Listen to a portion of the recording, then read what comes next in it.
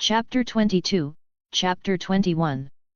Sirius Black stormed into the Ministry of Magic like a man who'd just been told his favorite pub was closing down. There was an intensity in his stride, like he was carrying a grudge the size of a hippogriff, and, honestly, he probably was.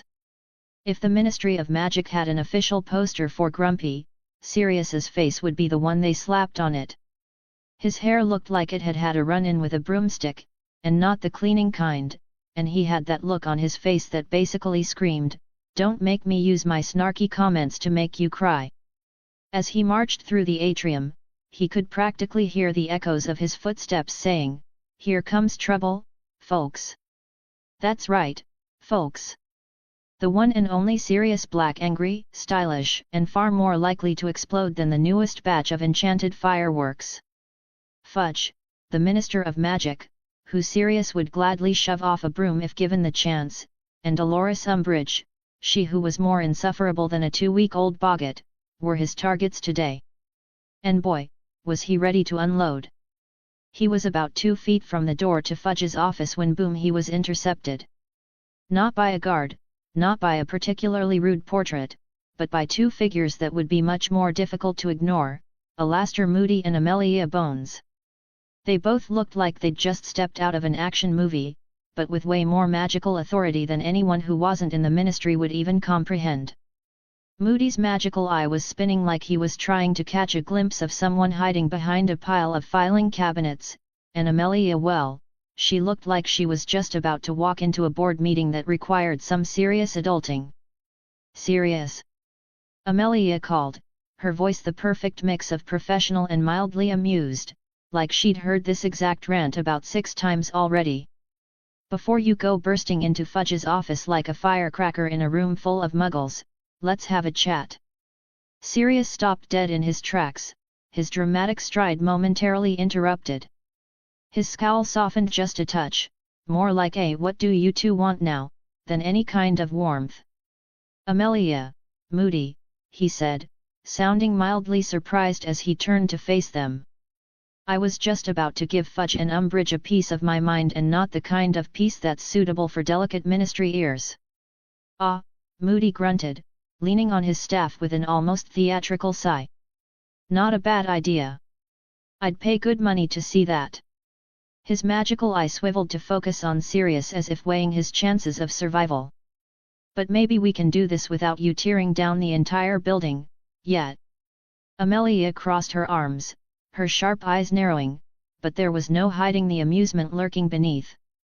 "We've all seen what happens when you go charging in without thinking things through," she remarked, her tone dry. "Remember when you single-handedly tried to take on a herd of Cornish pixies with nothing but a broomstick and your charismatic charm?" Sirius flinched as the memory hit him. "Hey! Those pixies were asking for it. Plus, what's life without a little chaos?" He grinned like a man who had absolutely no regrets. "Well, maybe just a few regrets, but not about the pixies. How about less chaos and more strategy?" Amelia countered, her eyes twinkling with both exasperation and fondness. "I'm offering you a chance to get back to work as a hit wizard. You can track down Pettigrew if you can keep your head attached to your shoulders, that is." Sirius blinked. "Wait, are you serious?" He shot a quick look at Moody, who nodded approvingly. "You're reinstating me? After everything?" "Only if you manage to not blow up any more enchanted objects," Amelia said with a raised eyebrow, holding up a parchment in her hand. "You're one of the best at what you do. I've seen it." Moody's magical eye seemed to stare straight into Sirius's soul. "And you know Pettigrew's tricks better than anyone," he said gruffly. "You've been through hell and back. If anyone can catch that rat, it's you." Sirius felt a spark of something deep within him. Maybe it was hope, maybe it was a desperate need to stop yelling at inanimate objects, but the idea of getting back in the game catching Pettigrew was more enticing than the last free butterbeer at a Weasley family gathering. "Well," he said, smirking, "if you insist. I'd rather be out there making a real difference than yelling at a couple of clueless bureaucrats who still think house elves are underpaid because they like cleaning." Amelia handed him the parchment. We'll see how you do. But Sirius. Yeah, Sirius said with a cheeky grin. No blowing up enchanted objects. You've got it. I wasn't just talking about objects, Black, she said, shaking her head. Try to keep the carnage to a minimum this time, yet. With a loud laugh, half from frustration, half from relief, Sirius nodded. I'll try my best. But no promises. And with that, Amelia Bones, Alastair Moody, and Sirius Black set off to tackle the problem at hand. Sirius was back in the game, determined to find Pettigrew and, maybe just maybe, save the world without completely destroying the Ministry's budget on accidental explosions. And as for the chaos? Well, that was just a part of the package deal. The Daily Prophet. Exclusive, The Scandalous Escape of Peter Pettigrew from Azkaban. By Rita Skeeter. Darlings, pinch yourselves because this is not a bad dream, it's the jaw-dropping reality of our times. Peter Pettigrew, the weasel-turned-rat, quite literally, who infamously betrayed the Potters and faked his own death, has escaped from Azkaban. Yes, you read that correctly. Azkaban, the impregnable fortress guarded by soul-sucking dementors, has apparently turned into a revolving door for criminals. First Sirius Black, and now Pettigrew. What's next? A summer escape package for Death Eaters? Now, let's set the stage. Pettigrew was dramatically captured just last month during Sirius Black's sensational trial that cleared the latter's name. Pettigrew's capture was supposed to be a moment of redemption for the Ministry, a triumph of justice, a sign that perhaps they could handle their jobs. But, alas, Pettigrew has managed to wriggle his way to freedom faster than you can say incompetence. So how did this monumental disaster occur? Let's hear from the players in this tragicomedy, shall we? First up, Albus Dumbledore. The ever-serene headmaster of Hogwarts looked decidedly less serene when pressed for a comment. His beard seemed to bristle as he spoke. This escape is deeply concerning. Azkaban was designed to prevent such incidents, and this breach highlights vulnerabilities we cannot ignore. Oh, Albus, darling, don't try to dress this up in intellectual gravitas. You're worried, and rightly so.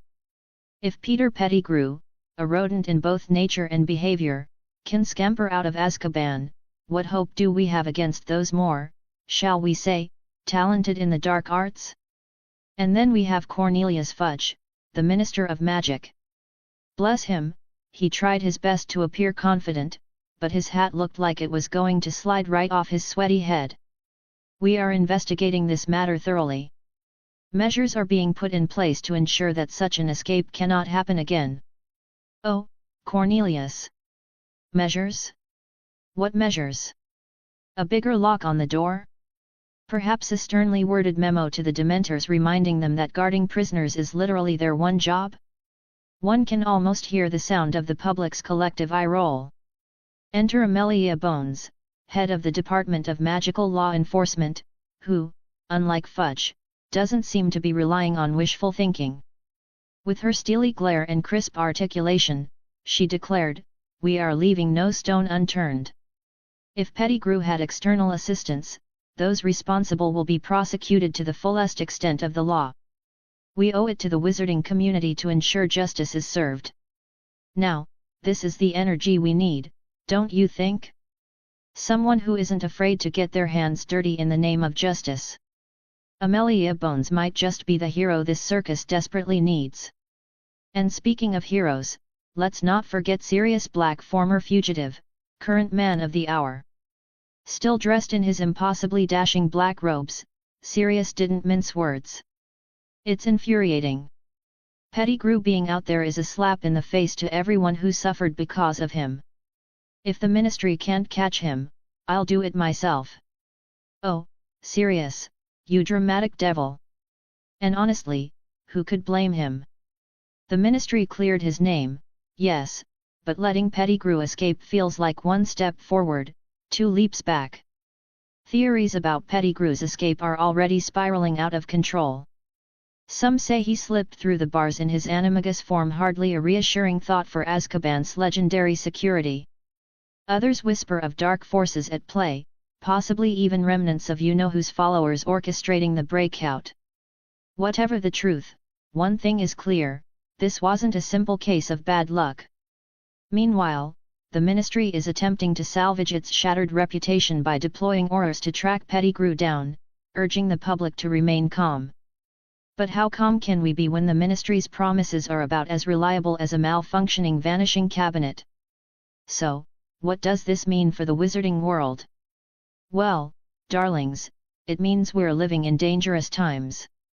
It means the Ministry has egg on its face and dementors on its payroll who couldn't guard a jar of Bertie Bott's beans. And it means you should keep your wands handy and your doors locked, because Pettigrew is out there free, dangerous, and undoubtedly scheming. But fret not, my dears, for I, Rita Skeeter, will be watching and writing. From every scandalous twist to every eyebrow-raising turn, you can count on me to bring you the truth, and maybe a little embellishment for flavor. So stay tuned, grab your tea, and keep those wands at the ready. The wizarding world's most sensational drama is far from over. After all, in the game of rats and wizards, it's always the quiet ones you need to watch. The streets of London were a mess. People darted around like they were on fire, and traffic didn't seem to be moving anywhere except for backwards. Harry was doing his best to keep his focus on the task at hand, which was, ironically, not getting run over by a bus while trying to get to King's Cross. He was with Sirius, who had taken the lead in a way that could only be described as chaotic brilliance. Seriously, if there were an award for making a scene, Sirius would have won a trophy the size of a house. So, when exactly did you get in bed with Rita Skeeter? Harry asked, just as Sirius barreled past a vendor selling enchanted hot dogs, leaving a trail of confusion in his wake. Sirius shot Harry a grin that could have melted stone. What, you think I'd ever give her the satisfaction of an interview? I'm not about to hand over my dignity for some headline. Does she always twist things? Ron piped in from behind, eyes wide with the kind of curiosity only he could manage. I mean, she made it sound like you were screaming about Pettigrew on every rooftop in London. Sirius rolled his eyes so dramatically that they almost spun in their sockets. Rita Skeeter twisting my words? Now there's a surprise. Probably just overheard me ranting at a ministry meeting and decided it would look more exciting if she made it sound like I was leading a revolution. Hermione, ever the voice of reason in a hurricane of madness, shot Sirius a pointed look. You've made a habit of being very vocal about the ministry's failures, especially about Pettigrew. She was probably eavesdropping. Great, Sirius sighed, scratching the back of his neck, looking like he'd just been given a long lecture by the entire Gryffindor house. As if I don't have enough on my plate, now Rita's feeding her personal vendetta. Tonks, who had been changing her hair color with each step, currently lime green, flashed a wide grin. You've definitely got a knack for attracting trouble. That's why Skeeter can't leave you alone. Aurora Monroe, tall and regal, didn't break her stride, but her voice carried an air of authority that made everyone pause. We've got bigger fish to fry than Skeeter's nonsense. Pettigrew's on the loose, and we need to focus on that, not a scandal. Jean Grey, who had been keeping a cool distance from the drama, finally chimed in. Skeeter has a way of turning nothing into something. We need to make sure we're not dragged into her circus of lies. Fred and George, walking a few paces ahead, had clearly been waiting for this moment. They turned simultaneously, grinning like they had just stumbled upon the world's greatest prank idea. Fred spoke first, his tone practically dripping with mischief. We could always throw Skeeter a juicy tidbit. Something extra juicy, you know, just to spice things up a little. George, not missing a beat, added, yet, like a wild story about Pettigrew living it up in Nocturne Alley. That'd certainly get her buzzing, Mrs. Weasley, who had been trying to keep pace while wrangling Ginny and keeping an eye on Ron's constant tendency to trip over his own feet, shot them a look that could have made a basilisk turn to stone. "Enough, you two," she snapped. "We've got more important things to deal with than whatever you two come up with next." Susan Bones, who had been unusually quiet up until now, spoke up with a soft but firm voice. "Let's just get to King's Cross, shall we? We don't need any distractions. We have a lot to handle, and we can't let Rita Skeeter drag us into her mess." Harry glanced over at Susan. She wasn't the type to make a fuss, but there was something about the way she looked at him that made him fidget. Was she smiling at him? Oh great, Harry thought. Not only was there the whole Pettigrew thing to worry about, now he had to figure out how to dodge awkward moments with Susan. Wonderful. Ginny, walking a few steps behind, caught Harry's eye and gave him a half-smile that was a little too knowing for comfort. Brilliant, Harry thought. Just what I needed. All right, Ron said, waving his arms like he was trying to take flight. Let's get to the platform before I miss the train. I swear, if I get stuck on the train station platform because you two have turned this into a circus. We didn't do anything, Hermione cut in, throwing him a sidelong glance. You were the one who tripped over that bench. Ron gave an exaggerated groan. Honestly, I was just trying to keep up with the pace of things. Sirius let out a loud, theatrical snort. You know, Ron, I think your best option is to walk a few paces behind me for the rest of this. Keep up, indeed. The group continued their trek toward King's Cross, but even as the conversation shifted to lighter topics, Quidditch, school rumors, the latest adventures of Tonks and her shape-shifting mishaps, there was a constant undercurrent of tension. Pettigrew was still out there, and that fact hung over everything, like a heavy cloak. And yet, in that moment, as Harry looked around at his friends, his family, really he couldn't help but feel a little better. Sure, the world was falling apart at the seams, and there was a lot of uncertainty about the future, but at least they weren't facing it alone. They were all in this together. As they reached King's Cross, the noise and bustle of the station faded into the background, leaving only the steady beat of their footsteps. Harry's thoughts were still on the danger that lay ahead, but for now, he could feel the warmth of camaraderie wrapping around him like a cloak. Sirius gave him a nudge, grinning that lopsided, mischievous grin of his. You know, Harry, I've never met a group of people who could cause so much chaos and still somehow pull it all together. Harry shot him a grin in return. Guess we're just that good. And with that, the group moved forward, the weight of the world still there but momentarily lighter in each other's presence. The game was on.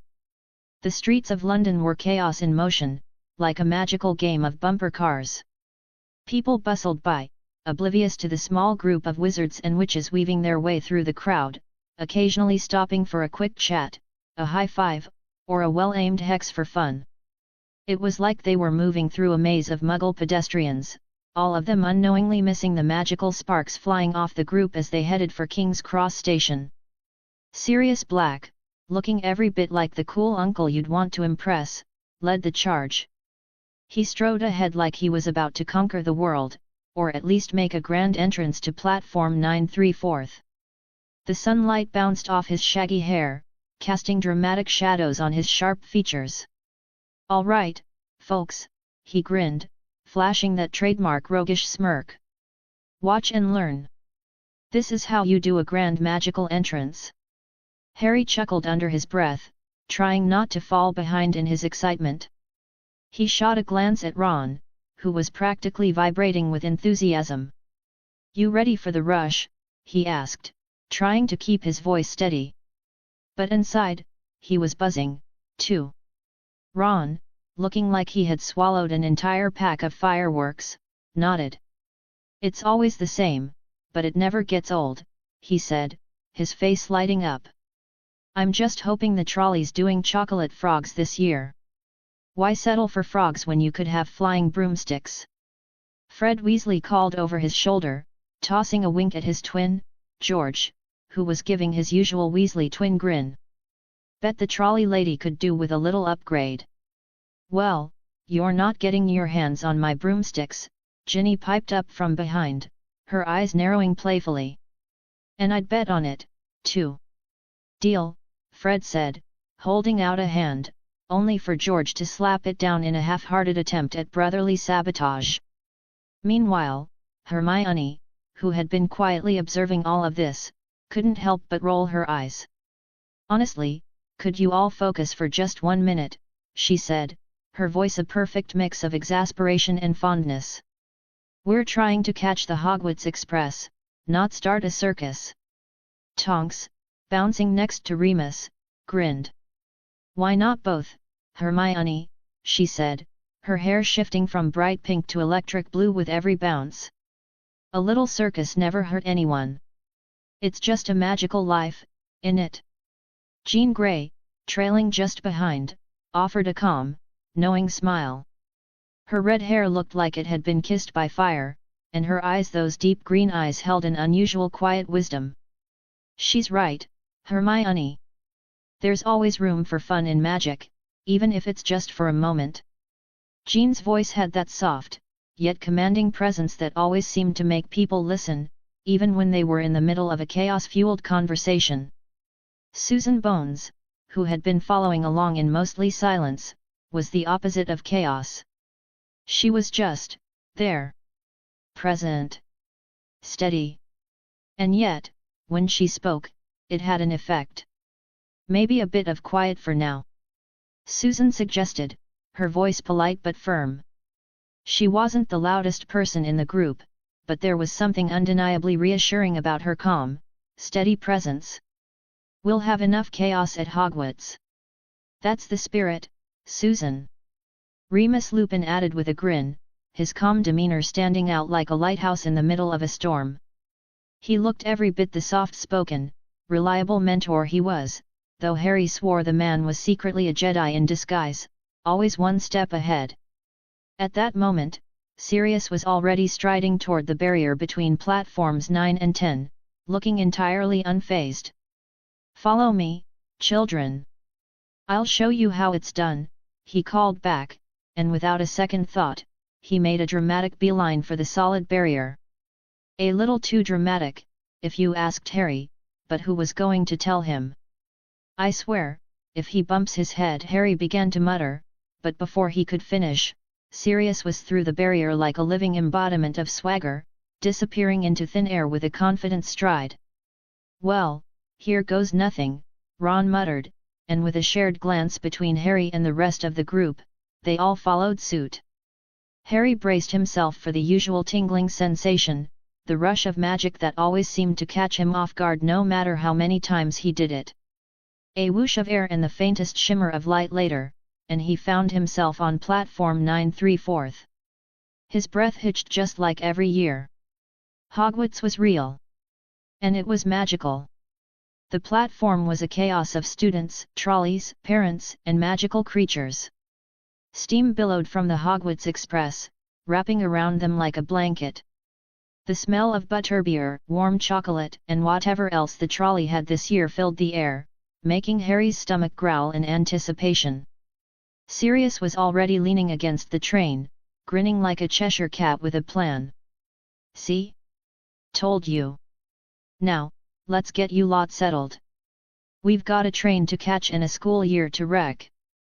Jean, arms crossed, leaned back against one of the station's columns. You're really going to be the one leading us into this, Sirius? Her voice held an edge of humor, but there was also a bit of mystery behind it, a side of Jean that was less X-Men and more shadowy wizard. She raised an eyebrow, eyeing Sirius as if she were about to throw some telekinetic shade. Of course I am, Sirius said with a wink. Who else would do it? Remus. He chuckled, but Remus only offered an unamused smirk, shaking his head. No, no. I'll leave it to you, Padfoot. But just don't break anything this year, Remus teased, his voice light, though there was a hint of affection in the way he said it. Tonks bounced past with an exaggerated twirl. That's my cue to start the chaos, I think. Her hair flashed between neon hues as she did a ridiculous pirouette, drawing a few surprised looks from the nearby students. "Please," Hermione muttered, "you're giving us all a bad name." But Harry just laughed. No matter the danger that loomed, the endless possibilities of what could happen this year, they were together. And that made him feel like nothing could possibly stand in their way. As they made their way onto the train, the chatter grew quieter, replaced by the excitement of the journey ahead. The Hogwarts Express was about to leave, and with it, Harry felt that old, familiar thrill. Whatever chaos awaited them, it would be a ride they could take together. And that was enough. Jean, who had mostly kept to herself up until that point, suddenly stopped in her tracks, eyes wide. She looked like she'd just seen a celestial being in a cloud of glitter. The Hogwarts Express was a thing of pure wonder.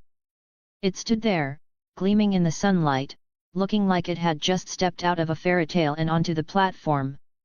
The scarlet train practically shimmered with gold detailing and billowed steam like it had just woken up from a long nap and was ready to take on the world. "Whoa," Jean murmured under her breath, stepping forward like someone had cast an invisibility spell on her feet. She wasn't sure what had her more awestruck, the fact that they were about to board a magic train, or the fact that she was actually about to board a magic train. If Hogwarts was half as magical as the stories, then this was going to be one heck of a ride. "Yeah, it's pretty amazing, right?" Harry chuckled, glancing over at her as she stared, slack-jawed, at the steam curling into the air. "Gets me every time, too." Jean tore her gaze away to give him a playful smirk. "You mean you don't ride it every week like it's a taxi service?" Harry laughed, glancing back at the rest of the group. "Honestly, it feels like it, sometimes. But trust me, you're gonna love it." He threw his thumb over his shoulder toward the others, who were already bustling about, ready to board the train. The platform was alive with activity students chatting, laughing, some of them nervously glancing at their parents. Parents themselves looked a bit misty-eyed, which seemed to be an unofficial tradition of seeing their kids off to Hogwarts. Ron was giving his mother an awkward side hug, while Ginny, looking like she could take on the world in that moment, was already bouncing on the balls of her feet as if the train could leave without her. "Blimey, Ron, quit acting like you're about to leave for war," Fred muttered with a grin, clapping his twin on the back. "It's just a school, mate." "And a bloody good one," George added with a wink, clearly in on the joke. "Though, if Mum keeps crying, it's gonna be hard to tell which one of us is heading into battle." Ron gave them both a shove. "Shut up. Here, you two," Hermione said, appearing beside them with a roll of her eyes. "Quit making jokes and help Mum with the luggage, will you?" She flicked a glance at the trolley of trunks and owls floating beside them. "Honestly, I'll never understand how people get so attached to owls." "You wouldn't," Ron grumbled, "being a bloody bookworm." Jean, who had been observing all of this like it was some kind of magical sitcom, couldn't hold back a laugh. "You guys are like an action-packed family comedy." Tonks, who had appeared seemingly out of nowhere, her bubblegum pink hair looking especially wild today, grinned. "You should see us at Christmas. It's like the Great British Bake Off, but with actual explosions." Remus, who had been hovering nearby with his usual calm demeanor, raised an eyebrow. "You say that like it's a good thing." "Well, it's fun," Tonks said with a shrug, as if she had just admitted to eating the last piece of chocolate in the cupboard. "You should try it sometime," Susan Bones piped up, flashing Jean a grin. "You know, so you don't think we're all this weird." "I'll take your word for it," Jean replied, her smile widening. "Come on, everyone." Sirius called, swaggering toward them, clearly in his element. "I can't believe you lot are still standing here. Do you see that train? It's practically begging for us to board. We'd better get on before the Muggles figure out we're magical." Aurora gave him a look, but her lips twitched. "Sirius, you know that's not how it works." "True," he grinned, "but one can dream, right?" He flicked his wrist in an overly dramatic motion, as though summoning the train itself. After all, I've got to make an entrance. Jean raised an eyebrow, her usual playful spark flickering in her gaze. You always make an entrance. Exactly, Sirius said with a mock bow. Now, let's get aboard before the real fun starts.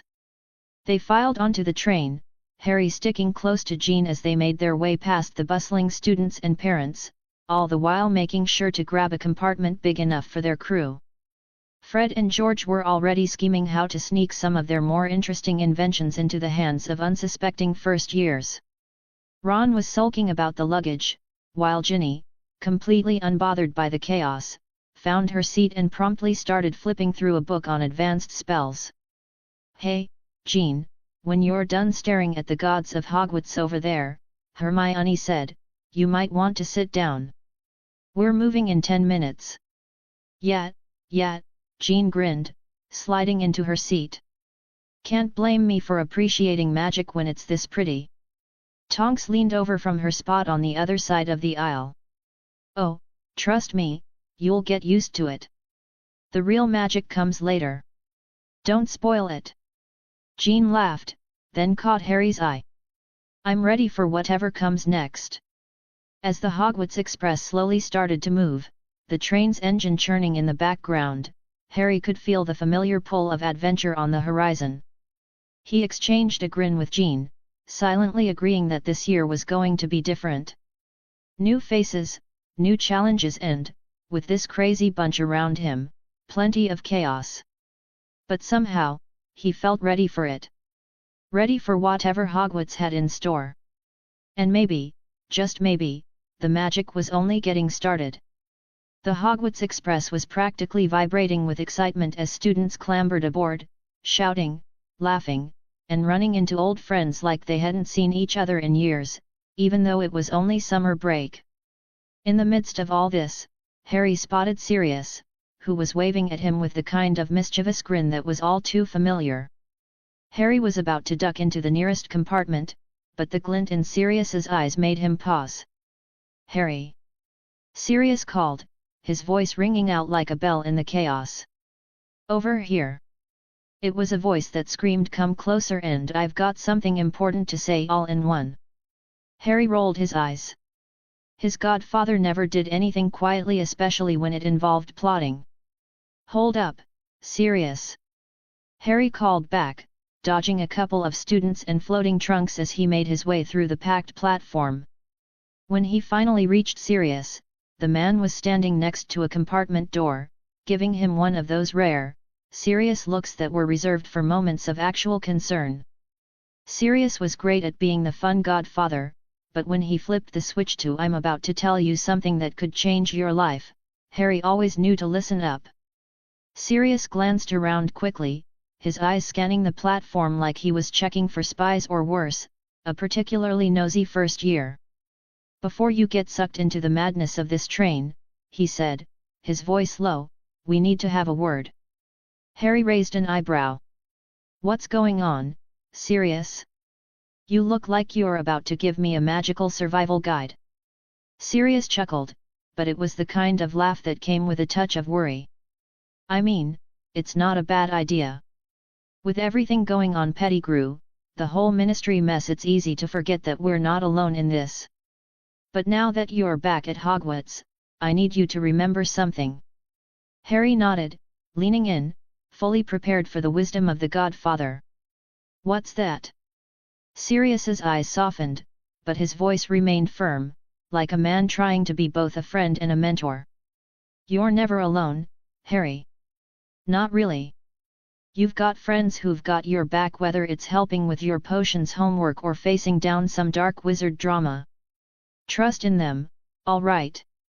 Harry smiled, the warmth of Sirius's words sinking in. I know, Sirius. You've always had my back. And I've got theirs. Sirius's face brightened with a grin that could have made the sun jealous. That's the spirit. Now, I'm going to let you in on a little secret. Harry raised an eyebrow. Another one. Sirius leaned closer, his voice dropping to a near whisper. This year?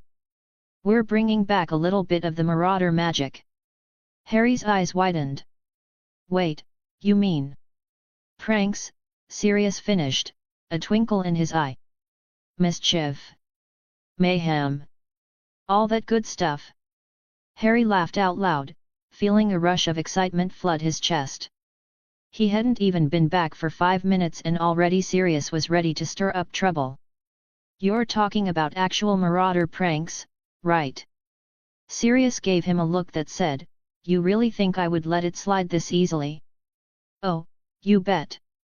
I've got a couple of ideas, but it's going to take a little help to pull them off. What do you say, kid? Ready to carry the torch? Harry's grin stretched wider, and he felt that familiar sense of adventure tingle in his fingertips. You had me at pranks. Let's do this.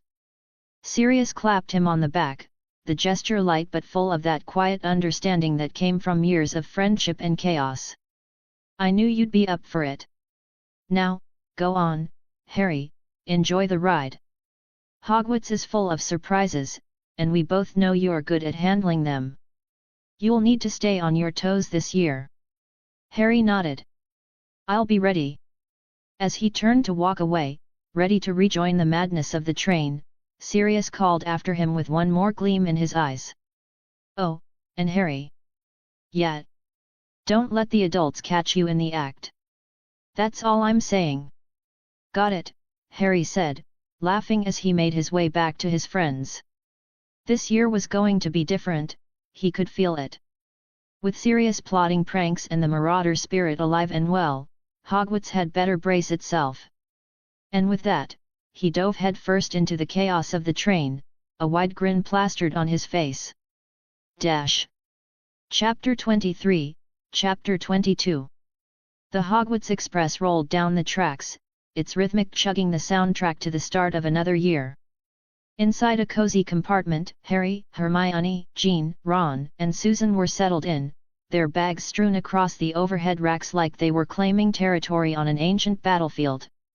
The plush seats felt like thrones except for the fact that none of them were remotely regal, but they certainly made plopping into them feel important. Hermione, as usual, was practically vibrating with excitement. She had a look on her face that could only mean one thing. She was about to interrogate her friends like they were all criminals being questioned about their summer activities. Okay, she said, practically bouncing in her seat, spill the beans. What wild, magical adventures did you all get up to this summer? Harry leaned back, glancing at Ron, who was already grinning like someone who'd just had a load of marshmallows launched at him. Jean, who was just as much of a summer mischief maker as the rest, looked at Harry with an eyebrow arched in that I am not giving anything away yet way. But it was Susan who stole the spotlight. Susan's face suddenly lit up like a Christmas tree, the kind of look you get when you remember where you hid your favorite snack. Oh wait, she said, bouncing to her feet. I just remembered Hannah's on this train too. She practically leapt out of her seat like someone had announced free butterbeer on board. I'll go fetch her. She'll love hanging out with us. The rest of the group exchanged amused glances. They all knew Susan's enthusiasm was contagious, and when she got going, there was no stopping her. Jean gave Harry a look that said here we go again before they all got comfortable and waited for Susan's whirlwind return. True to form, Susan reappeared in a flash, dragging a reluctant Hannah Abbott with her, who was looking rather surprised but equally cheerful. Look who I found! Susan exclaimed, her grin practically glowing. It's Hannah. She's joining our party. Hannah, looking like she'd just wandered into the world's friendliest mob, smiled widely. She was the kind of person who just made you feel at ease the moment she spoke, all warmth and easygoing charm, like a Hufflepuff walking sunshine. Hey, everyone! Thanks for letting me join the fun, Susan, she said, her voice as bright as her smile. Of course, Hannah. Hermione said, scooting over to make room, her tone warm and inviting. We're thrilled to have you. Yeah, welcome to the madness, Ron added, his voice so sarcastic you almost had to wonder if he was joking or if he was secretly worried that this year would be the really crazy one. You know, the kind where you might end up turning into a giant or stuck in a time loop. But that was just Ron. With Hannah settled in, the group's conversation kicked into high gear. Everyone had their own way of jumping into the action. Ron, of course, started telling his usual tall tales about how he'd narrowly avoided being eaten by a herd of wild something or other in the woods, which was completely unsubstantiated and highly questionable, but it was Ron, so nobody doubted it for long. Jean, who wasn't one to sit quietly, tossed in her 2 nuts, flashing a sly grin. You know, I found the perfect spell to annoy the hell out of Filch last summer. Not that I'm planning on using it anytime soon, she added with mock innocence. Harry could practically hear the unspoken wink-wink. Hermione, of course, was halfway through lecturing them on the importance of not spending the summer concocting elaborate pranks when she noticed Harry's smile. She narrowed her eyes, hands on hips. You're not planning something already, are you? Harry just shrugged, looking like the cat who got the cream. What? Me? Nah. Just enjoying the ride. Which was mostly true, except for the part where he was already thinking about what kind of prank could work with the Hogwarts Express itself. He'd been brainstorming all summer. Susan, in the meantime, was organizing a rather spirited debate on which magical creatures had the best personalities. Spoiler, it was a draw between centaurs and nifflers, but she had a definite bias toward nifflers because they were just so darn cute. She leaned in and said to Ron, I still don't get how you can not love niffler babies. They're adorable. Ron made a face, looking like someone had asked him to pet a very large, very angry broomstick. I don't not like them, he said, with a small, grudging smile. I just think they look like trouble. Little furry troublemakers, if you ask me. Susan rolled her eyes, as though Ron's skepticism were an old, familiar joke. Oh please, Ron. You're just jealous because they're cuter than you. Ron shot her a mock glare, then leaned back in his seat, arms crossed. Yeah, well, at least I'm not the one who gets dragged into every new plan without asking questions. Hannah, still adjusting to the whirlwind dynamics of her new friends, chimed in with a laugh. Hey, we need all the help we can get to keep up with Susan's energy. I'm just here for the ride, honestly. The train sped on, and the chatter continued like an unstoppable tide. Stories of summer adventures, ideas for the upcoming year, and plans for pranks filled the air, each person adding their own spark to the conversation. It was like the Hogwarts Express wasn't just a train, it was a mobile incubator for chaos and joy. And as the miles ticked by, Harry couldn't help but think that, no matter how much trouble lay ahead, this group of friends would be right there beside him, ready to face it all. The Hogwarts Express was more than just a way to get to school, it was the beginning of another adventure, and Harry was all in. Harry was feeling a sudden need to be dramatic. You know, just because it was a perfectly normal train ride to Hogwarts. He jumped to his feet, struck a pose that would have made any knight in shining armor jealous, and announced with full-on melodrama, "Ladies and gentlemen, I hereby call to order the inaugural meeting of MageX." The compartment went suspiciously quiet. Hermione, of course, was already holding back a laugh with the kind of concentration that could have rivaled Dumbledore's.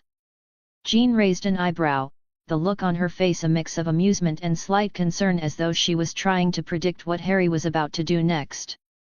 Ron was looking at Harry like he'd just declared himself the king of the giant squids. Hannah, who'd just joined them after a hasty introduction by Susan, blinked in confusion. MageX? What's that? Harry leaned in with the gravity of someone who had just cracked the code of the universe.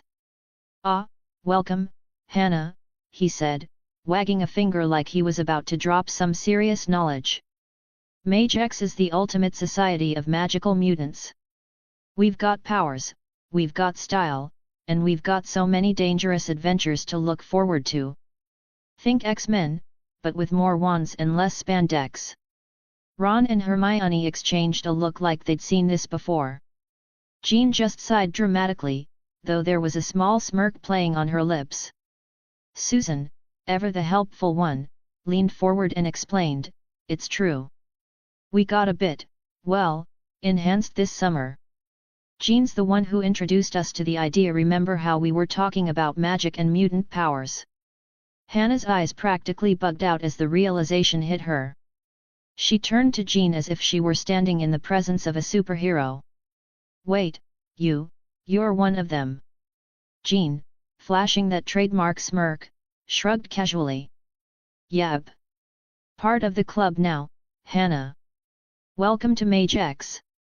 The whole compartment filled with excited murmurs and giggles, which Harry took as his cue to bring out the big guns. He threw his arms wide and added, "And because you're now officially part of the coolest group in Hogwarts history, I'm going to make you all honorary members. I'm talking about real membership, complete with epic missions and magical shenanigans." Ron, whose brain had already shifted from slightly worried to actually interested, piped up, "And maybe a secret handshake." His grin was infectious. "Of course," Harry said, rolling with it. "There'll definitely be a handshake. Something involving a little bit of flair, maybe a dramatic flourish. We'll work on it." Hannah beamed. "I'm in." "All right," Harry said, now fully leader mode, practically glowing with the power of someone who watches way too many spy movies. "Let's get down to the most important business, picking code names."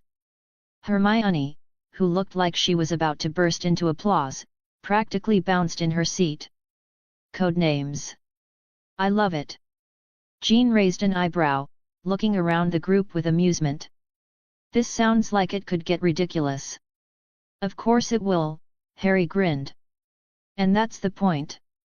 Susan was first to chime in, already knowing the drill. "Well, I've got mine. I'm Veritas, you know, truth, because I always make sure you guys don't get too carried away with your brilliant plans." Ron leaned forward, rubbing his hands together as though he was about to launch into a truly epic brainstorming session. "All right, then, how about Red Bolt for me? Like, red lightning, fast and a little bit dangerous, right?" He looked around for approval. Jean nodded. "I can see it. Red Bolt has a certain zap to it." Hermione, already deep in thought, leaned back and considered her options. "How about Sage? You know, wisdom, intelligence, stuff like that." "I like it," Ron agreed. "It's got the right vibe. Makes you sound like you're about to drop some ancient wisdom on us at any moment." "Perfect," Hermione said, clearly pleased with herself. Hannah, now seriously considering her code name, turned it over in her mind. "How about Ember? Like, warm and bright but with the potential to, you know, burn things down if needed." "That's brilliant!" Susan exclaimed. "You're definitely the spark in this group." "Ember it is," Hannah said with a smile, clearly pleased. "All right, now that we're all official," Harry said, standing up and doing an imaginary salute. "Red Bolt, Sage, Ember, welcome to MageX. Together, we'll make Hogwarts safer, and have fun while we're at it. And by fun, I mean some seriously cool pranks." The group exchanged excited glances. This was, apparently, going to be the year they went full throttle on magical chaos. Ron rubbed his hands together. "Pranks? What kind of pranks are we talking about?" Harry leaned in with a gleam in his eye. "All right, imagine this, the suits of armor in the Great Hall, we make them dance." "Dance?" Hermione repeated, her eyes narrowing with the suspicion that Harry's idea might be a bit too much. "Yes. But wait, here's the kicker," Harry continued. "We make them sing and drag while they do it." The group went silent for a moment, processing the idea. Then, Ron broke the silence by cackling. "Filch's face will be priceless." Hermione put her hand to her forehead. We'll probably get detention for that. You're missing the point, Hermione, Harry grinned. This is about making Hogwarts fun again. Hannah laughed. It sounds harmless enough. And I've always wanted to see a suit of armor in a dress. I'm sold, Susan added. This is going to be legendary. Okay, Hermione relented with a resigned smile. But only because it'll be hilarious. Perfect, Harry said, sitting back with a satisfied grin. Now that we've got a plan, let's enjoy the rest of the train ride. MageX is officially open for business.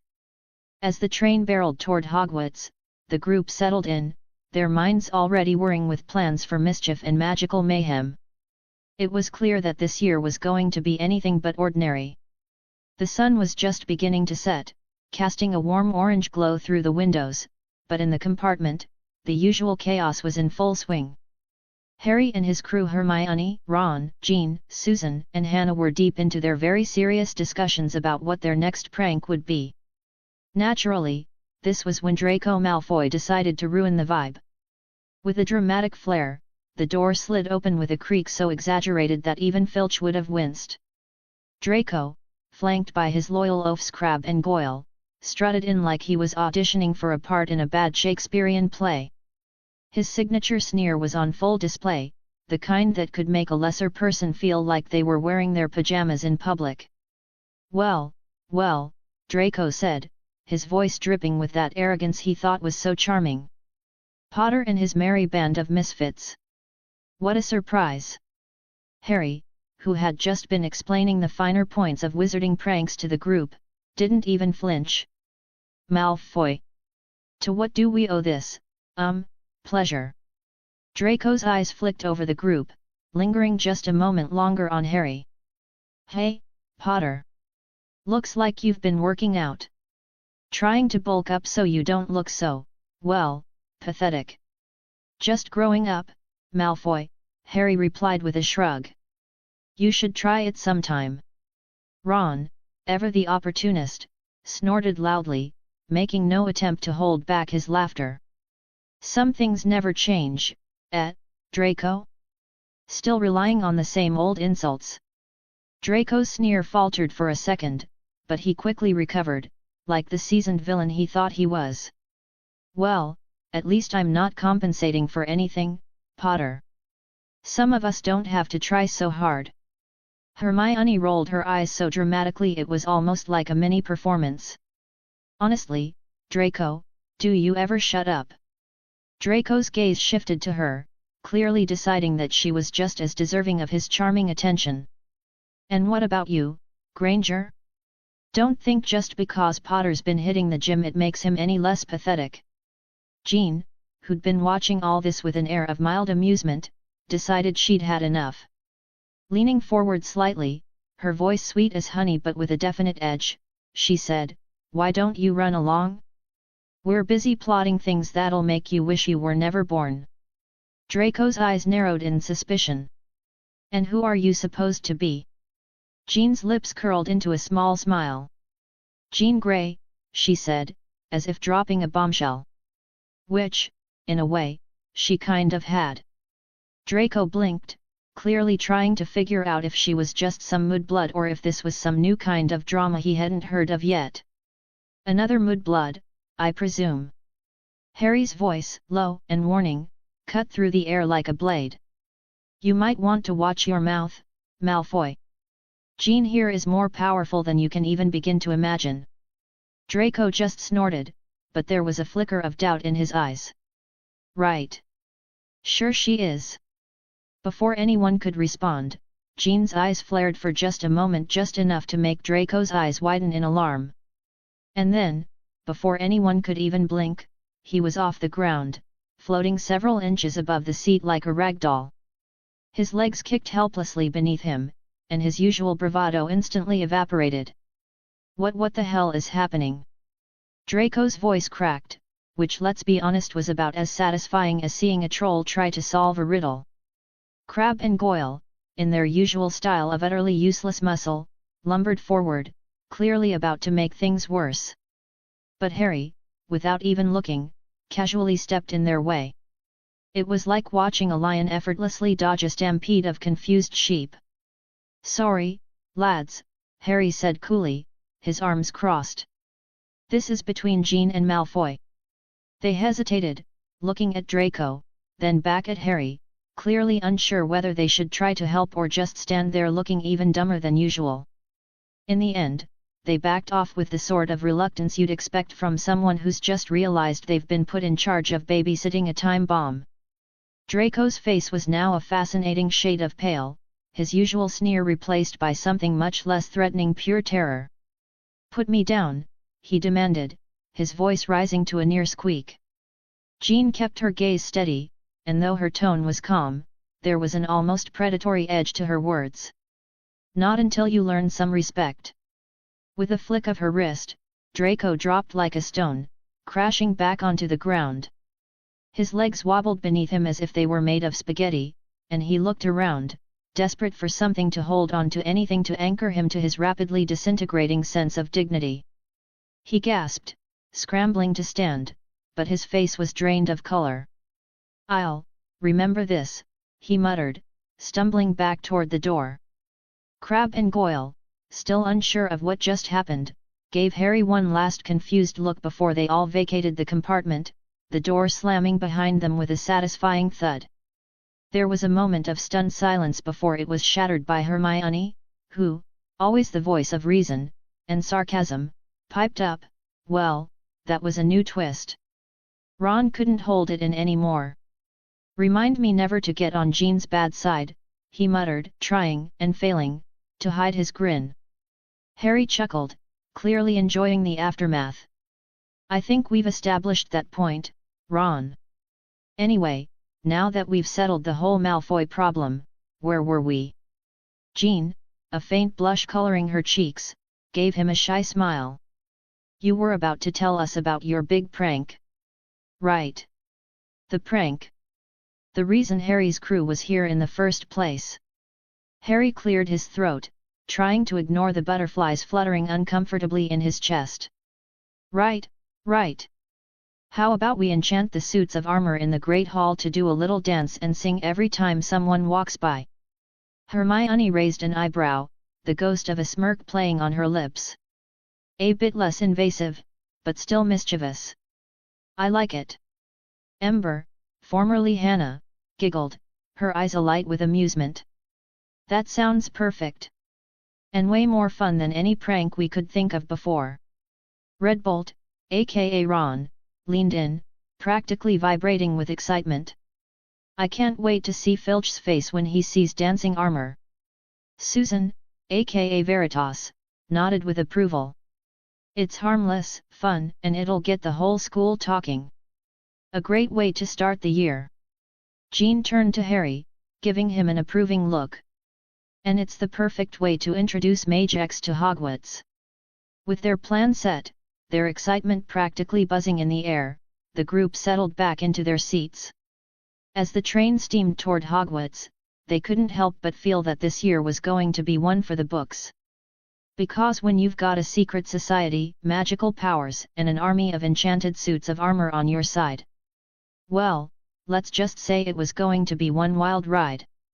The Hogwarts Express screeched to a halt so abruptly that it felt like the entire train had run into a mountain made of solid ice. The temperature plummeted faster than Ron could finish a whole joke about dragons, and suddenly, it felt like they were all on an expedition to the North Pole. Ron, always the first to notice anything out of the ordinary, especially when it had to do with food or weather, rubbed his hands together and blew into them. So, either someone put a huge, invisible ice block in the middle of the train, or we've just crossed into the land of eternal winter. What's next? Yeti invasion. I'd prefer a Yeti, Hermione said with a frown, pulling her robes tighter around her. At least they're warm.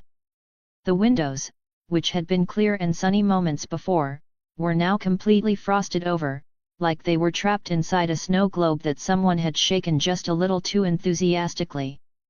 Harry shivered, but he wasn't about to let the cold mess with his head. He didn't have time for that. "Okay, focus," Harry said, trying to sound all calm and collected, which was really just him faking it to keep the group from panicking. We need to figure out what's going on. Hermione, any ideas? Hermione, who was busy scanning the compartment for anything that could explain the temperature drop, furrowed her brow. It's like something magical has gone horribly wrong. I've never felt a temperature shift like this, not even in the Forbidden Forest. Yet, I'm getting vibes of it's so cold you could freeze your broomstick to the ceiling mixed with someone's about to ruin our whole train ride, Ron added, teeth chattering. We should probably start brainstorming ideas, yet. You're really selling it, Ron, Jean said, crossing her arms and glancing around with a slight smile. If anyone could handle a frozen train ride without breaking a sweat, it was Jean.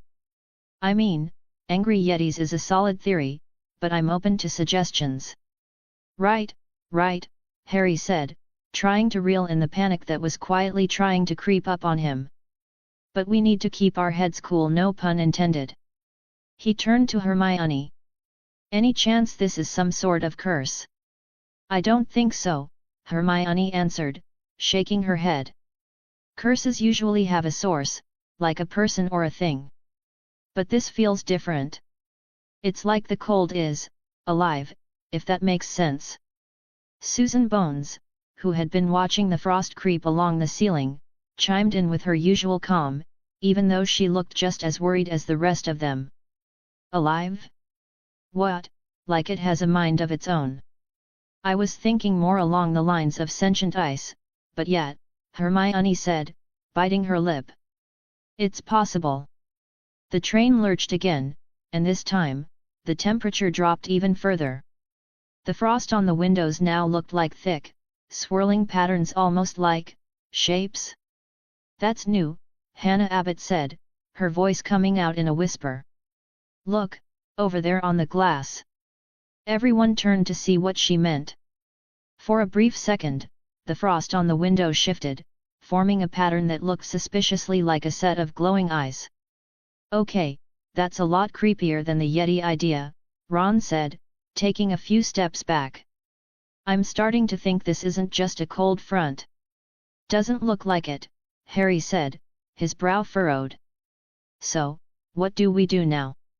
Well, Jean said, pushing herself off the wall with a small, knowing smirk. First things first. We figure out who or what is behind this little Arctic attack. Ron raised his hand, as if he were in a classroom. What if it's just a big magic prank gone wrong? You know, like, some student from Ravenclaw decided to cast a big, messy charm and now it's turned into a full-blown frozen disaster. Hermione shook her head, looking unimpressed. You really think someone would accidentally make it snow inside the train, Ron? I dunno, he said, scratching his head. It's Hogwarts. Weird things happen.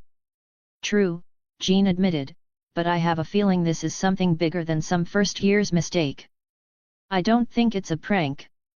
The cold's deliberate. Her eyes narrowed as she gave a quick scan of the cabin. It feels like it's trying to communicate, but with ice. Great, Ron said dryly. It's not enough that we've got this ominous chill, now it wants to talk to us. I don't like the idea of that, Hermione muttered, crossing her arms tightly. It's just too unnatural. Something's causing this, and we need to find out before it gets worse. Harry, for once, felt the weight of responsibility settle heavily on his shoulders. It wasn't that he was scared, it was more like a weird mixture of urgency and unease that made his pulse quicken. This wasn't just another strange event at Hogwarts, this felt like the beginning of something much darker.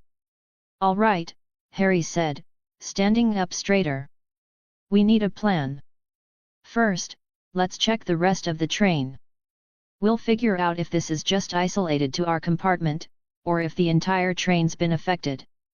Hermione, you take the map and see if you can figure out where the cold's coming from. Jean, stay close in case we need backup. Jean raised an eyebrow but didn't argue. Got it. And if it does turn out to be Yetis, I'll handle them. Thanks for the offer, but I'll pass on the Yetis, Harry said, rolling his eyes. But seriously, we'll need everyone at their best for this. Yet, Ron added, trying to warm his hands by blowing on them again. And if we do run into Yetis, can we make sure they're not in the mood for lunch? Let's just focus on the problem at hand, yet. Hermione said, the edge of her usual bossiness creeping into her tone. Everyone nodded, and with a final look at the still frosting windows, they started toward the door.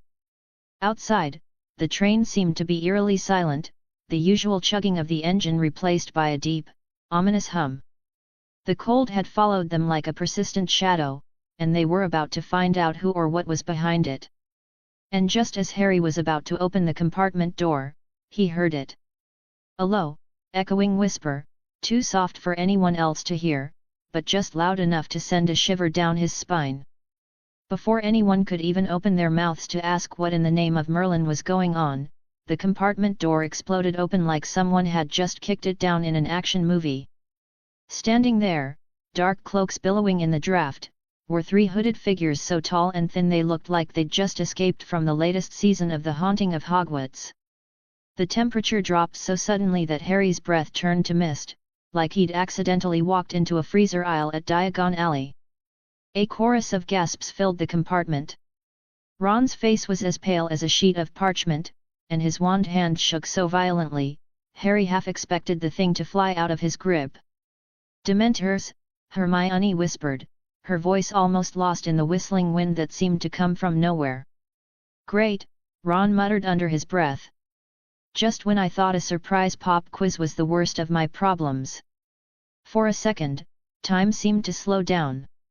Harry's heart rate picked up, a cold sweat clinging to his back as memories of the last time he faced these wretched creatures flooded his mind. But then, just as quickly, he was snapped back to reality. All right, listen up, Harry said, trying to channel his inner leader, even though he felt about as brave as a squib at a magic duel. We've faced worse, right? Jean, you ready? Jean, whose eyes were locked on the Dementors, cracked her knuckles and gave a smile that would have made any enemy rethink their life choices. You bet. Let's do this. There was something electric in the air between them as Jean's power began to hum, her Shanic energy wrapping around her like a storm waiting to unleash.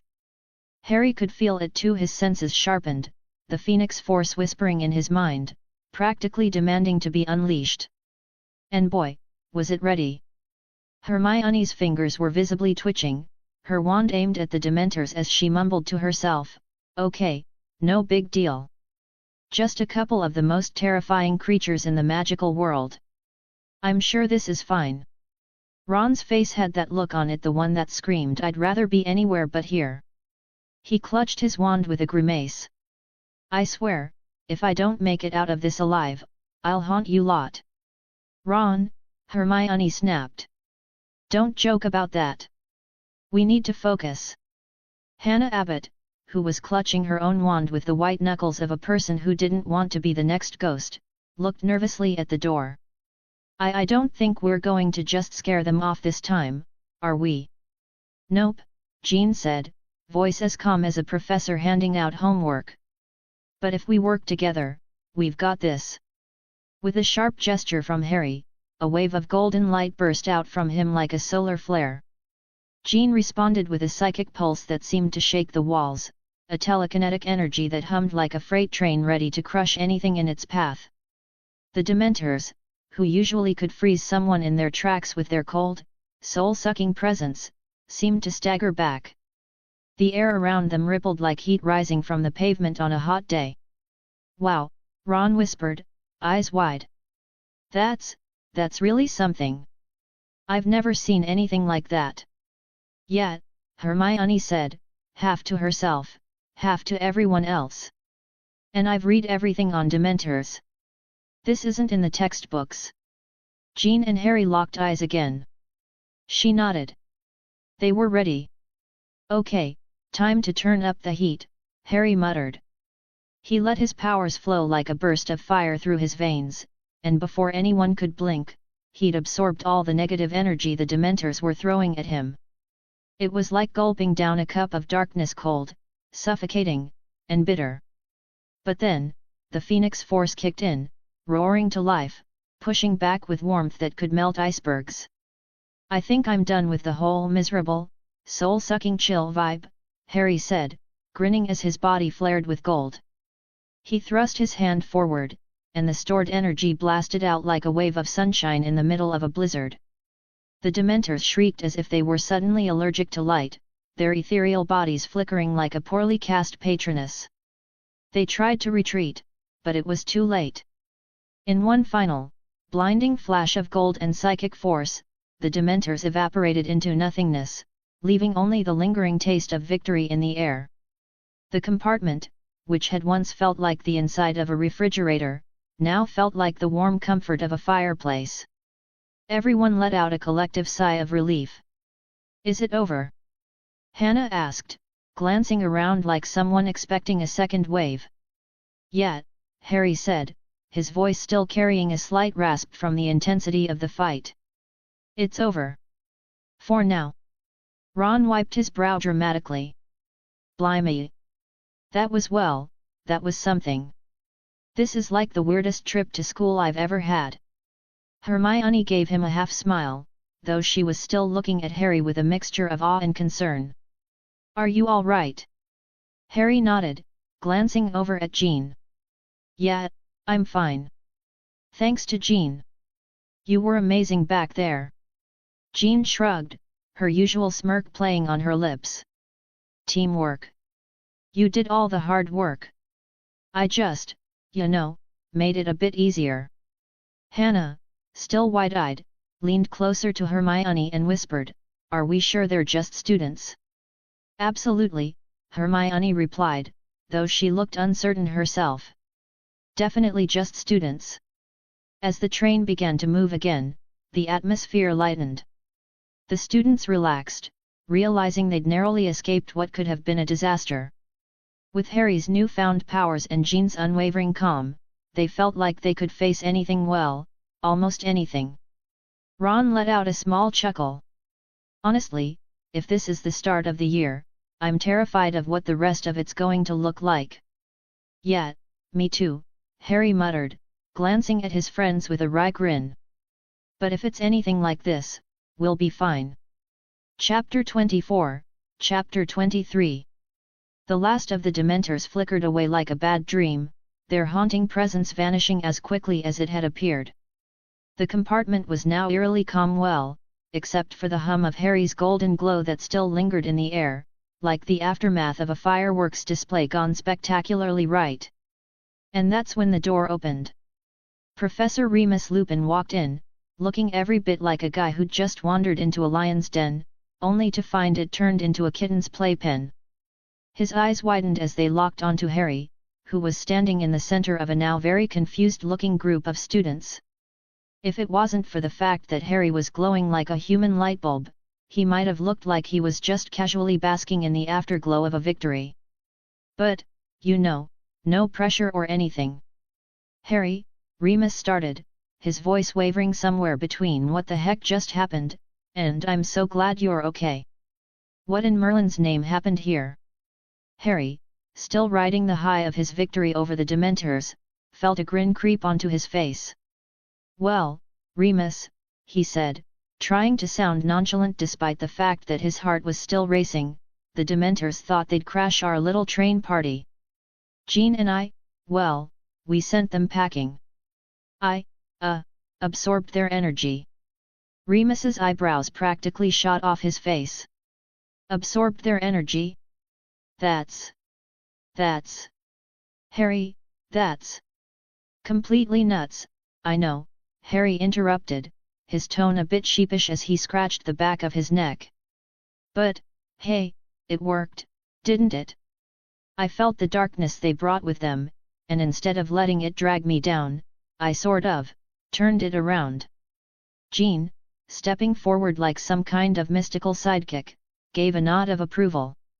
"He was incredible, Professor. He totally saved us. I was just there for moral support." Remus looked at the group of students, who were all now wide-eyed and on edge, and gave a soft sigh of relief. "I'm glad you're all safe," he said, sounding like a dad who'd just caught his kids doing something dangerous but impressive. "But Harry, absorbing Dementor energy, well, that's not something you can just do every day. How do you feel?" Harry closed his eyes for a moment, doing a quick mental check. "Different. Stronger, but also, I don't know. Like my senses are all fired up. Like I can feel everything, even the air around me." Remus ran a hand through his hair, thinking hard. "That's remarkable, Harry. But we need to be careful. We don't know what kind of long-term effects absorbing that kind of energy will have on you. It's a powerful force." Harry shrugged, trying to look cool, despite the weird swirl of energy humming beneath his skin. "I'll keep an eye on it. No worries." Remus's face softened into a smile that reminded Harry of a safety net. "I know you will. Just stay grounded, all right?"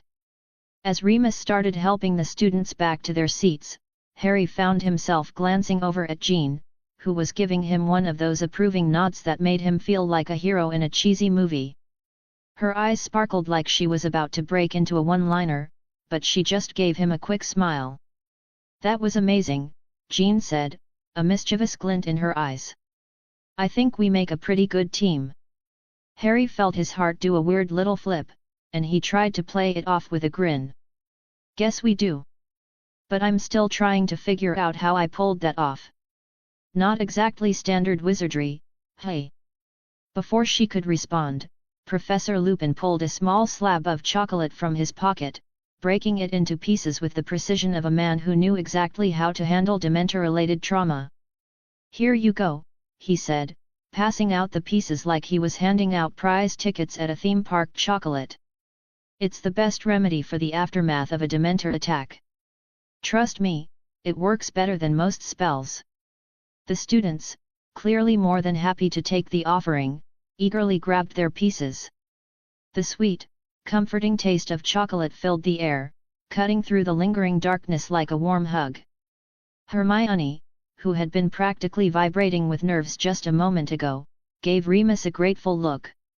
"Thanks, Professor Lupin," she said, her voice steadier now, like the chocolate had worked its magic on her as much as on her nerves. "I didn't realize how much we needed that." Remus gave her a small, understanding smile. "It's a simple solution. But sometimes, the simplest things are the best. Make sure you eat it all. It'll help." As the students settled, the tension in the air started to fade. The train was once again moving, the rhythmic chug-chug of the wheels making everything feel a bit more normal. Harry took a deep breath, feeling the remnants of the Phoenix Force still pulsing in his chest. With Jean at his side, and Remus ensuring everyone was okay, Harry couldn't help but feel like he was ready for whatever came next. And, okay, maybe it was a little terrifying to have this new power coursing through him.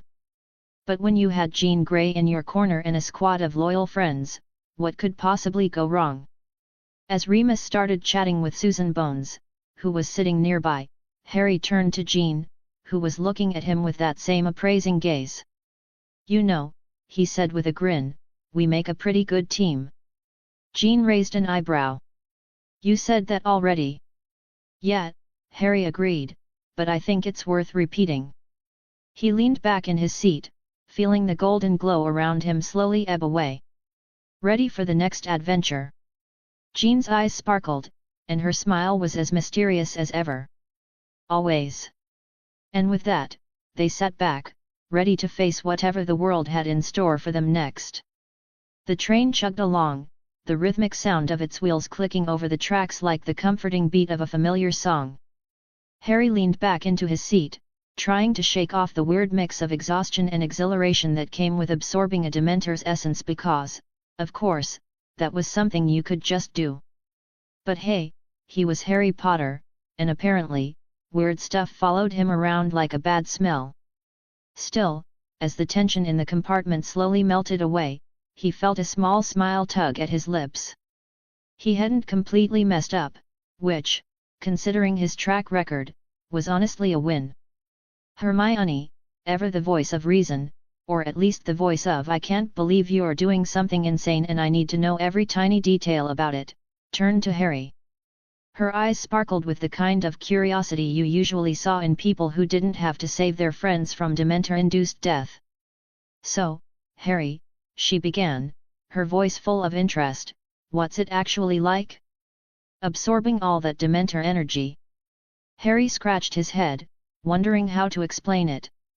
"Well, it's kind of like finding a really old treasure chest in your attic, you know?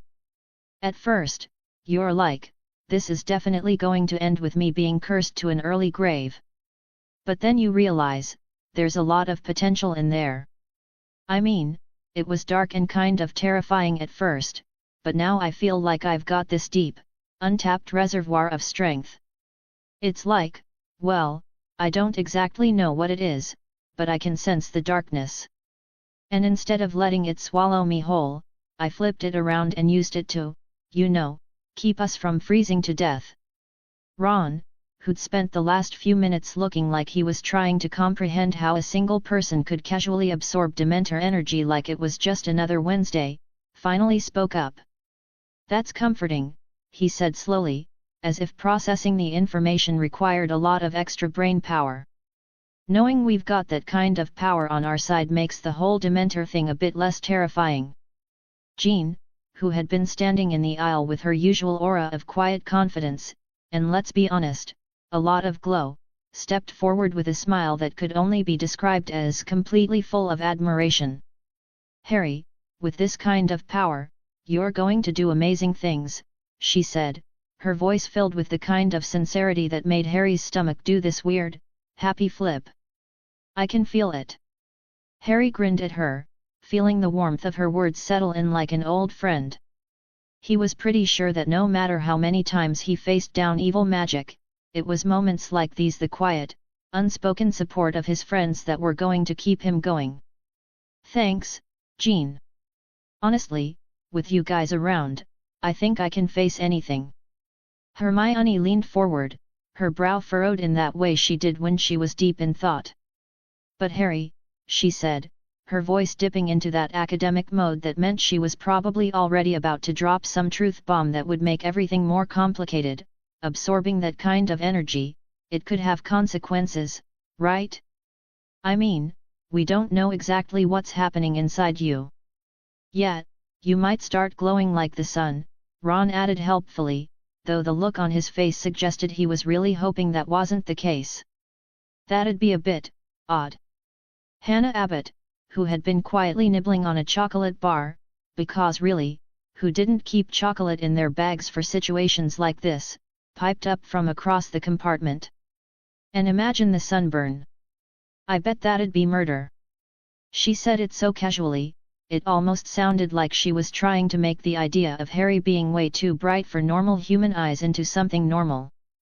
It was kind of comforting, in a weird way. Harry shot her a half smile.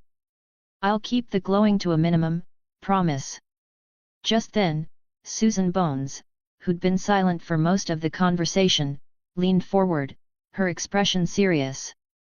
"But really, Harry, how do you feel? I mean, do you think the power's affecting you, or is it just temporary?"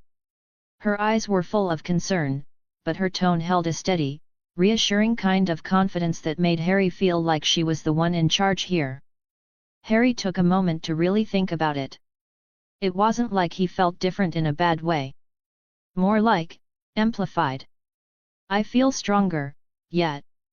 And calmer, which is weird.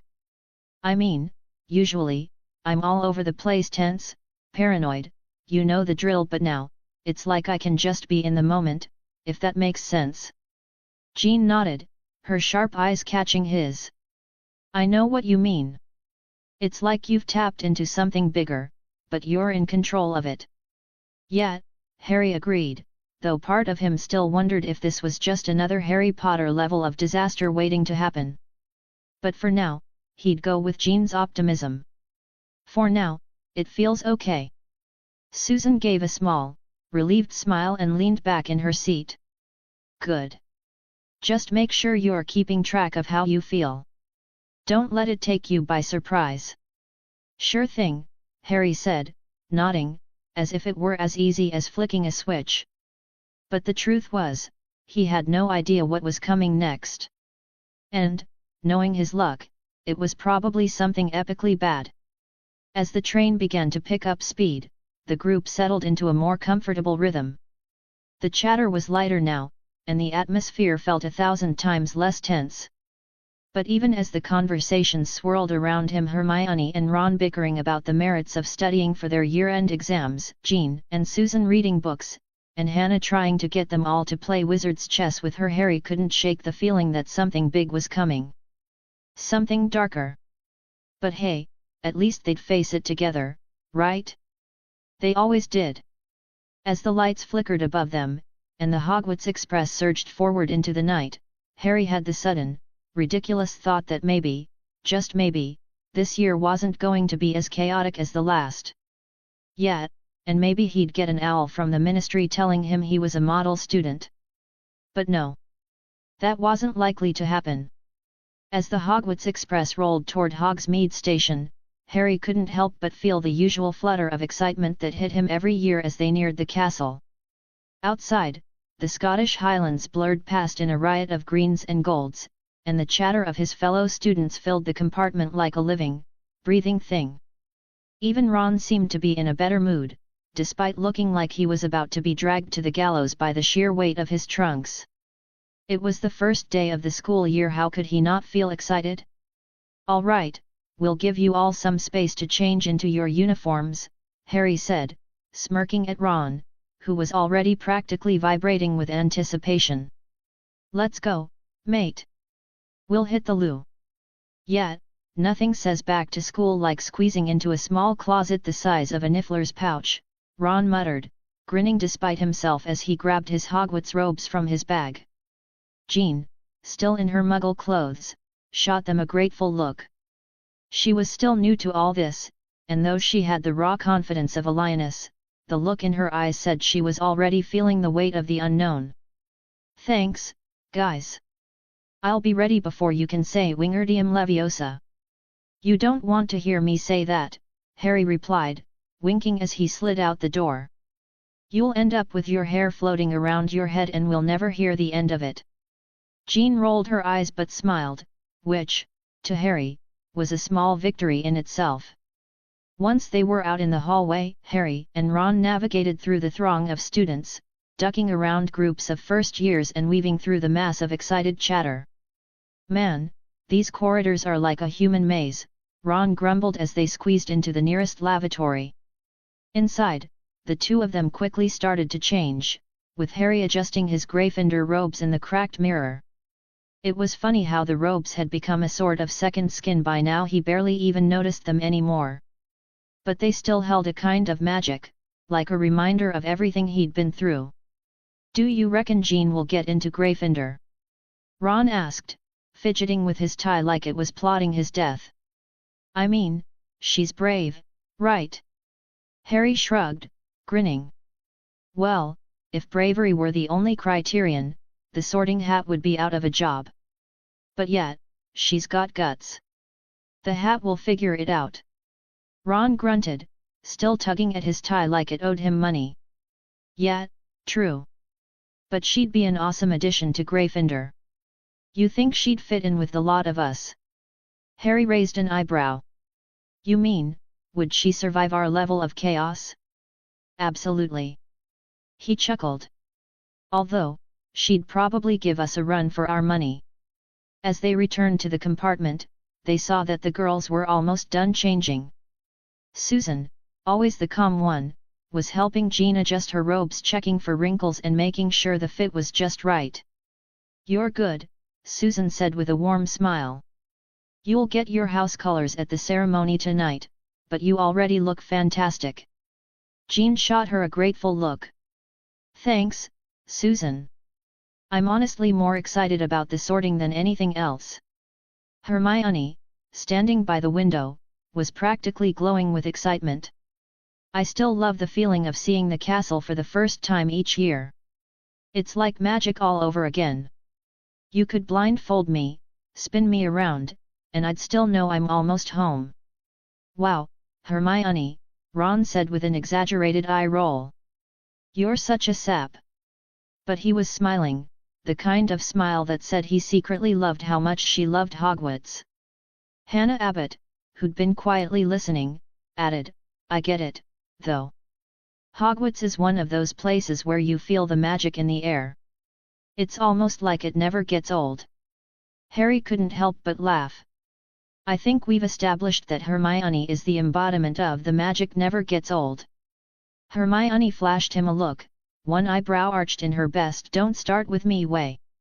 You know it's true, Harry. All right, Harry said, raising his hands in surrender. Let's not all get too mushy before we even reach the castle. But, hey, does anyone else feel like we're about to make the world's biggest entrance? Always, Ron grinned. But first, we've got the sorting to survive. The train began to slow, and the distant whistle of Hogsmeade Station pierced the air. Students started packing their things, adjusting their robes, and getting ready to disembark. The familiar shout of first years, this way, echoed down the hall, and Harry felt the familiar thrill of anticipation surge through him. Jean turned to Harry with a mix of excitement and nerves. So, what's it like? The sorting, I mean. Harry grinned, trying to calm her nerves. It's an experience, to say the least. Just, listen to the hat, and it'll do the rest. With that, they stepped off the train, joining the sea of students making their way toward the carriages. The air was thick with chatter and laughter, and the dark silhouette of Hogwarts Castle loomed ahead, its towers reaching up into the sky like the spires of some ancient fortress. Welcome to Hogwarts, Jean, Harry said, giving her a grin as they approached the carriages. Let's go see where you'll end up. Ron nudged him, pretending to be serious. Let's hope it's not Slytherin. Or Hufflepuff, Harry teased back, giving Ron a playful shove. Either way, we've got your back. As they climbed into the carriages, Jean glanced out at the distant castle, her eyes full of wonder.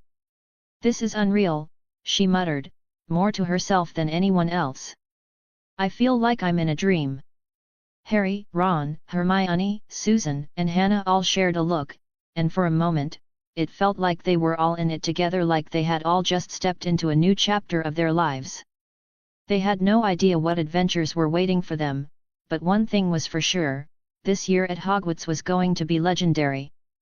As the group approached the carriages waiting to take them up to Hogwarts, Jean couldn't help but stare at the skeletal creatures with wings that seemed to flicker in and out of existence.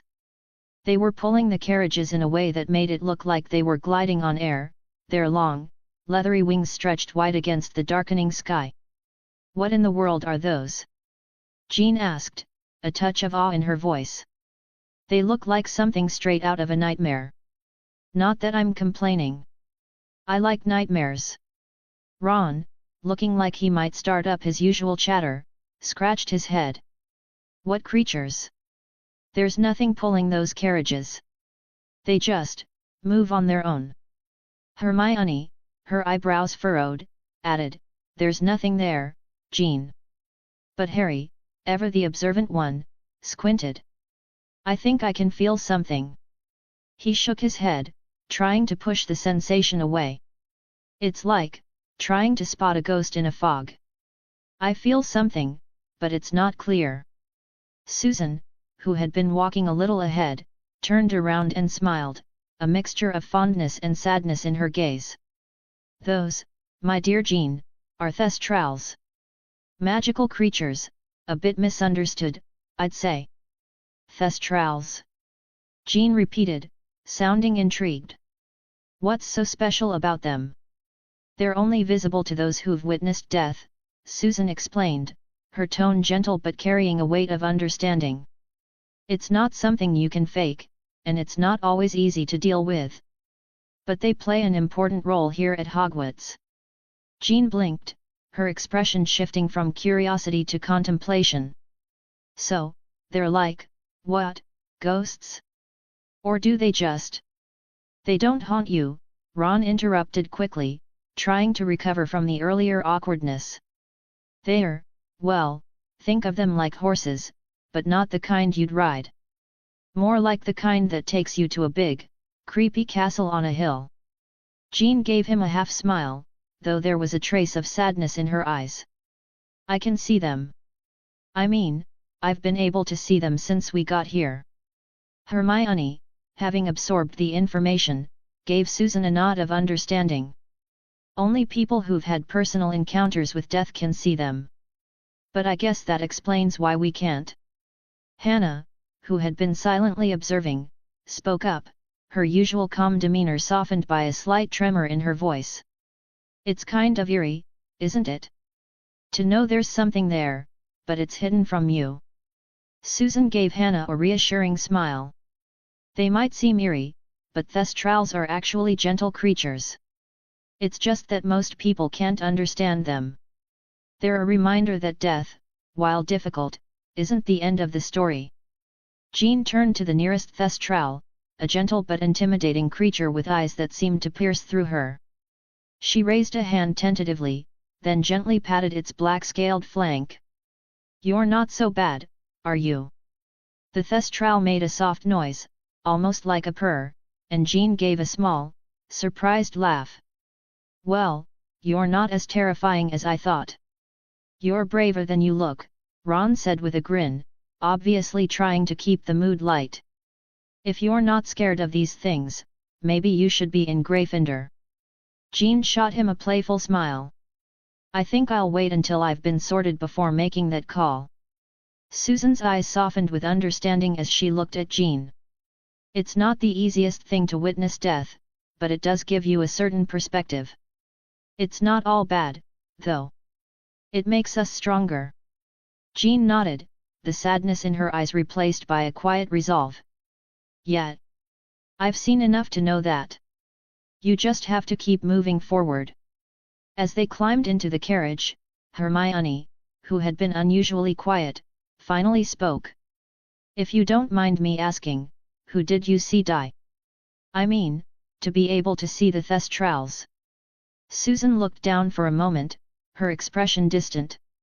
My parents, she said quietly. They were killed in the war. It wasn't easy. Jean's gaze softened, and she added, her voice just above a whisper, I saw my best friend die in a car accident when we were kids. It's something you never forget. There was a moment of silence, the weight of their words hanging in the air. But Susan broke the silence, her voice steady despite the sadness. It's not something you want to go through, but it's a part of life. And it makes you stronger, even if you don't realize it at first. Harry, who had been listening intently, glanced over at Jean. There was something in the way she held herself, a quiet strength that reminded him of someone who had weathered storms and come out on the other side. He felt an odd flutter in his chest and quickly turned his attention back to the landscape passing by. Well, whatever's happened, it's not going to stop us from having a brilliant year, right? Ron, as always, tried to break the somber mood with a grin. Yet. And if the Thestrals don't get us, the homework certainly will. Hannah chuckled softly, shaking her head. You're impossible, Ron. As the carriages rolled toward the looming silhouette of Hogwarts Castle, Jean couldn't help but marvel at the sight. The grandeur of the castle, with its towering spires and the faint glow of candlelight flickering in the windows, was like something out of a dream. She found herself staring, entranced by the beauty of the place. Wow, she breathed. This is something else. Hermione beamed at her. You get used to it, but it never stops being magical. Yet, and it never stops feeling like the sort of place where you can stumble into a giant enchanted chess set or get cursed by a talking hat, Harry said with a grin. Trust me, this place is full of surprises. Susan laughed, and the group settled into a comfortable silence, the weight of their conversation slipping away as the excitement of a new school year took over. The Thestrals, still invisible to most of the group, pulled them ever closer to the castle, the promise of new beginnings shining just ahead. As they reached the castle gates, Jean caught Harry's eye once more. She felt that same flutter again, but this time, she didn't look away. Maybe Hogwarts would hold more surprises for her than she'd expected. But whatever they were, she was ready. As the carriage rolled toward Hogwarts, the air was thick with excitement, and the view outside the window was enough to make anyone forget that they'd just had a heart-to-heart about death and thestrals. Seriously, how do you go from talking about the creepy flying skeleton horses to being totally in awe of Hogwarts Castle in one fell swoop? Magic, I guess. Jean was practically hanging out the window, staring at the looming turrets and spires like she'd never seen anything so magnificent. And to be fair, she had seen the castle before. But Hogwarts was like the fantasy version of that Pinterest board you bookmark and never quite get around to making a reality. This place is like a castle in a fairy tale, Jean murmured, her voice full of wonder. Her hair shimmered in the dimming light as it caught the last golden rays of the day, and honestly, she looked like someone who'd just stepped out of a daydream, like a fairy princess about to find a dragon or a secret door or something equally epic. Harry couldn't help but grin at her enthusiasm.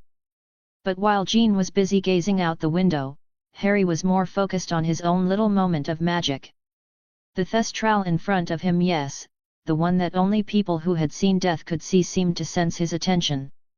Harry's fingers brushed the leathery wings, and immediately, he felt a surge of strange power flowing through him.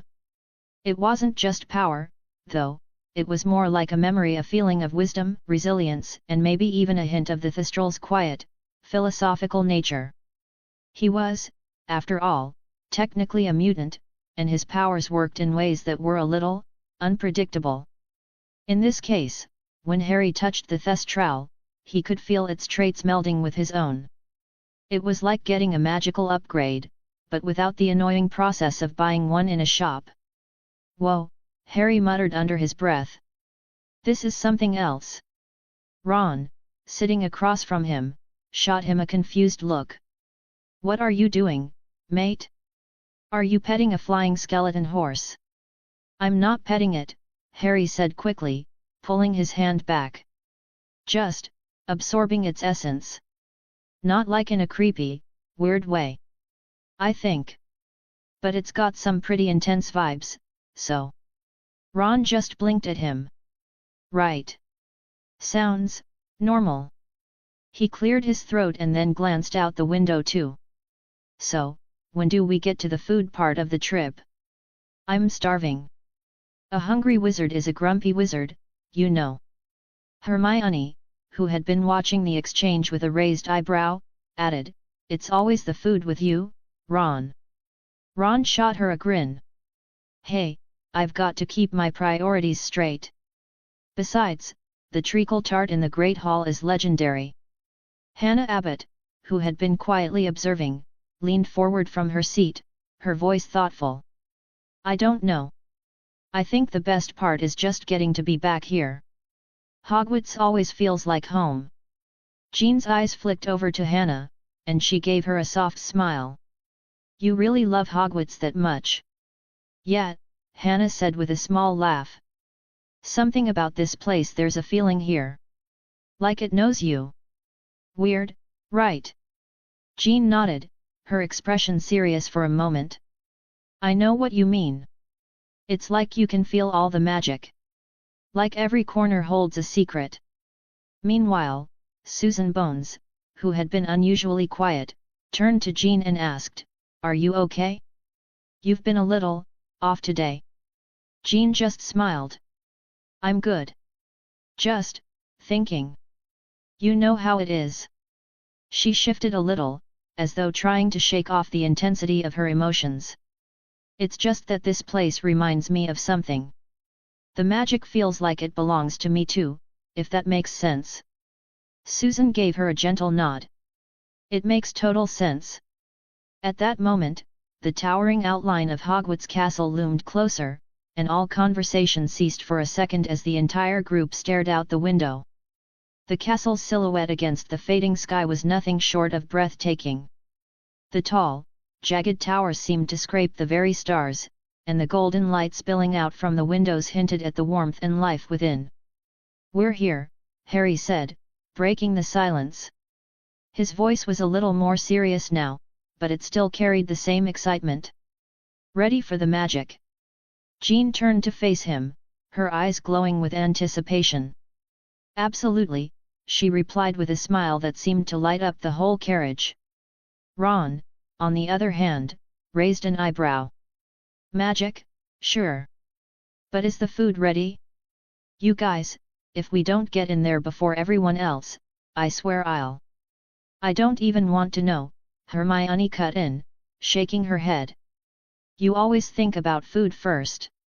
"Well, someone has to," Ron shot back with a grin. Susan snickered at the exchange, while Jean looked out the window again, the castle's glow reflecting in her wide, golden eyes. "This is real," she whispered. "Hogwarts. I can't believe I'm finally here for a full year." "Welcome to the wizarding world," Harry said, smiling as the carriage pulled to a stop in front of the towering castle. "Let's make it unforgettable." As they climbed out of the carriage, the towering spires of Hogwarts seemed to whisper to them, promising both adventures and challenges. And maybe, just maybe, a few awkward teenage crushes. But that was part of the fun, right? Because, as I'm sure you've guessed, no one ever really just goes to Hogwarts for the school year. There's always something else lurking around the corner. Something magical. Something dangerous. And something that might just make you fall in love. Or trip over a flying broomstick. It's a toss-up. Chapter 25, Chapter 24. The moment the grand doors to the Great Hall swung open, the noise hit like a tidal wave. The chatter, the clinking of plates, the warm, mouth-watering smell of food. It was Hogwarts at its finest. The students were practically vibrating with excitement, ready to dive into the feast. But just as they were about to make their move, Professor McGonagall's voice cut through the noise like a lightning bolt. "Potter, Weasley, Bones, Abbott, Granger, Grey, if you'd come with me, please." There was no mistaking that tone. It was the kind of voice that made you immediately check if your shoes were still on the right feet. "Oh," Harry muttered under his breath, exchanging a look with Jean. "What did we do now?" Jean, who was still looking completely starstruck by the whole Hogwarts thing, seriously, her face looked like it had been dipped in wonder, looked at him and shrugged. "I don't know. But I'm pretty sure it's not going to be good. Should we run?" "Not yet," Harry replied, "but we're getting close." They followed McGonagall through a quieter corridor, and even though the sounds of the Great Hall faded, Harry could still hear the buzz of the place in his head.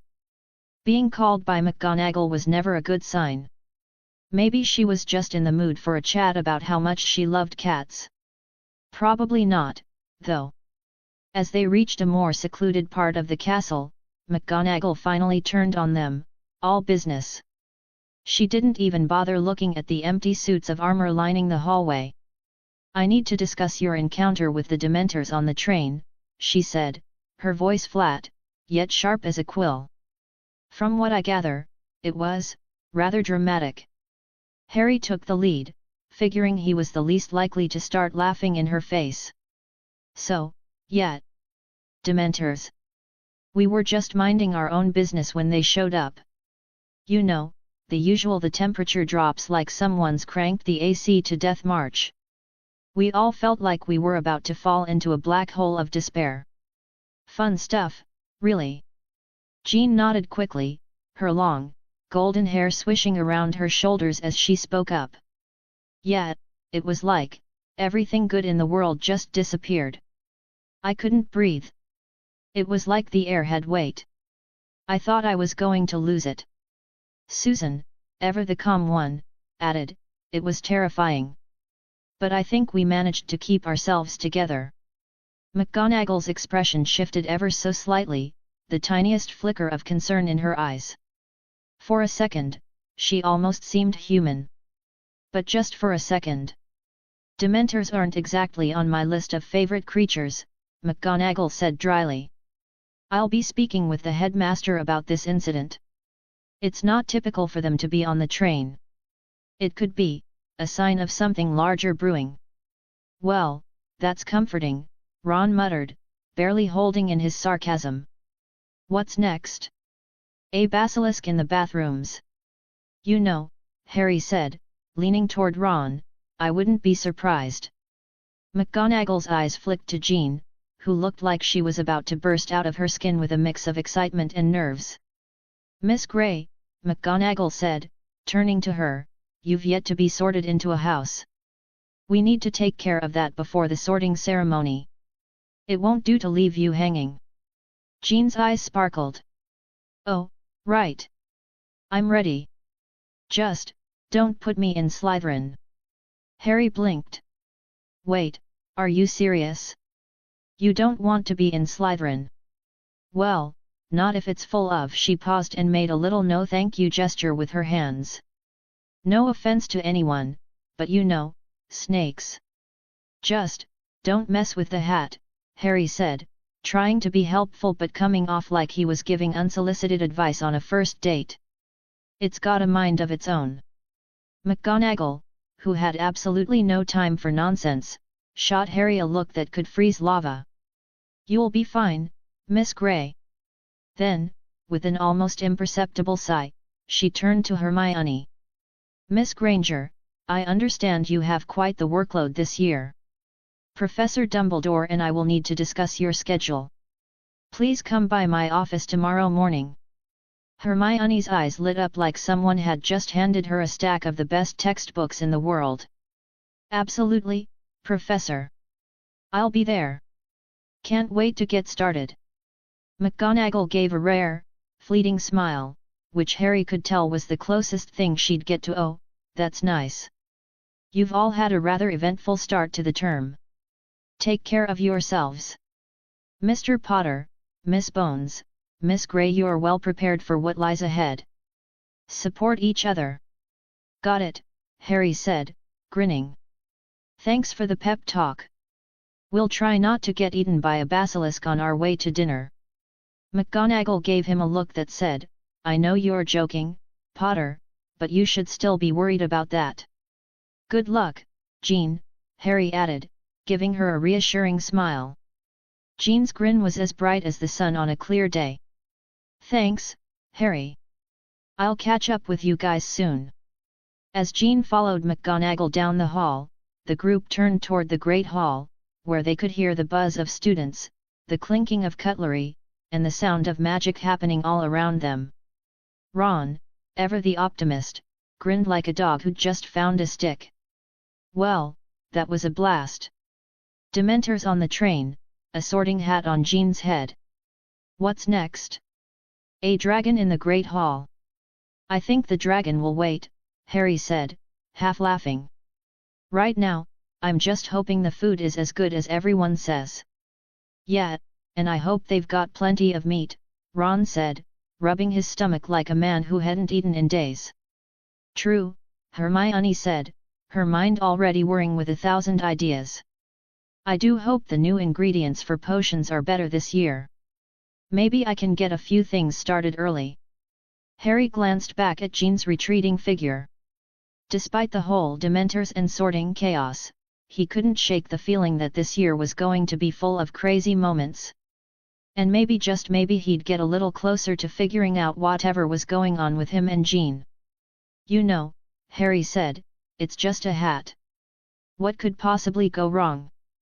Jean's voice floated back to them, light and teasing. Just a hat. Famous last words, right? And with that, they entered the Great Hall, ready for whatever madness the school year had in store. The massive double doors of the Great Hall creaked open, and the noise hit Harry, Ron, and Hermione like a blast of warm air. Hundreds of students were chatting, laughing, and clinking their silverware. The buzz of excitement was contagious. Even Hermione, who was usually the picture of composure, had a slight bounce in her step as they made their way toward the Gryffindor table. But Jean, who had just arrived at Hogwarts, wasn't bouncing. She was nervous. And that was an understatement. Professor McGonagall was leading her through the crowd with the kind of dignity that made people step aside without even realizing it. As they neared the front of the hall, where the ancient Sorting Hat sat on its stool like it had seen one too many first years, Jean could feel every eye in the room shift toward her. This wasn't exactly how she'd imagined her first day at Hogwarts mostly, she'd envisioned it being slightly less terrifying. "Good evening, everyone," Professor McGonagall said, her voice slicing through the chatter. "Before we begin the sorting ceremony, we have the pleasure of welcoming a new transfer student to Hogwarts. Please join me in welcoming Jean Grey to our school." Jean's heart skipped a beat. "Transfer student," she whispered to herself, as if saying it out loud might make it feel more real. She gave Harry a quick glance, and he winked at her from the Gryffindor table, his grin practically glowing. That was all the reassurance she needed to take another step forward. She sat down on the stool with all the grace of a baby deer trying to figure out how legs work. The Sorting Hat, as if sensing her discomfort, plopped itself onto her head with the sort of enthusiasm you'd expect from a hat that had seen hundreds of kids sit through it. The hat took one look inside her mind, and Jean felt the familiar strange hum of its magic. It wasn't just looking for bravery or ambition, oh no, this was going to be interesting. Interesting indeed, the Sorting Hat's voice echoed in her mind, not exactly a whisper but not a full-on shout either. More like the sort of voice that was slightly too loud in a library. A mind of great depth. An unusual combination of magic, yes, and what's this? Mutant abilities. Fascinating. And what's this? A connection to the Phoenix Force? I haven't had a candidate like you in centuries. Well, let's see, where to put you. Jean's stomach twisted into knots, and she tried not to let her eyes dart around at the hundreds of staring students. That would just be awkward. She locked eyes with Harry again. He was pretending to be super interested in the enchanted ceiling, but Jean could see that he was watching her with a kind of hopeful excitement. She smirked, feeling a little more confident despite the way her knees were shaking. The hat hummed thoughtfully for a moment. Bravery, certainly. But a fierce intelligence as well. A deep sense of justice. You're not quite a Slytherin, no, too kind-hearted for that. But, oh. I see you've got ambition too. You could easily fit into Gryffindor, but something tells me you might be one of those who makes your own path. Well, I know where you belong. Better be. The whole hall seemed to hold its breath. Harry, Ron, and Hermione were on the edge of their seats, all leaning forward like they'd been turned into human projectors. Jean didn't dare breathe. Better be. The hat paused dramatically, then called out, Gryffindor. The hall erupted in applause. A few enthusiastic shouts rang out from the Gryffindor table, most notably from Harry, who was practically standing on the table, clapping like he'd just won the Wizarding World Cup. Ron was hooting, and Hermione was smiling so wide she looked like she'd won the House Cup herself. Jean hopped off the stool, her heart racing with exhilaration and the sweet thrill of belonging. As she walked toward her new table, she could feel the heat of 1,000 eyes on her, but somehow, it didn't feel quite so terrifying anymore. She sat down next to Harry, who shot her a grin that was way too adorable for someone trying to be chill about things. Welcome to Gryffindor, Jean. Harry said, his voice a little too loud, his smile a little too big. Thanks, Harry, she replied, her voice a bit shaky but filled with warmth. I think I'm gonna like it here. Ron, leaning in with his trademark mischievous grin, added, You'll love it, Jean. Gryffindor's the best house. Everyone knows that. Plus, we have the best food. He paused, then added, and, you know, heroic tendencies. We're kind of the underdog house in all the best ways. Hermione, who'd been looking at Jean with curiosity, nodded. I agree. You'll find this year full of surprises. It's going to be brilliant with you here. Jean, who had just entered a room full of strangers, suddenly felt like she wasn't so alone. In fact, she was already starting to feel at home. She glanced around the table. Harry was watching her, his expression a bit too casual for someone who looked like they had a secret. Ron was already busy whispering about the upcoming Quidditch season, while Hermione had an excited glint in her eyes, no doubt planning their next adventure. Jean looked back at Harry and smirked. "So, Gryffindor, hey? You know, I think I can handle it." Harry's grin faltered for just a second before he nodded, but Jean could tell that his thoughts were elsewhere. Maybe he was thinking about something dangerous. Maybe he was thinking about how her mutant abilities could affect things. Or maybe, just maybe, he was thinking about how cool it was that someone like her was sitting right next to him. The Sorting Hat had made its choice. And in that moment, Jean knew she had made hers, too. Gryffindor wasn't just a house. It was where she was going to make her mark. The Great Hall was buzzing, a cacophony of chatter, the clinking of silverware, and the occasional loud, dramatic noise from Fred and George, who, unsurprisingly, were already making their mark on the first night back. You'd think after 7 years of this, McGonagall would have become immune to the noise, but nope. She stood at the front of the room, looking every bit the stern head of Gryffindor as she snapped her fingers. Instant silence. It was honestly a bit terrifying, like watching a lion train a pack of puppies to sit.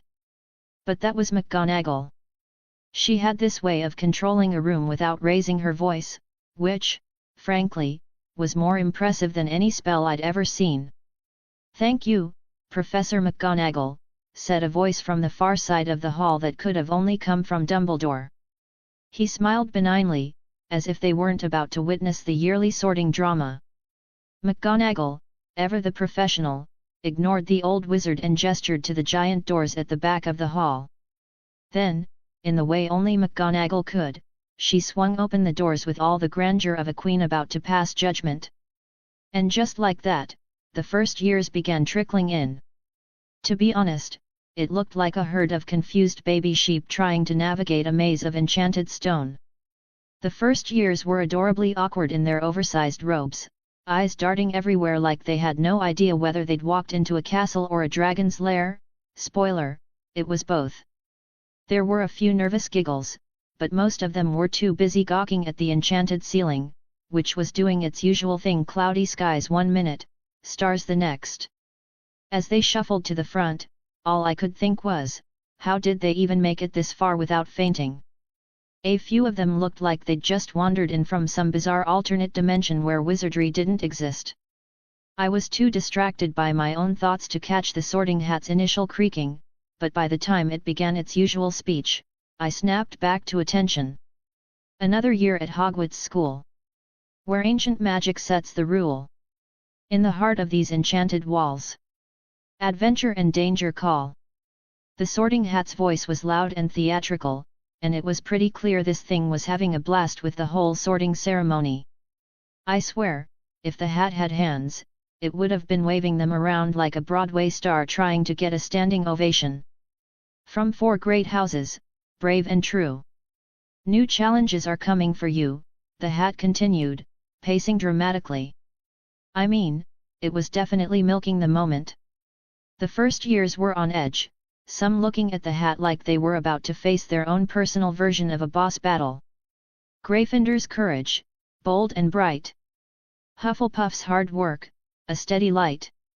Ravenclaw's smarts, sharp and clear.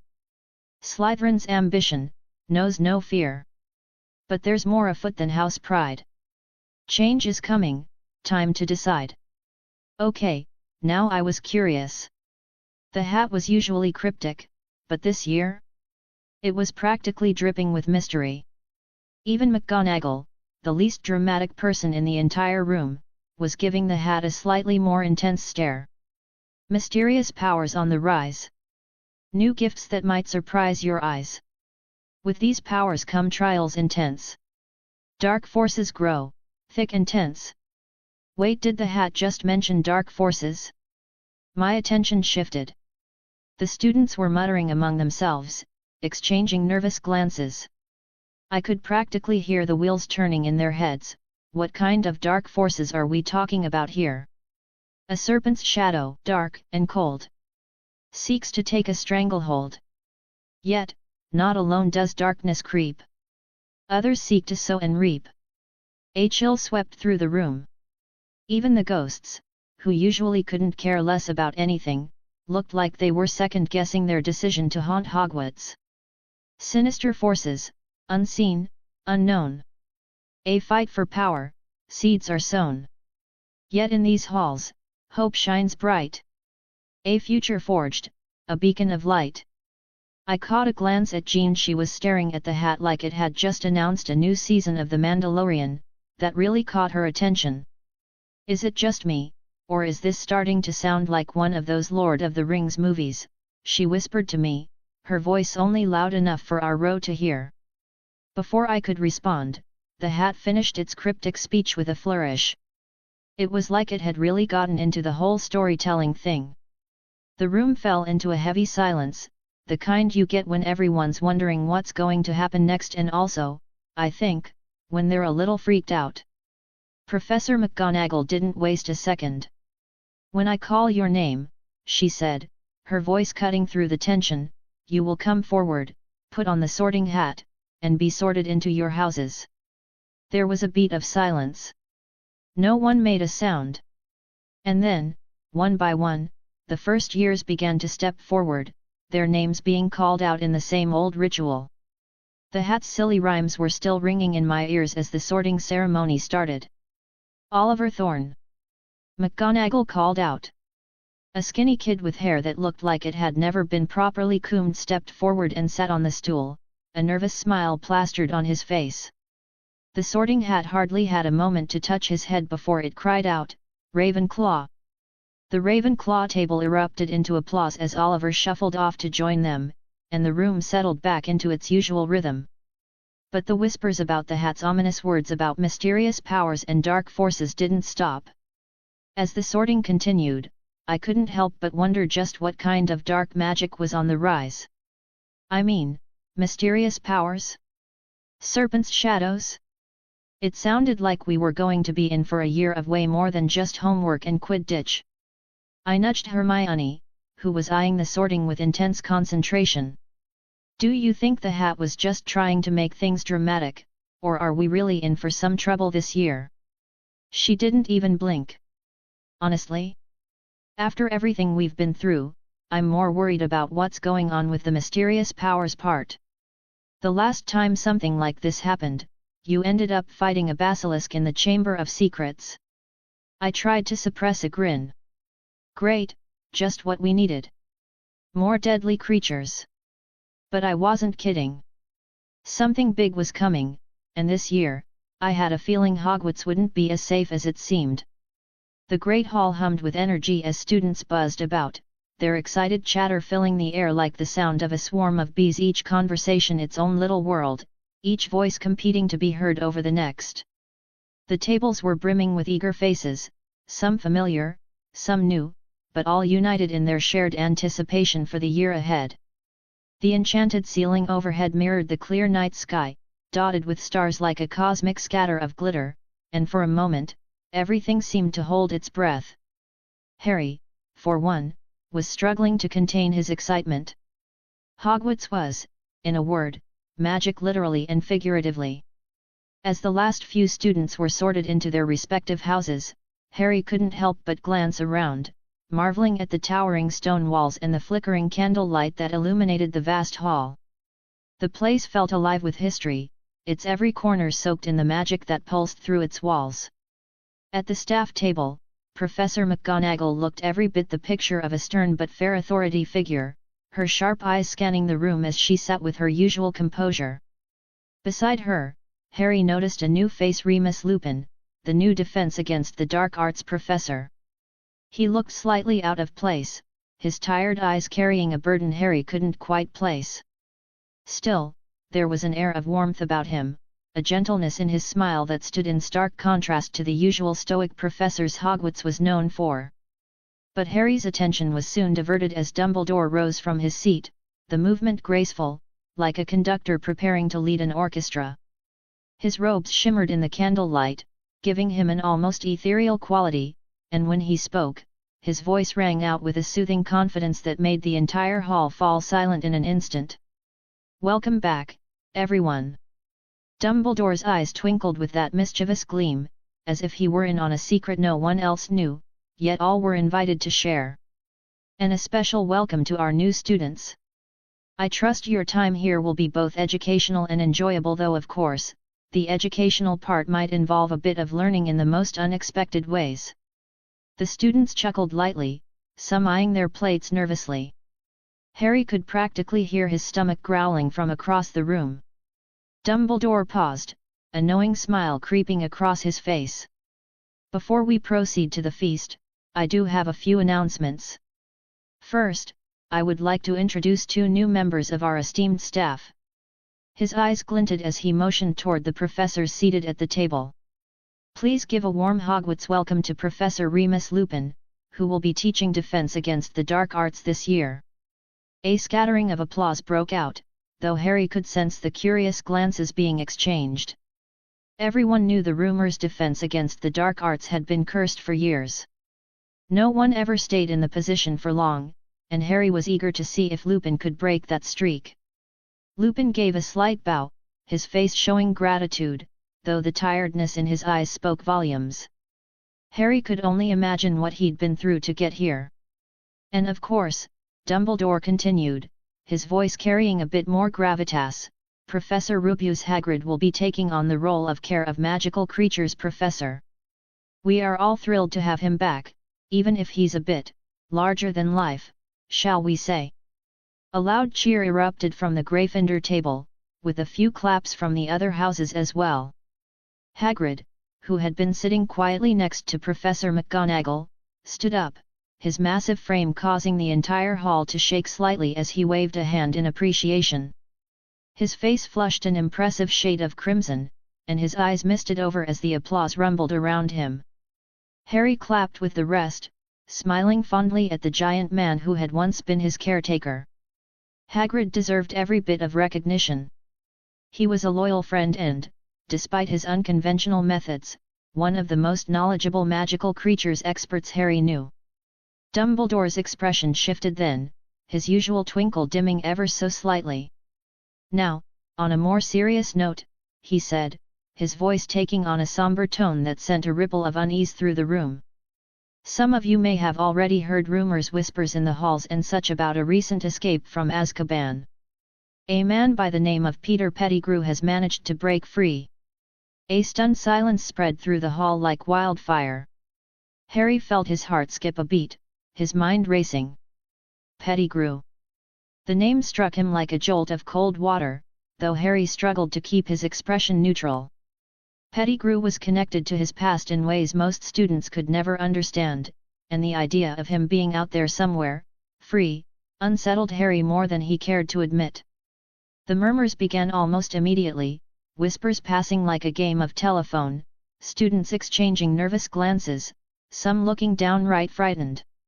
Harry's eyes flicked to Ron and Hermione, who shared the same uneasy expression. "As a result of this escape," Dumbledore continued, his voice now carrying an edge of authority, "the Ministry has seen fit to station Dementors around the perimeter of the school grounds. These Dementors are here for our protection and to ensure that Peter Pettigrew is swiftly captured and returned to Azkaban."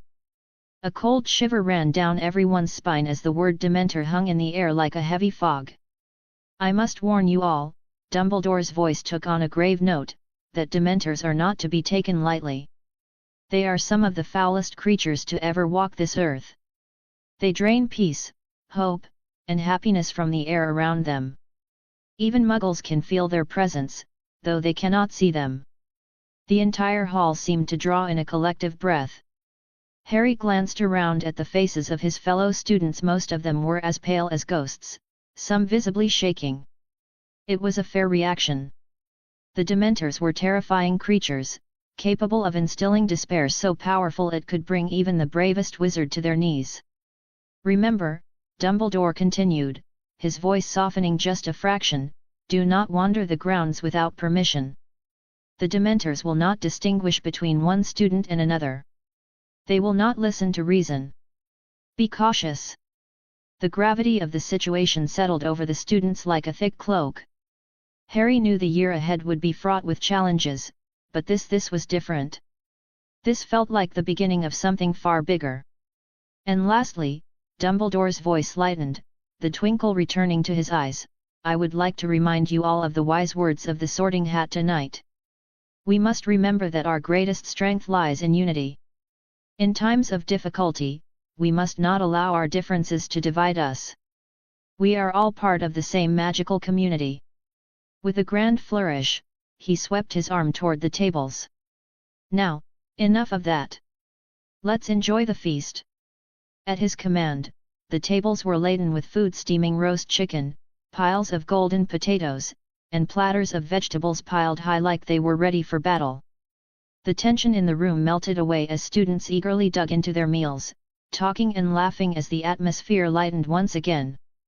But Harry couldn't shake the sense that there was something Dumbledore wasn't telling them, something about Pettigrew, something about the Dementors. But he'd have to wait to find out. For now, all he could do was eat and prepare himself for the unknowns of the coming year. The challenges ahead would be monumental, but he was ready. He had to be. After all, he'd been through worse. The great hall was alive with its usual hustle and bustle, filled with the hum of eager voices, the clinking of silverware, and the scent of roast chicken wafting through the air. The enchanted ceiling shimmered with stars, mirroring the night sky outside, while the long tables groaned under the weight of enough food to feed an entire village because, well, Hogwarts. Harry, Hermione, Jean, Ron, and the rest of the Gryffindor crew were seated at their usual spot, a small island of chaos amid the neat rows of students. Jean, who had spent most of the carriage ride gawking at the castle like a kid in a candy shop, was still wide-eyed. "I'm sorry, I keep staring," she admitted sheepishly, plucking a pumpkin pasty off her plate with enthusiasm. "But look at this place. It's like... I don't even know. I'm in a castle that teaches magic. This is the coolest thing I've ever seen." Hermione, ever the calm voice of reason, nodded, her face softening with a smile that spoke volumes. "There's something about this place that makes everything feel a bit magical. Every year it's the same, and every year it feels like a new adventure." "Adventurous is one way to put it," Ron muttered, stabbing his fork into his shepherd's pie like it had wronged him in some way. "And every year, I'm pretty sure I gain at least 5 pounds from all this food." Jean snorted, and Harry couldn't help but chuckle. "You'll burn it off running away from whatever trouble we get into this year." Ron shot him a look. "Thanks, mate, for that vote of confidence." He paused. "I just hope whatever trouble we get into doesn't involve being eaten by some three-headed dog or fighting a basilisk again. Or nearly being killed by a cursed broomstick," Hermione added dryly, though she didn't sound at all serious. "We've had enough near-death experiences to last a lifetime." Harry leaned toward Jean, his voice a little quieter, but his eyes glinting with mischief. "Hey, you mentioned loving flying, right? You ever thought about trying out for the Quidditch team?" Jean froze, mid-bite, her eyes going wide like someone had just handed her a golden ticket. "Wait, really?" she said, her voice almost a whisper. "Quidditch? But I'm still getting the hang of flying again after after waking up the Phoenix Force inside you." Harry grinned, knowing she'd get the joke. "Yeah, no big deal." Jean rolled her eyes but smiled anyway. "I'm not sure I'm ready for Quidditch. I'm not exactly a broomstick expert. But hey, if you think I can do it." Ron swallowed a mouthful of pie with a loud gulp and wiped his mouth. "Oh, you'll be great. Don't worry about it. We need someone with actual talent on the team. Plus, it's not like the rest of us are professional Quidditch players." "I dunno, I've seen you play before," Hermione said, half grinning as she tossed a look at Ron.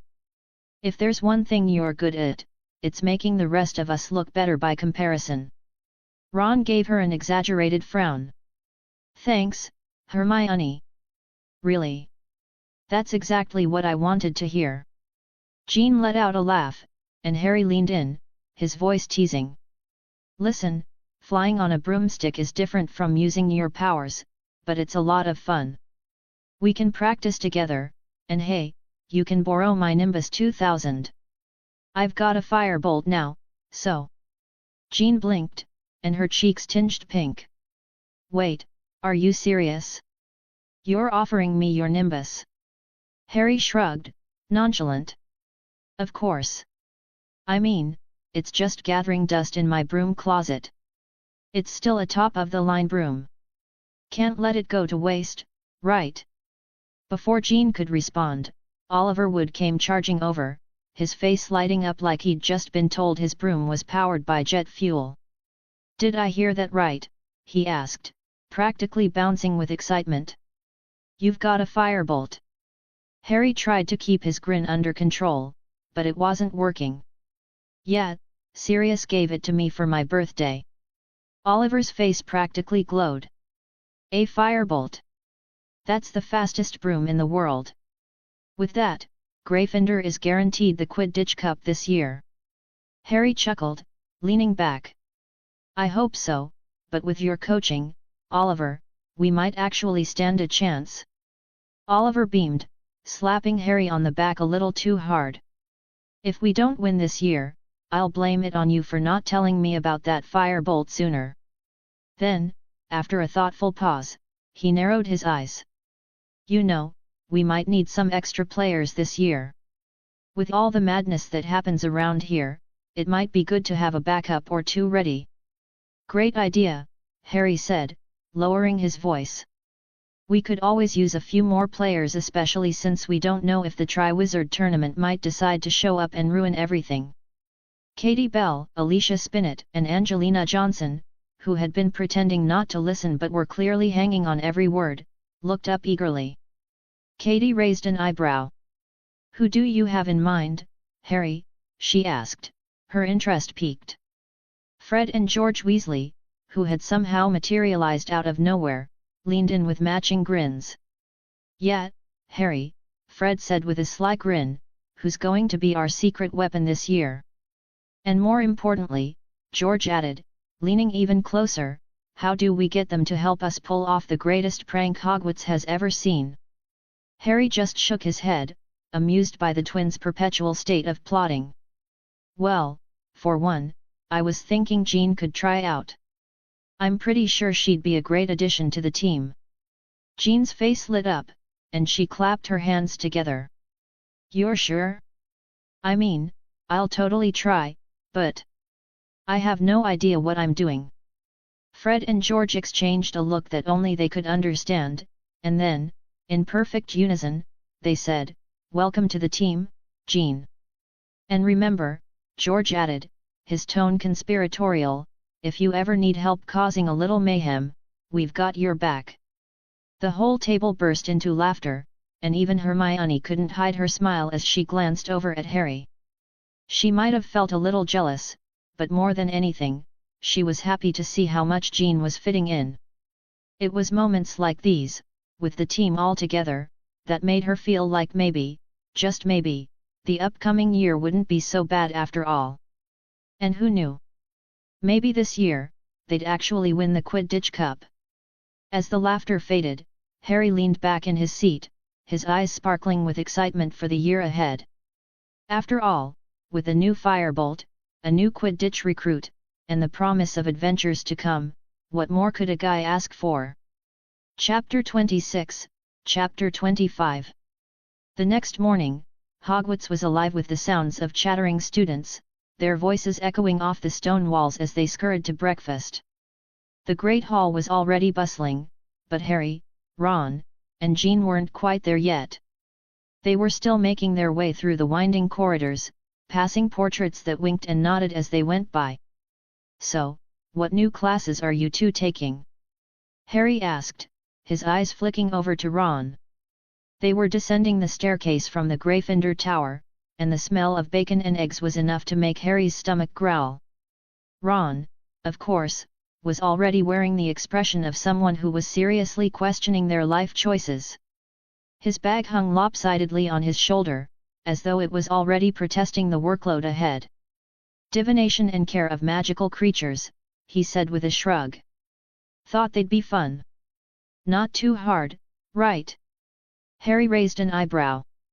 "Divination? Really? You're going to try and predict how many times you'll fall asleep in class this year?" Ron grinned, totally unfazed. "Yep. If I can predict it, maybe I'll finally wake up before the end of class." He gave Harry a side glance. "I mean, what are you signing up for, Mr. I am the new Gryffindor hero?" Harry shot him a mock glare. "Oh, I'm taking care of magical creatures too. Can't resist a chance to befriend a hippogriff or something. I also signed up for ancient runes and arithmancy. But don't get me wrong, I'm really excited about the homework." Jean, who had been listening to their back and forth with that mischievous glint in her eyes that always meant trouble, spoke up. "I'm really excited about potions and transfiguration. They're both pretty much the magical equivalent of chemistry and physics, right?" Her smile was bright and confident as she twirled a lock of her golden hair. "And I can't skip out on defense against the dark arts. Professor Lupin seems like his lessons will be legendary, and I'm dying to see if I can actually use a patroness by the end of the year." Harry felt his heart do an awkward little thud when Jean flashed him a smile. He tried to ignore the sudden rush of warmth creeping into his cheeks. "Yeah, Remus is the best. Definitely 100 times cooler than Snape, who's probably already brewing up some nightmare potion to ruin our day." Ron snorted at the mention of Snape. "I swear, he's got a cauldron bubbling up some new disaster potion every year. Maybe he'll come up with one that makes your hair fall out if you don't get the right answer." He shook his head. If he had a decent sense of humor, he could at least make it fun. Harry snickered, already imagining the dungeons filled with clouds of smoke, Snape's cold eyes glinting as students scrambled to avoid exploding cauldrons. "I can't wait to see how bad the disasters get this year. But hey, we'll survive, right?" Jean laughed, shaking her head with a playful sigh.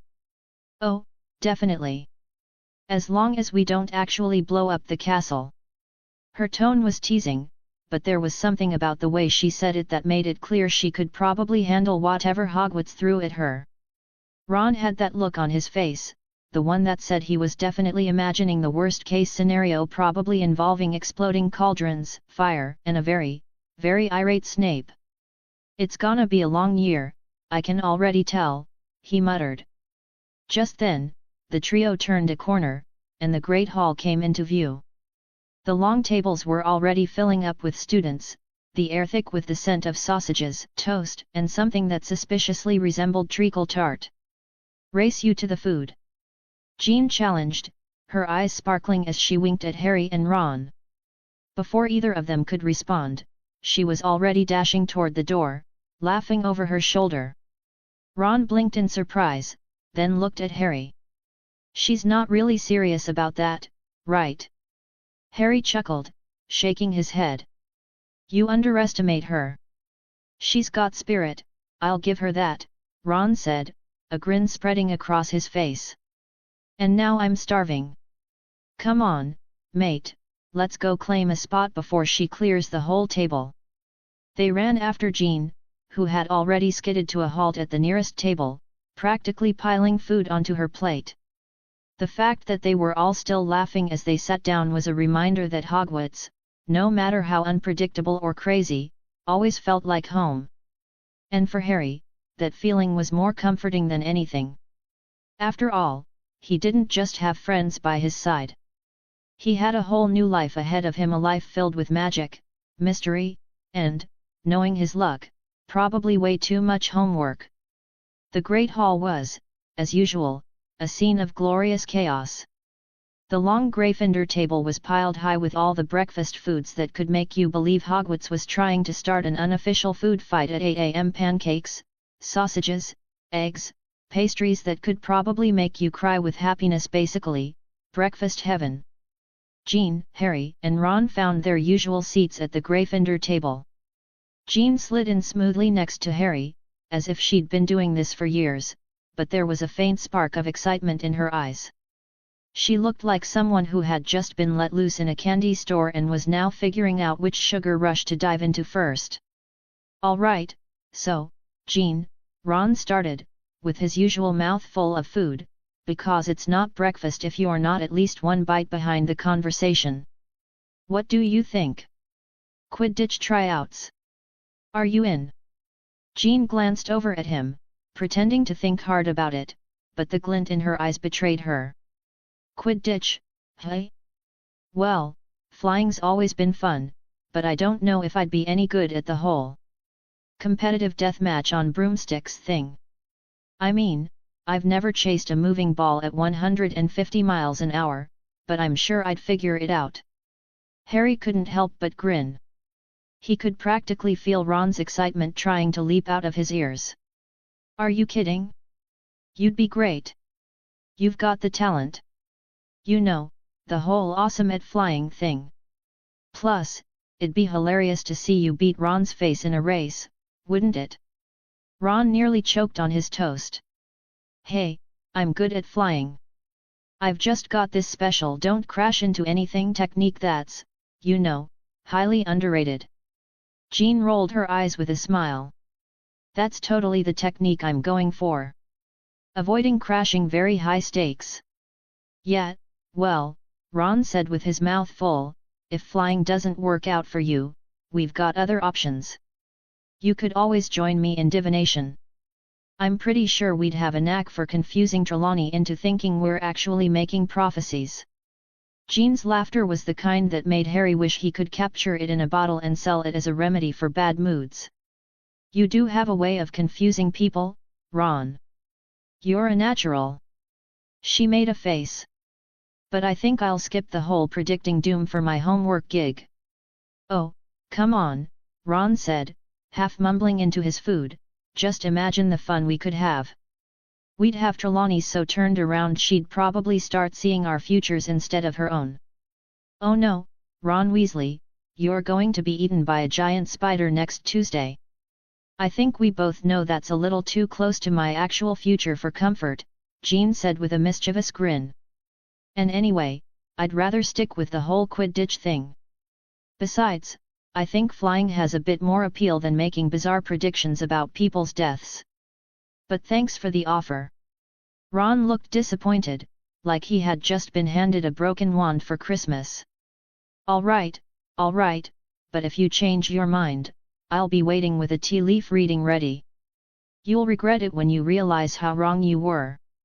Harry, who had been quietly stuffing his plate, because honestly, he was pretty sure Hogwarts food was magical for a reason, grinned. "Jean, listen to me, Quidditch is your thing. And if you don't make the team, we'll just have to work out some kind of cool team name for you and Ron."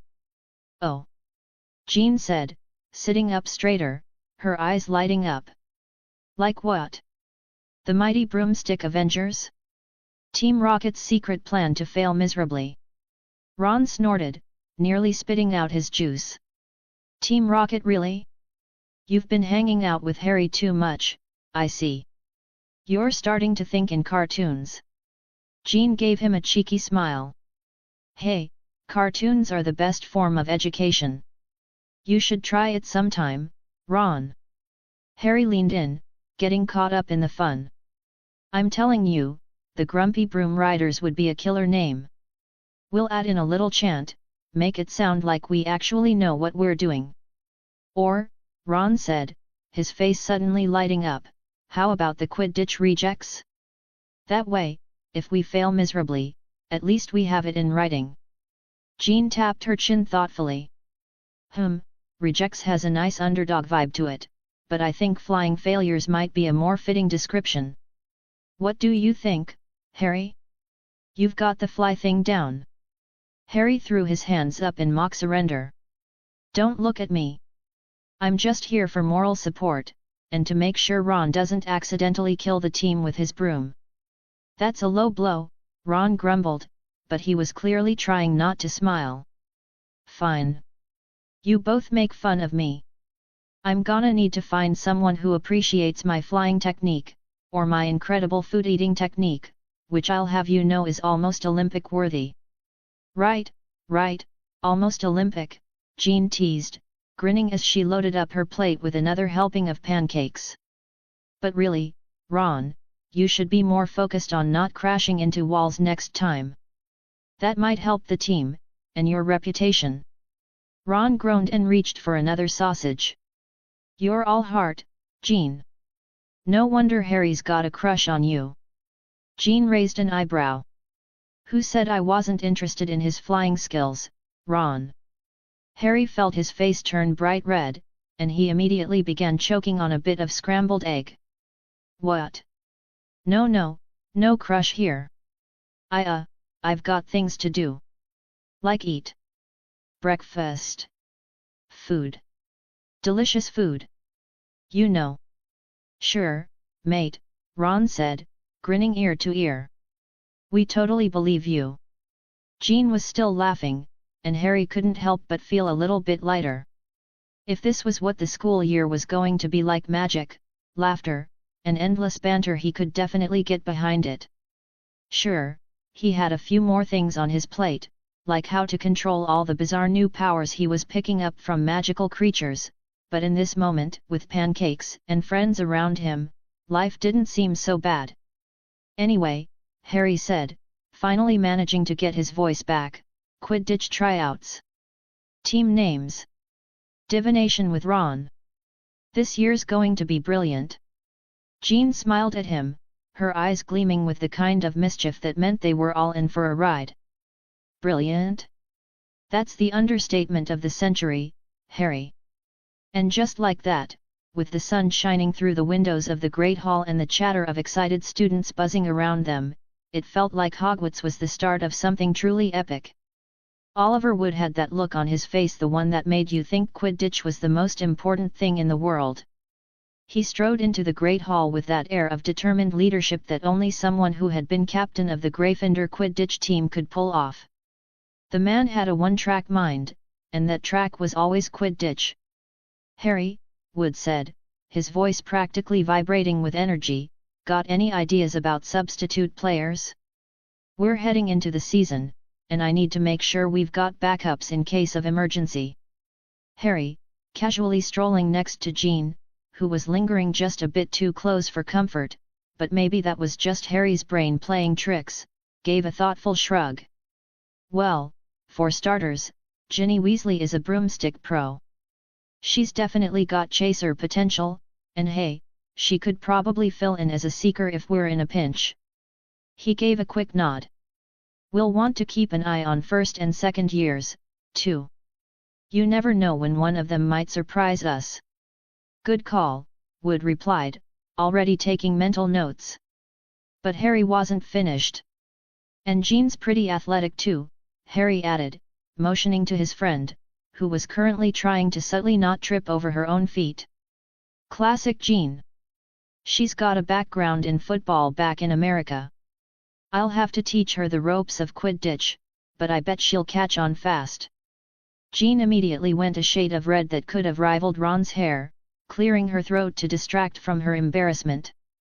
Ugh, please don't remind me, she said, half laughing, half groaning. I hope I don't embarrass myself out there. And just so we're clear, it's soccer, not football. Not sure how my soccer skills will translate into flying around on a broomstick. Katie Bell raised an eyebrow, clearly intrigued. Soccer? That's actually brilliant. The footwork and agility you've got on the ground could definitely help with those tricky aerial maneuvers. Her smile was one of approval, the kind that only comes when someone knows something good is about to happen. Alicia Spinnet, who was busy checking over her broom, nodded in agreement. Exactly. Flying's just like soccer, except you're doing it way higher and way cooler. Angelina Johnson grinned, a mischievous glint in her eyes. And don't worry if you're nervous. We've all had our first practice. You've got a whole team of misfits to learn from. Fred and George Weasley, being the troublemaking duo that they were, could not resist the chance to add some extra flair to the conversation. If we spot any younger troublemakers with actual potential, Fred began, looking deviously at his twin, we'll make sure they're not just good at Quidditch but also at dodging our pranks. And, George added with a devilish smirk, we'll make sure they've got the essential skills in chaos. A good seeker also needs to be a good target. Wood rolled his eyes, but the smile creeping onto his face betrayed the fact that even he couldn't completely suppress the joy of having two pranksters on his team.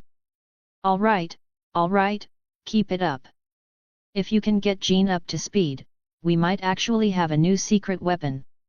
Harry turned to Jean, feeling his pulse race a little faster as he gave her a reassuring smile. Don't worry, I'll make sure you don't fall flat on your face. You've got tons of potential. Jean met his gaze for a second, just long enough to make both of them aware of the brief electric current between them before quickly looking away, her cheeks flushed in that telltale shade of red. Thanks, Harry. Soccer jokes aside, I'm actually excited to try this out. At that moment, Ron, who had been watching the exchange with an expression that could only be described as confused but amused, chimed in. I'm just hoping the food's as good as everyone says. I mean, a hungry wizard's a grumpy wizard, right? Hermione, who had been quietly observing, raised an eyebrow. You always think about food, Ron. Maybe we should focus on making sure you don't end up throwing your dinner at someone this time. Ron opened his mouth to protest, but before he could say anything, Ginny Weasley, who'd just entered the hall with a slight smirk on her face, interrupted.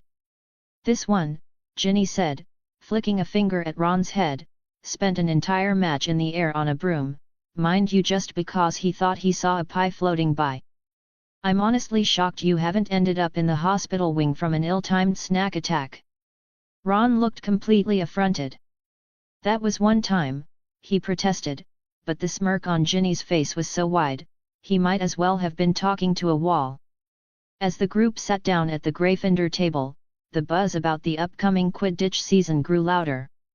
Talk of strategy, training schedules, and even secret formations, thank you, Fred and George, filled the air. But for Harry and Jean, there was another, more awkward current running through their conversation. The unspoken tension between them, part excitement, part nerves, was about as thick as a double helping of treacle tart. So, Jean began, nervously fiddling with the edge of her napkin. What else should I know about the team? Harry tried to keep his tone light, like really light, as if they weren't both aware of the elephant in the room. Well, we've got some great players. Katie Bell's an amazing chaser, Angelina Johnson's got some wicked aerial moves, and Alicia Spinnet, she'll show you the ropes, no problem. Jean nodded, though she seemed less interested in the logistics of Quidditch than in, well, other things. I guess I've got to prove myself first before I can actually be one of you guys. Not at all, Harry said quickly. You'll fit in fine. We're all part of the team, even if we can't quite figure out who's the best at pranking. Jean smiled shyly at that, but there was something in her eyes, something that made Harry wonder if maybe, just maybe, this year would be more than just Quidditch, magic, and awkward moments. But before they could dive any deeper into that thought, Fred leaned across the table and gave a dramatic sigh. Well, I think we've all agreed on one thing, Jean's going to make the team and maybe cause some serious damage to the pitch if we're lucky. Now, who's ready for food? And just like that, the mood lightened. Because if there's one thing you can count on in the wizarding world besides chaos, danger, and talking portraits, it's that the Weasley twins will always manage to bring the fun. And as Harry stole a glance at Jean, he couldn't help but smile. The upcoming Quidditch season? It was going to be legendary. The Gryffindor table was buzzing like a blender on high speed, students yammering about their schedules, the latest gossip, and of course, breakfast. Ron was doing his usual mug of orange juice in one hand, forkful of scrambled eggs in the other, routine, somehow managing to look like he was trying to inhale both at once. It wasn't so much eating as it was an advanced form of egg-based combat. So, Ron said around a particularly ambitious mouthful of eggs. What happened at the meeting? Did you decide what classes to take? Toast crumbs flew everywhere, which would probably take house elves hours to clean up later. Hermione, who always looked like she'd just come from a motivational speaking seminar, or possibly an espresso-fueled marathon, plopped down beside him. Ron, could you please try not to talk with your mouth full? Honestly, it's like watching a particularly confused squid attempt a conversation. Ron mumbled something about being attacked by his eggs, but Hermione wasn't listening. She was already full of plans and ideas. The meeting was productive, Ron. I've decided to take on all the optional subjects this year. Harry nearly choked on his own toast. All of them? Hermione, that's a serious commitment. You sure you can handle that? It's like signing up for every menu item at the Three Broomsticks. Hermione ticked off her list, fingers moving as if she was organizing her entire future with the same ease she applied to spell work.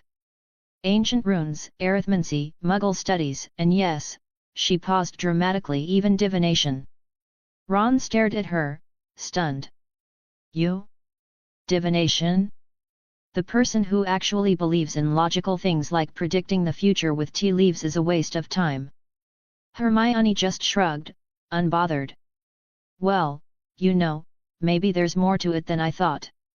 What if I'm wrong, Ron? What if there's something to all those stars and crystal balls?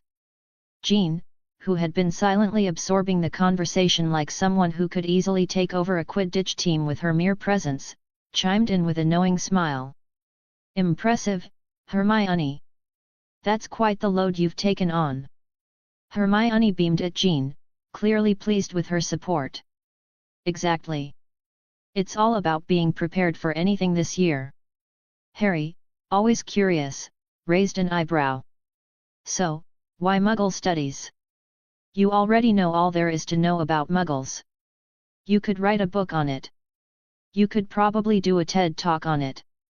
Hermione, who had clearly planned this response in advance, gave him a cool look before answering. It's about seeing things from a different perspective, Harry. I want to understand it from a wizarding point of view. We don't always appreciate how Muggles think.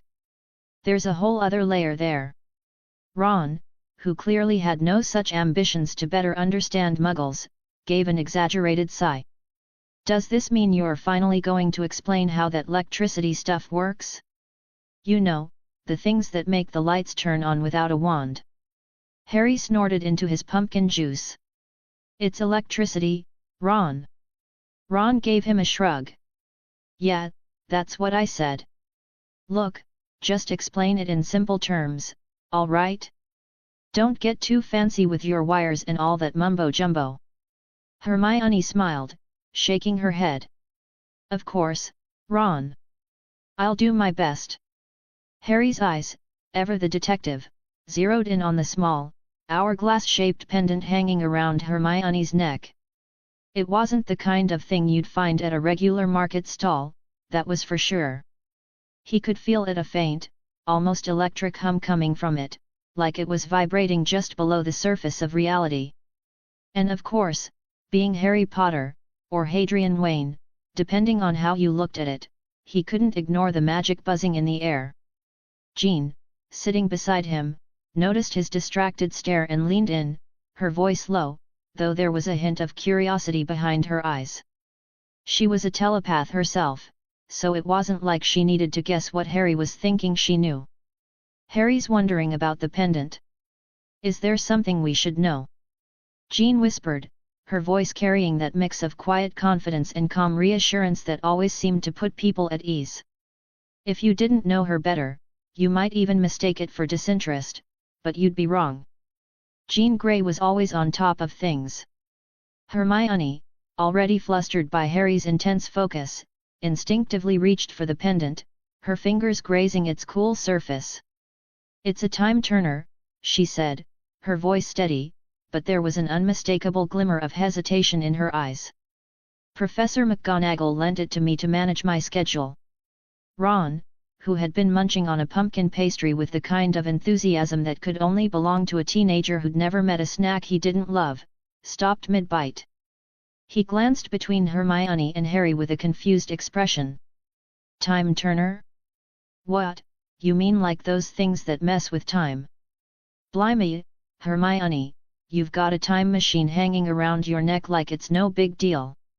Jean's eyes widened in genuine awe. A time turner? She repeated, leaning forward slightly, her golden hair catching the light. That's incredible. But isn't it risky to mess with time?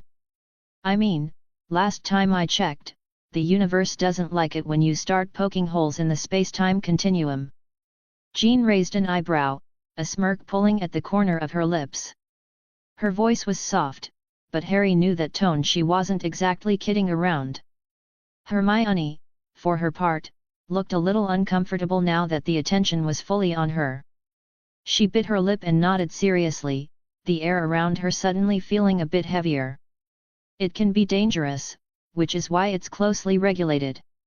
I have to follow strict rules to avoid creating paradoxes. She glanced at Ron for confirmation, and he nodded vigorously, eyes wide, though probably more from the threat of accidental time destruction than from real understanding. Ron, who had clearly not been paying attention to Hermione's earlier explanation, raised a hand, half of a pastry still hanging from his mouth. Wait, so if you mess with time, can you, go back and stop my mum from embarrassing me with her knitting jokes at the Weasleys' last family gathering? Because that would be brilliant. Hermione's brow furrowed as she tried, and failed, to suppress a chuckle.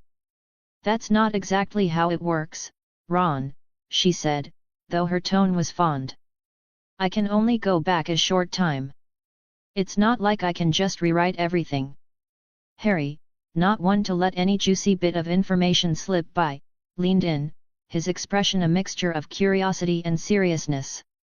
Hermione, he said telepathically, his voice low but clear in her mind. Just be careful with the time turner.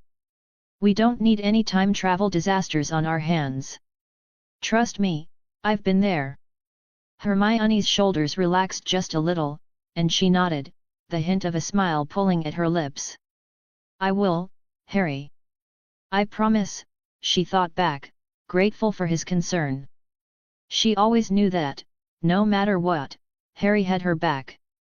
But Harry wasn't done. Oh no, he never was. His curiosity was like a hungry beast, and this time turner was the next meal. He leaned a little closer, eyes glinting with the kind of wonderment that was hard to fake. So, Hermione, can I take a look at the time turner later? I'm really interested in how it works.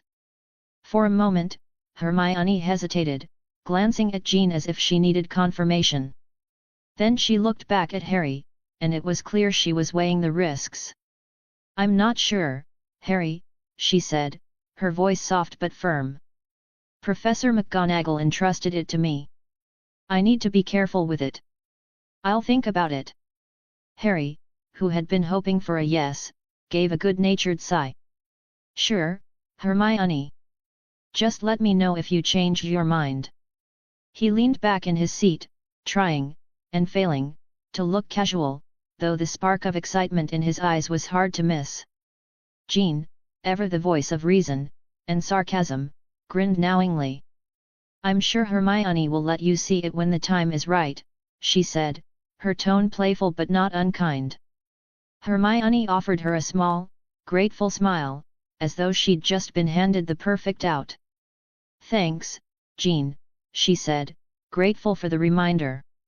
Her gaze lingered on the pendant for a moment longer before she tucked it back under her robe, as though making sure it was safe. Ron, still processing everything, looked from Hermione to Harry and then back to Hermione again. Right, so if you're careful with time and all that, he started slowly, what happens if you mess up? Do you explode or something? Like a massive time bomb? Jean snorted with laughter, shaking her head. Now that's a question I never thought I'd hear at Hogwarts. Hermione just smiled wryly. No explosions, Ron. But I'd rather not find out what happens if I did mess up. As the conversation flowed on, the time turner hovered between them like a cautionary tale, a shiny little reminder that not all magic was as simple as casting spells and brewing potions. In Hogwarts, time was a tricky thing to manage, and Hermione had been entrusted with a tool that could change everything. But as Jean had so thoughtfully pointed out, some things were better left untouched, no matter how tempting the curiosity. As the last crumbs of breakfast were swept away with exaggerated carelessness, the Great Hall erupted into its usual chaos. Students hustled through the aisles, bags slung over their shoulders, laughing and chatting like they had all the time in the world. Professor McGonagall, in full no-nonsense mode, marched up and down with a stack of timetables. Her eyes scanned the room with the precision of a hawk on a diet. Clearly, any attempt at mischief was doomed before it could even be conceived. "Here you go, Miss Granger," McGonagall said, thrusting the timetables at Hermione, who took them with an almost military precision and began handing them out with the grace of someone who'd mastered the art of distributing paper at a wizarding post office. "Thanks, Professor," Hermione called after her, though McGonagall was already moving on. Hermione looked down at her timetable, practically glowing with excitement. "Ancient runes first up. Looks like we're starting with something that actually requires a brain." Harry looked at his own timetable and grinned. "Ancient runes, hey? Great! We're going to be cracking codes like ancient treasure hunters. This day's looking pretty decent." Jean leaned in, her blue eyes practically sparkling. "I've been dying to get into that class. I can't wait to dive into the ancient scripts. It's like reading a secret history of the wizarding world." Hermione smiled at Jean's enthusiasm. "Exactly. There's so much history packed into those runes. It's like unearthing hidden secrets every time you decipher a symbol." Ron, however, looked like he'd just been handed a timetable full of cruel, unnatural punishments. "Divination first thing in the morning," he groaned, glaring at the paper like it had personally insulted him. "What was I thinking? I might as well have signed up for How to Be Confused and Disoriented for fun." Harry nudged him playfully with his elbow. "Well, it could be worse. Maybe the tea leaves will reveal the mystery of why you're always late to breakfast." Ron shot him a deadpan look. "Right. Tea leaves. That's definitely going to help me solve the eternal puzzle of my missing socks." He paused, as if considering the deep philosophical implications of mismatched socks. "I don't even own matching socks anymore." Harry burst out laughing. "Good point, mate. It's a tragedy, really." Jean, who had been quietly enjoying the banter, looked over at Harry with a quick, almost shy smile that made Harry's stomach do an awkward little flip. There was something in the air between them, something not quite acknowledged but definitely there. Jean didn't speak immediately, but the way her gaze lingered on him made it clear that there was a lot going on in her head, even if she wasn't sure how to process it all yet. Meanwhile, Hermione couldn't help but glance at Harry every so often. It was subtle, just a little flicker of something in her eyes whenever he laughed, whenever he smiled, but Hermione couldn't quite put her finger on it. Maybe it was the way he'd grown into himself over the summer, taller, more confident, or maybe it was something else entirely. Whatever it was, it made her heart do a strange little dance every time their eyes met. And she wasn't quite sure if she was ready to deal with that yet. Hermione cleared her throat and looked at her friends. "All right, ancient runes, then. This should be an enlightening start to the day." She sounded like she was talking about something exciting, like finding treasure in a dusty old attic. But with Hermione, everything was exciting if it involved books and learning. Ron groaned. "Ancient runes, yeah. Sure, Hermione. I'm just hoping it's not as boring as it sounds." Jean gave Ron an encouraging smile. "Trust me, Ron. It'll be amazing. You might even find yourself decoding spells you didn't know existed." Ron wasn't convinced, but he gave her a half-hearted shrug. "Yeah, okay. Maybe. But I'm not exactly looking forward to deciphering a bunch of squiggly lines that could be a recipe for wizard stew or a hex to turn me into a frog. With that, they all stood up, ready to leave the great hall. The morning had only just begun, and yet there was a certain air of tension and unspoken something hovering between Harry and Jean, between Hermione and Harry. All those little moments that went unnoticed by most, but not by them. As they walked out of the hall, Harry could feel that familiar sense of anticipation settling in. There were mysteries waiting to be solved in those runes, and mysteries waiting to be solved in his own life. He wasn't sure which one was more complicated. But one thing was for sure: his first class of the day was going to be way more interesting than he'd ever imagined. Chapter 27, Chapter 26. The Great Hall was a familiar cacophony of clattering trays, jumbled chatter, and the occasional owl swooping down to drop off a letter, or, in Ron's case, a dead frog or two. As Harry was digging into his scrambled eggs, which, like most things at Hogwarts, managed to be somehow both delicious and mystifying, he saw Susan Bones and Hannah Abbott approaching their table. Susan's smile was big enough to light up a room, and Harry felt his own face crack into a grin. "Mind if we join you on the way to ancient runes?" Susan asked, pulling up a chair and setting her bag down with a thud. Her eyes sparkled with curiosity, like she was always just a little bit excited about everything, including getting to class. "Not at all," Hermione said, her voice full of enthusiasm as she motioned to the empty seats. "The more, the merrier." Hannah slid into the seat next to Hermione with a small but genuine smile. "Hope you're all ready for a fun hour of interpreting squiggly symbols," she said. "Because that's pretty much what ancient runes always feels like." "Oh, it's more than that," Hermione said with that confident glint in her eye, the one that had, on more than one occasion, made Harry wonder how she always seemed to know everything before anyone else did. "There's so much to learn about the history behind each rune. The power they hold, the ancient cultures that used them, it's fascinating." Ron, who'd been shoveling down his breakfast like he hadn't seen food in weeks, barely looked up as he scraped the last of his toast from his plate. "And how many ways can you get a headache with runes?" "I'll stick with Trelawney's class, thanks." He shot Harry a look. "Good luck with your squiggles." Harry raised an eyebrow. "Oh, I'm sure you'll be fine, Ron. Maybe the crystal ball will predict you'll sleep through the whole thing again." Ron shot Harry a half-hearted glare. "At least my crystal ball doesn't try to eat my soul." "Good luck, Ron," Harry called after him, waving a fork in exaggerated enthusiasm. With that, the group began their walk to the Ancient Runes classroom, a journey that, at Hogwarts, always felt more like navigating a maze than just heading to a class. People were darting in every direction, dodging first years trying to figure out where they were going, a random Gryffindor shouting that they had forgotten their broomstick, and the occasional enchanted suit of armor clanking down the corridor like it had somewhere important to be. "So," Hermione began, her voice practically vibrating with excitement, "I've been thinking a lot about today's lecture. Professor Babbling's supposed to be incredible, like, the kind of teacher who can make runes feel like real magic.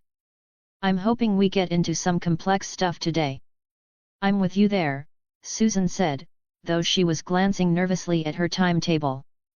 "I heard we're diving right into some advanced symbols. I'm honestly a bit nervous." "Advanced symbols?" Hannah asked, raising an eyebrow. "Are we talking about the type that'll make your head spin? Because if so, I think I'm in trouble."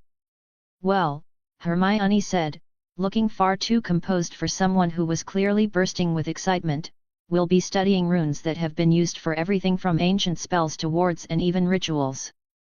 I've been reading ahead, and some of these runes are seriously powerful." Harry, who had been quietly listening to the conversation and admiring Hermione's ability to sound both terrifyingly competent and charmingly enthusiastic at the same time, decided to change the subject. He wanted to bring up something that had been on his mind for a while. "Actually," Harry started, his tone shifting from light-hearted to more serious, "Jean, Susan, and I've been working on something we want to talk to you about. We're trying to make a trinket for our friend Rogue, and we thought you might be able to help."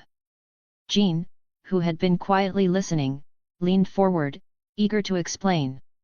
"Yeah, Rogue's one of our friends from Xavier's Institute. She's well, to put it simply, her mutation is that she can't touch anyone without absorbing their abilities. Or their life force if she's not careful. It's kind of like being a human battery, but a really dangerous one." Hermione's brow furrowed in concern. "That sounds terrifying. I can't even imagine how difficult that must be for her." "Exactly," Harry said, his voice steady but tinged with worry. "She can't really control it, so we're trying to help. We were thinking of using runes to create something that could either regulate or suppress her powers when she needs it. That's where we thought maybe you could lend us your expertise." Hermione's face lit up with a mix of determination and excitement, as if someone had just handed her a challenge she was definitely going to conquer. "That sounds amazing, Harry. We could find runes that are used to bind or even suppress magical abilities. It might be a long shot, but it's definitely worth trying." Hannah's face brightened too, and she added, "That's such a brilliant idea. I'd love to help. I think we can come up with something that could really work." Susan nodded eagerly. "It sounds like it could make a huge difference for her. I'd be glad to pitch in." Jean flashed them a smile, her usually cool demeanor turning warmer.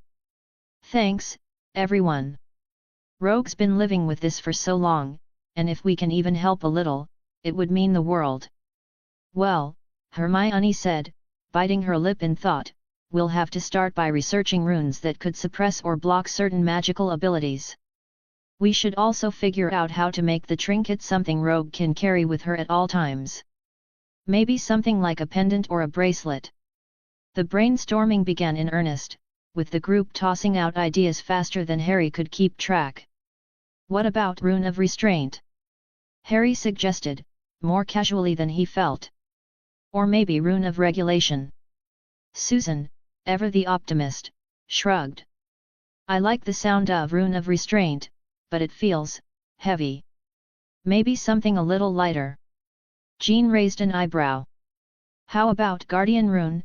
she suggested, her voice soft but confident. "It could symbolize the protection it provides Rogue." Hannah seemed to like that. "I love that. It's got a nice ring to it. Guardian Rune it is.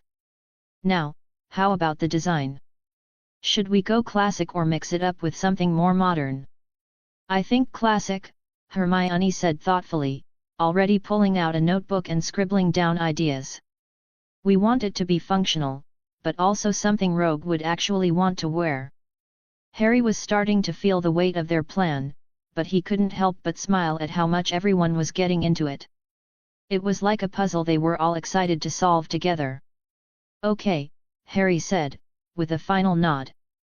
"Let's make this happen. We've got a mission." As Harry, Hermione, Jean, Susan, and Hannah entered the Ancient Runes classroom, it looked like the aftermath of a magical tornado had struck, desks piled high with runestones, parchment, and quills, while a few too many students looked like they'd been awake for approximately 5 minutes.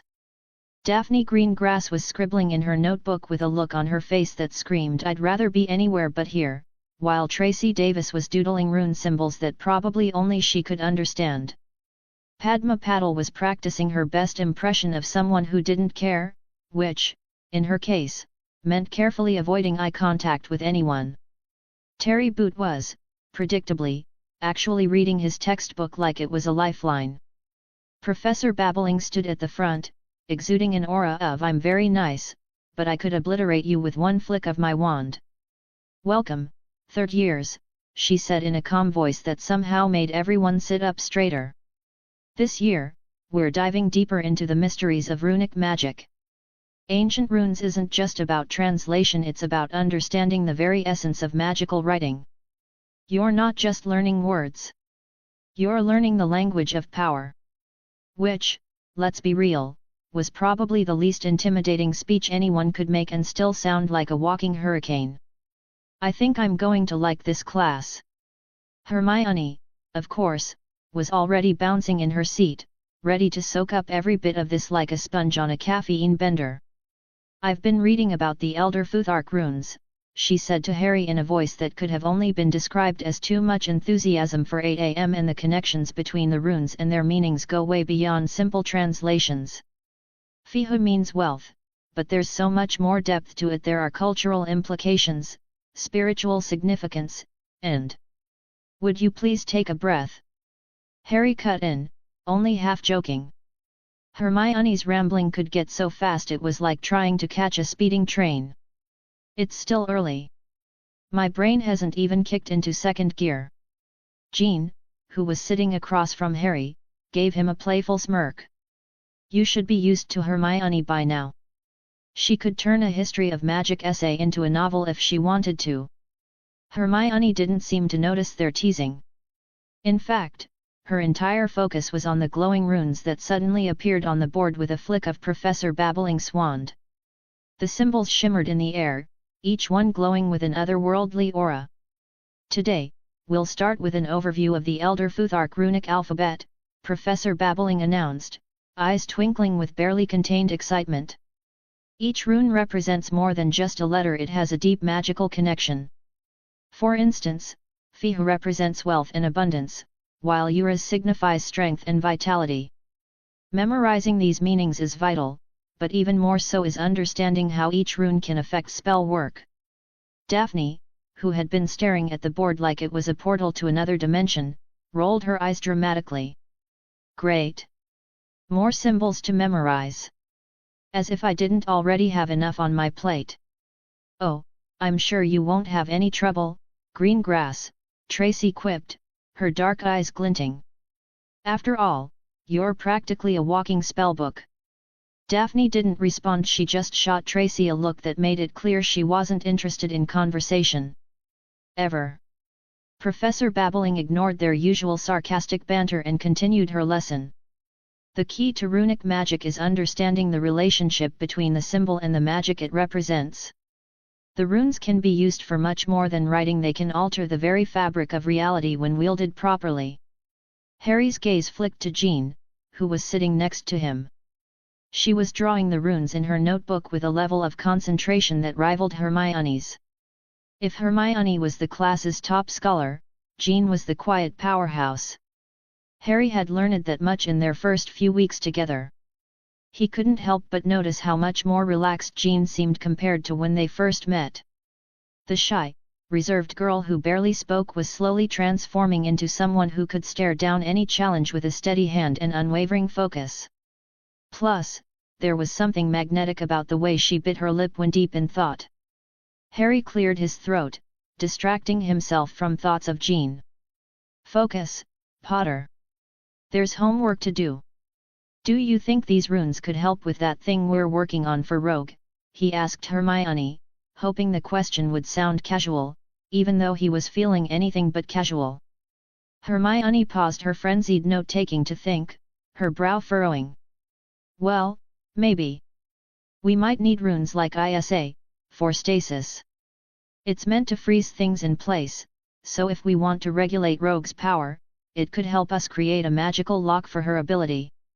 "I like it," Jean said, her eyes lighting up. "What if we added something to help her control the power? Like, a rune for Kanaz, the flame rune? It represents knowledge and enlightenment, but it also signifies a guiding light.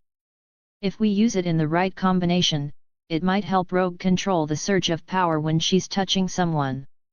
Susan, who had been quietly listening, jumped in with a thoughtful expression. "Maybe we should use Jera, it represents cycles, like the turning of seasons. Rogue's power is kind of like that, right? A constant cycle of loss and regrowth. We could tie that into the trinket somehow." Harry felt a burst of gratitude. With all of them working together, he knew they had a shot at finding something that could help Rogue. The girl's life was like walking a tightrope between power and danger, and if they could help her even a little, it would make everything worth it. "I like all these ideas," Harry said, a small smile creeping onto his face. "We've got something really good brewing here." Nearby, Padma and Terry were arguing over the feasibility of using runic magic in modern spell work, while Blaze Zabanai, who'd apparently decided he was too cool for this class, was doodling a perfectly accurate rune on his parchment without even looking at the board. Typical. By the end of the lesson, everyone was feeling a little dazed but excited. The possibilities seemed endless, and the air in the room practically crackled with potential. Professor Babbling gave them their first assignment: write a short essay on the historical significance of a rune of your choice. It will help you better understand its magical properties. As the class shuffled out, Harry found himself walking next to Hermione, Jean, Susan, and Hannah, all of them buzzing with ideas for their project.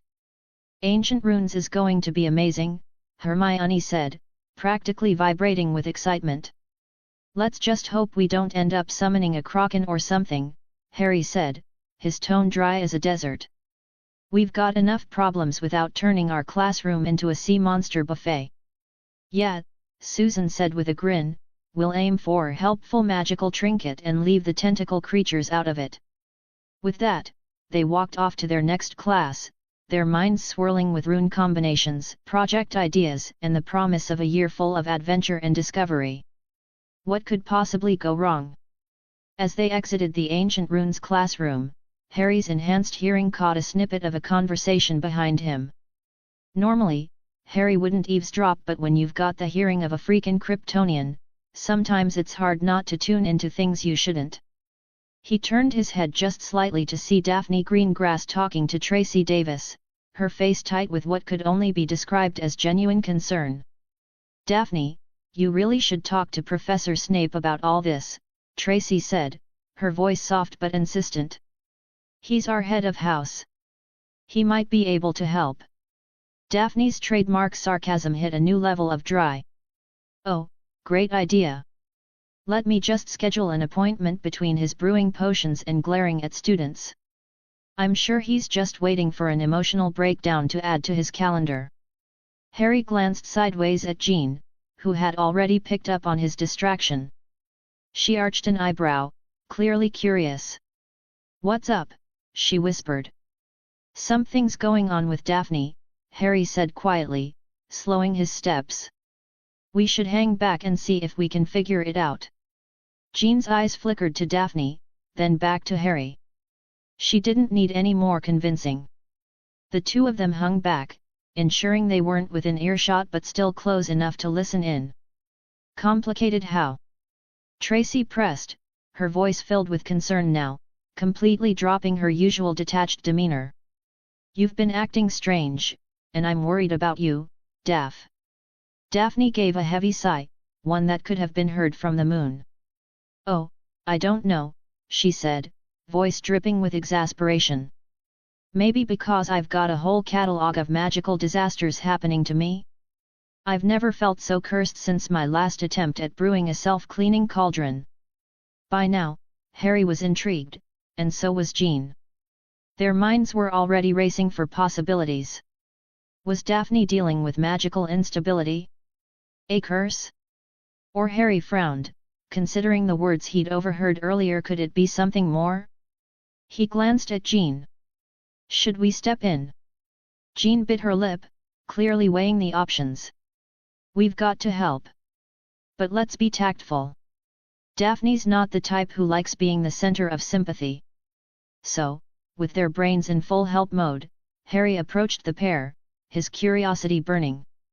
Hey, Daphne, Tracy, he started, trying to sound casual but not succeeding. I couldn't help but overhear. You good, Daphne?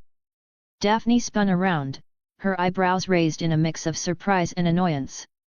Potter, she said dryly, well, this is an unexpected audience for my personal meltdown. What, you've got a front row seat to the disaster show? Jean stepped up beside Harry, giving Daphne a warm, understanding smile. We overheard, and we just wanted to make sure you're all right. We can help. Susan, who had been hanging back with Hannah, stepped forward too, her face open and sincere. We all know what it's like to deal with something weird and magical. You're not alone, Daphne. Daphne's eyes flickered from one face to another, her defenses momentarily lowered. The sarcasm remained, but it was softer now, less of an armor and more of a reflex. Well, this is new. Since when did Potter and his band of merry misfits get so compassionate? What's the deal, Potter? You feeling all right? I think, Harry started slowly, that you might be dealing with something similar to what happened to some of us. Like me. And Jean. Daphne gave him a skeptical look, raising an eyebrow. Okay, now you've officially lost me. This sounds like some heroic origin story. Jean chuckled, stepping in. Well, in a way, it is. It's called the X gene, and it's the source of some interesting abilities. They're not always predictable, and they can be pretty intense. Daphne's confusion morphed into a mix of wariness and curiosity. So you're saying I've got some mutant thing going on? Great. Is this the part where I start randomly throwing fireballs and sprouting claws? Susan, clearly not wanting to make light of the situation, smiled reassuringly. It's not always that dramatic.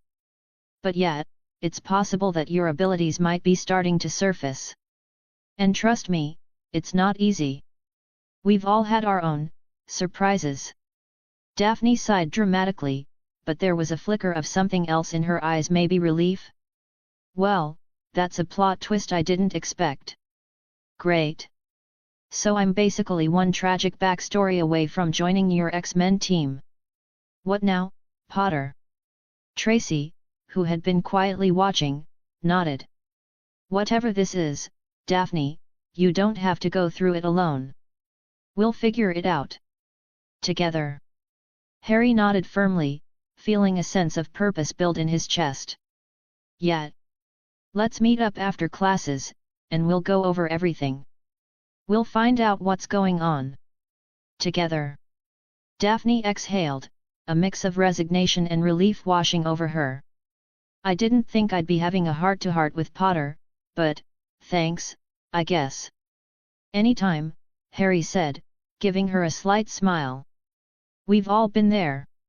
As they rejoined the rest of their group, Harry felt a shift in the air. This wasn't just about their mission with Rogue anymore. Now, they had to figure out how to help Daphne control whatever was happening to her, and that meant sticking together through whatever came next. With a final nod to Daphne and Tracy, the group continued on, feeling more united than ever. They were ready for whatever the next challenge threw at them. After all, they had runes to learn, mutant genes to untangle, and a rogue to save. No big deal, right? I think this year's going to be interesting, Hermione said with a knowing smile, the excitement already building. You can say that again, Harry muttered, his mind spinning with everything they'd just uncovered. But, hey, at least they had each other. That counted for a lot. As the class filed out of the divination tower, there was a definite buzz in the air. Professor Trelawney had done it again, her latest prophecy leaving everyone with more questions than answers. Ron, looking like he'd just survived an exam on a bad day, sidled up to Neville, who was desperately trying to contain the chaos that was his bag, which looked like it had been mauled by a hippogriff. Can you believe her? Ron asked, shaking his head and throwing a casual arm over Neville's shoulder.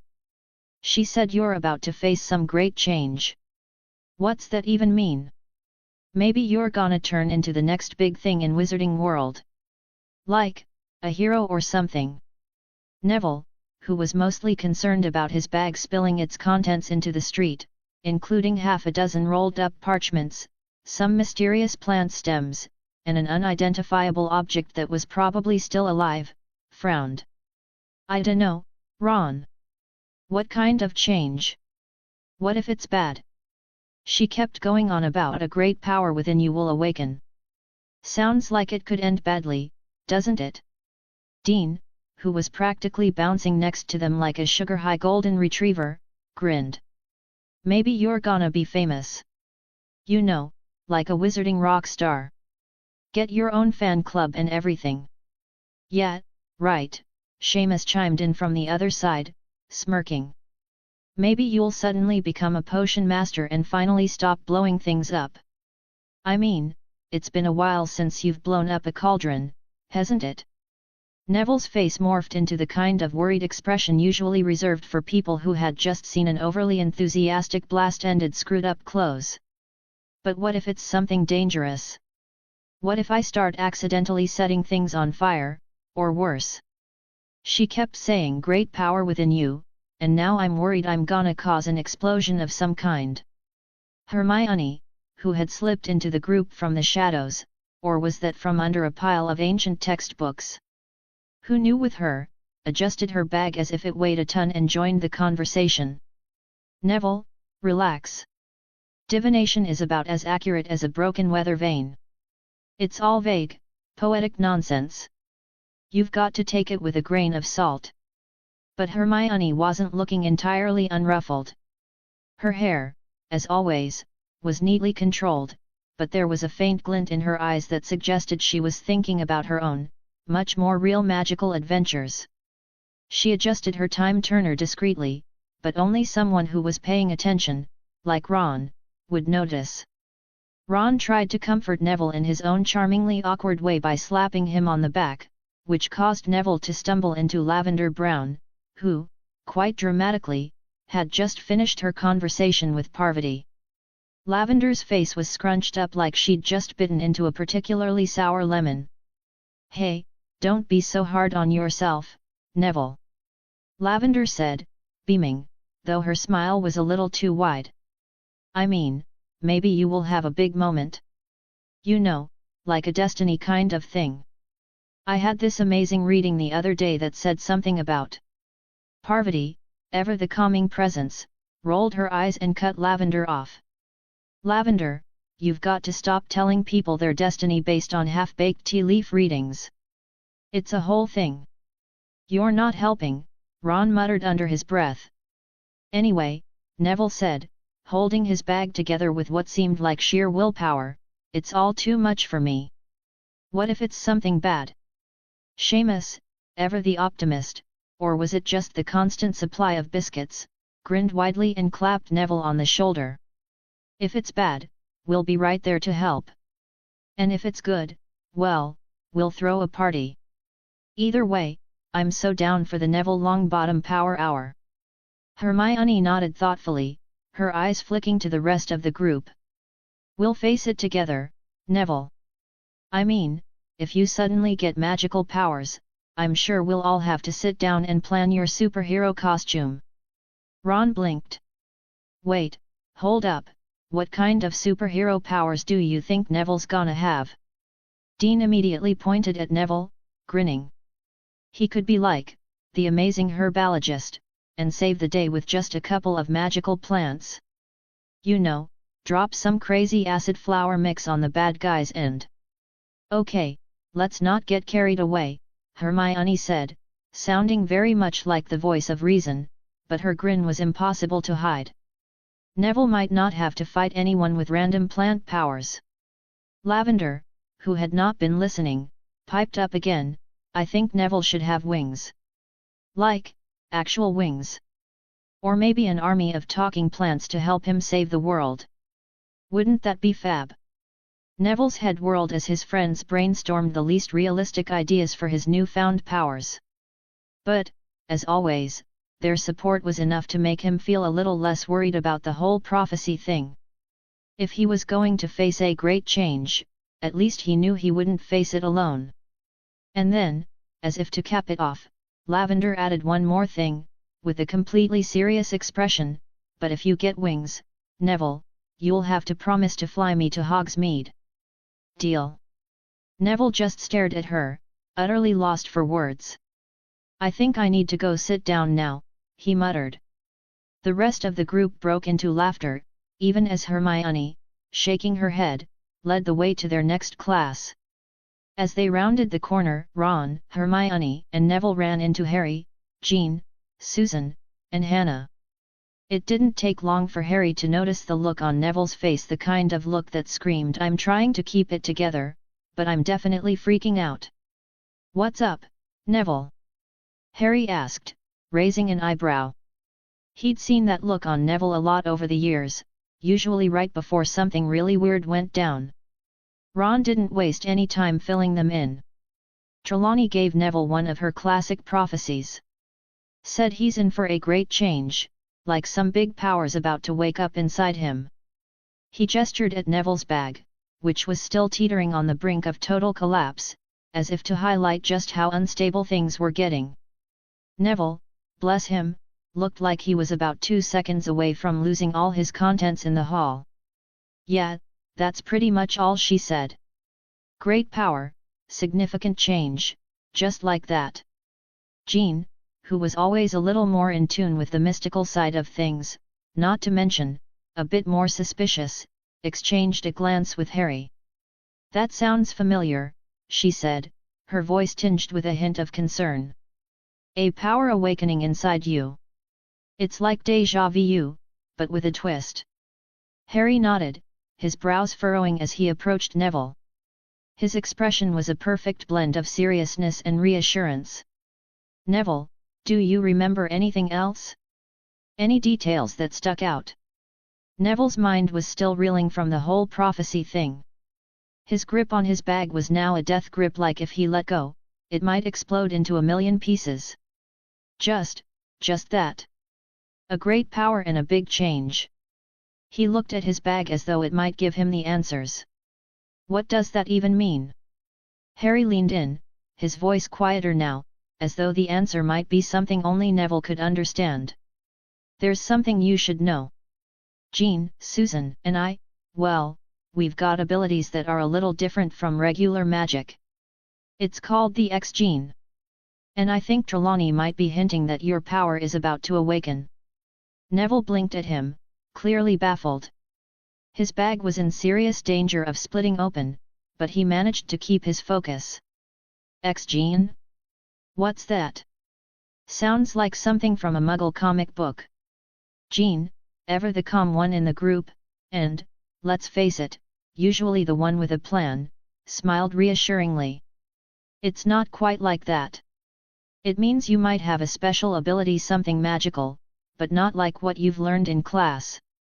It can be overwhelming at first, but don't worry, we've been through it. You're not alone in this.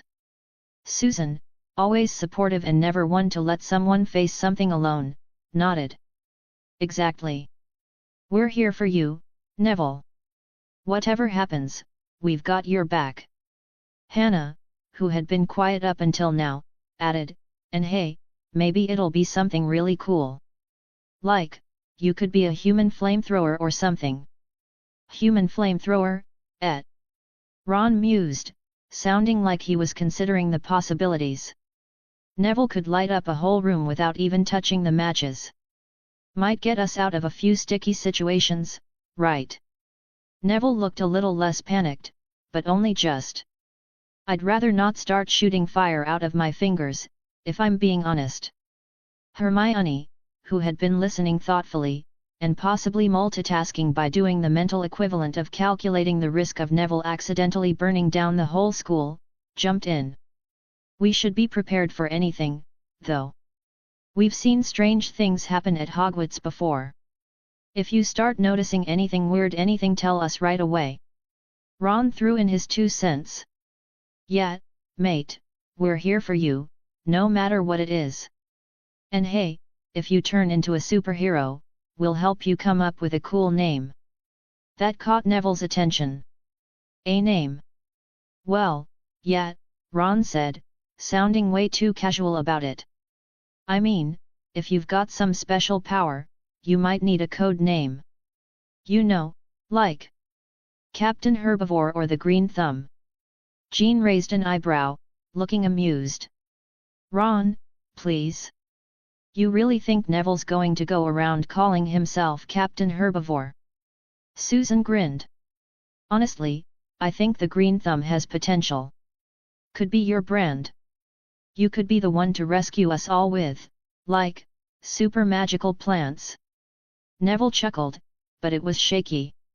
I don't think I'll be saving anyone with plants. Okay, Ron said, waving his hand dramatically. How about the power of Neville? Short, sweet, to the point. Hannah, ever the sarcastic one in the group, though she hid it behind her gentle smile, tossed out, "How about Mighty Longbottom? Sounds heroic enough." Hermione rolled her eyes. "We should probably stick with something that doesn't sound like it belongs in a children's book." Jean, always the one to ground them when they went a little too far with ideas, said with a smile, "Let's focus on what's really important, Neville, we're with you, no matter what happens. If something weird does start happening, like you accidentally set your broom on fire during Quidditch, just remember, we've got your back." Neville managed a shaky smile. It wasn't much, but it was enough to show that maybe, just maybe, he could get through whatever this prophecy was going to throw his way. "Thanks, everyone," he said, still gripping his bag for dear life. "I guess we'll just have to see what happens, won't we?" The group exchanged glances, their faces a mix of uncertainty and determination. There was no telling what kind of change Trelawney's cryptic prophecy was leading to, but whatever it was, they knew Neville wouldn't be facing it alone. "All right, gang," Ron said, breaking the tension with a wide grin.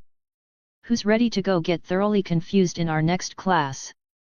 With that, the group walked off toward their next class, Neville feeling a little more at ease knowing he had friends like them by his side. After all, Hogwarts wasn't exactly known for making things easy. But with this crew? Well, maybe they had a shot at handling whatever weird was about to happen. Chapter 28, Chapter 27. The path leading to Hagrid's hut was buzzing with the usual Hogwarts energy, excitement, nervous whispers, and at least one person already regretting their choice of footwear, Ron, who had stepped in something suspiciously squishy. "I swear, if Hagrid's got another three-headed whatever for us to meet, I'm faking a stomachache," Ron muttered, kicking his shoe against a rock in a futile attempt to clean it. Hermione sighed, adjusting the strap of her bag. "Oh, honestly, Ron, Hagrid knows what he's doing." Ron snorted. "Yeah? Tell that to my nerves. Or better yet, to the scars I still have from Norbert." Harry, walking alongside Jean, Susan, and Neville, chuckled. "Relax, Ron. Hagrid wouldn't put us in danger. At least, not on purpose." Jean smirked. "And that's what makes it fun, right?" She nudged him playfully, her long red hair catching the sunlight. Susan, ever the voice of balance, chimed in. "I just hope it's something cute this time. Or at least something that doesn't breathe fire. Or have too many teeth," Neville added with a shudder. Ahead of them, Malfoy, Crabbe, Goyle, and Pansy Parkinson strolled with all the confidence of people who had never needed to be humble a day in their lives. "Oh, look, it's the Golden Boy and his merry band of weirdos," Malfoy drawled, smirking. Excited to see whatever monstrosity the fat oaf stretched up from the depths of his questionable taste. Ron tensed immediately. "Shove off, Malfoy." Pansy giggled, tossing her hair. "Oh, Ronald, you're adorable when you try to sound tough." Jean, ever the queen of casual menace, tilted her head and said sweetly, "Parkinson, you know what's even more adorable? You, pretending you have a personality beyond whatever Malfoy tells you to have." Harry had to bite back a grin as Pansy's face darkened. Before things could escalate into hexes and bruised egos, Hagrid's unmistakable booming voice rang out. "All right, settle down, ya lot. We got a real treat for ya today." They all turned to see Hagrid waving enthusiastically from the edge of the Forbidden Forest, his massive form nearly blocking the view of whatever creature he'd brought for them. Susan squinted. "So, on a scale of harmless fluffball to probably illegal, where do we think today's lesson falls? Given that it's Hagrid." Hermione sighed. "I'd say somewhere between mildly life-threatening and we'll need a hospital wing visit by lunch. The Monster Book of Chaos." "All right, first things first," Hagrid said, his enormous hands clapping together like thunder. "Open your books to page 24. A collective groan swept through the class as they all hesitated, staring down at their monster books of monsters. Draco held his up, the book still tightly bound with a belt. "And how exactly are we supposed to do that without losing a hand?" he drawled, smirking. Hagrid's ears turned pink. Well, ya just gotta." "I got this," Harry said, stepping forward before Hagrid got too flustered. He reached down and gently stroked the spine of his book. Instantly, it shuddered, then settled, flipping open with all the docility of a well-trained pet. The class collectively gaped. Jean whistled. Well. Looks like someone has the magic touch." Ron, still eyeing his book like it might bite his face off, which, to be fair, was a real possibility, tried Harry's technique. To his relief, the book shuddered but opened without trying to eat him. "Blimey," Ron muttered. "I thought I was gonna have to fight it for dominance." Hannah, cautiously stroking her book's spine, looked up with wide eyes. "I don't know whether this is adorable or terrifying." Neville, meanwhile, hesitated.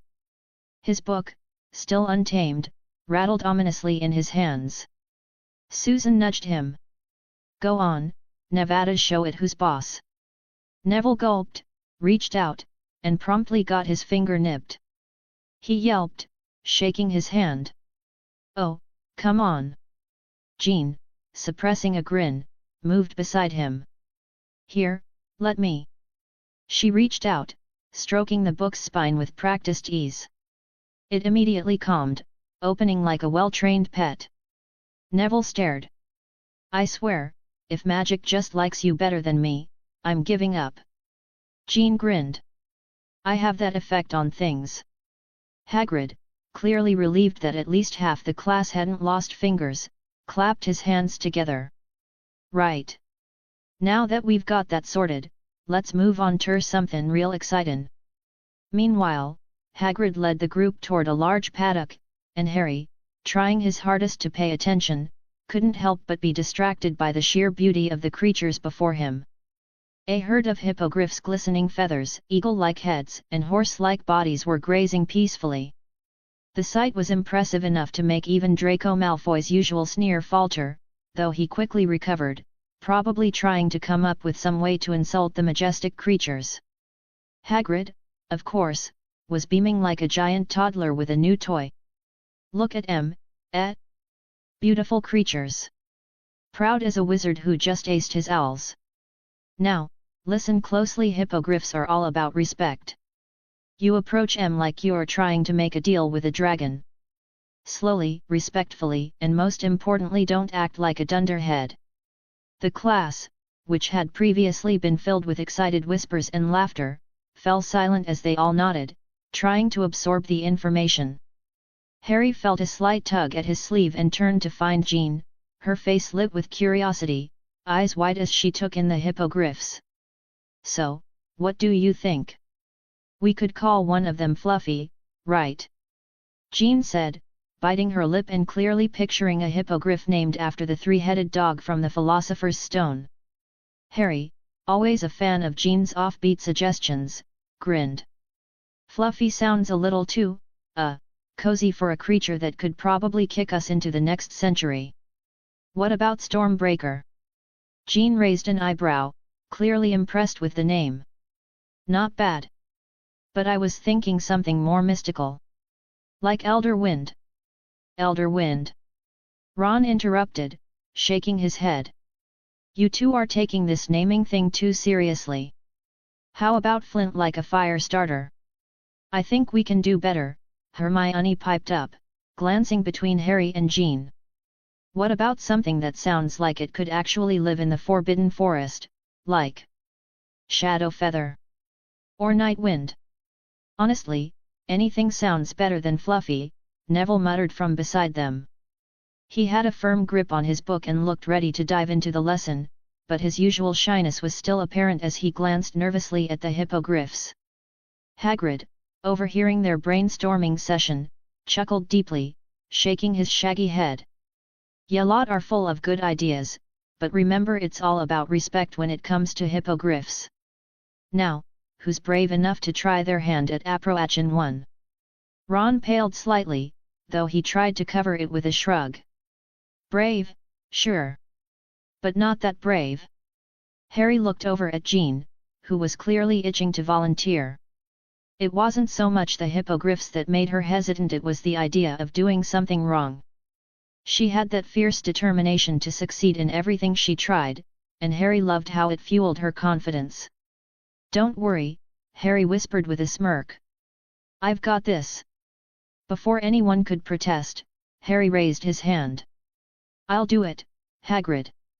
Hagrid's face lit up with pride, his eyes twinkling as he slapped Harry on the back so hard it nearly knocked the wind out of him. That's the spirit. Go on, then, Harry. Show 'em how it's done. With all eyes on him, Harry stepped forward, the hippogriff's sharp eyes locking onto him. He felt a bead of sweat trickle down his neck as he approached Buckbeak, the largest of the group. Buckbeak's feathers were sleek and shimmering under the sunlight, and its eagle eyes scanned Harry with the cold precision of a bird of prey. Remembering Hagrid's instructions, Harry slowly bent his knee, bowing to the majestic creature. For a heart-stopping moment, Buckbeak didn't move. Then, with surprising gentleness, it dipped its head in acknowledgement. I'll be honest, Harry muttered under his breath to no one in particular. That was a lot more terrifying than I thought it'd be. Buckbeak's a creature of honor, Hermione said, her voice calm. Just like the legend. If you show respect, it'll respond the same way. Encouraged by the quiet approval from his friends, Harry took a deep breath and carefully approached, stretching out his hand to stroke the hippogriff's feathery mane. To his relief, Buckbeak let out a low, rumbling noise almost like a purr before nudging his hand gently with its beak. Well done, Harry. Hagrid boomed, causing several nearby students to flinch. You've got away with creatures, just like your mum. Harry grinned widely at the praise. It was exactly what he needed to hear. Even better, he could feel the sense of accomplishment rising within him. He glanced over at Jean, who flashed him an encouraging smile, her eyes sparkling like they always did when she was impressed. Then, before Harry knew what was happening, Hagrid grabbed him by the shoulders and hoisted him up onto Buckbeak's back, effortlessly lifting him like he was a rag doll. Here you go, Harry. Buckbeak's ready for a little flight. I didn't sign up for this part. Harry gasped, clutching onto Buckbeak's mane as it shuffled into position. What if I fall? Nah, don't worry, Hagrid said, practically beaming with pride. Just hold on tight. Buckbeak's got a good sense o' balance. Ain't no fallin'.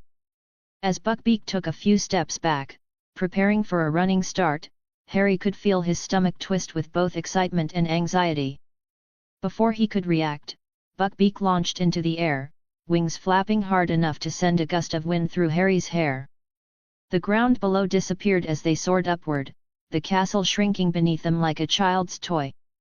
Harry's heart raced, his breath catching in his throat, but he couldn't wipe the grin off his face.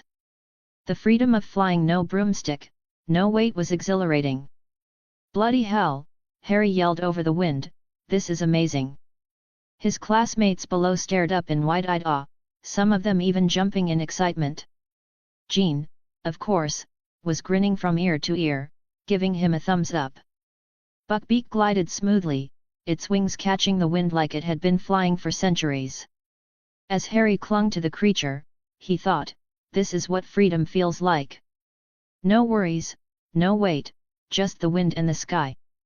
They soared higher and higher, until Hogwarts seemed like a distant memory.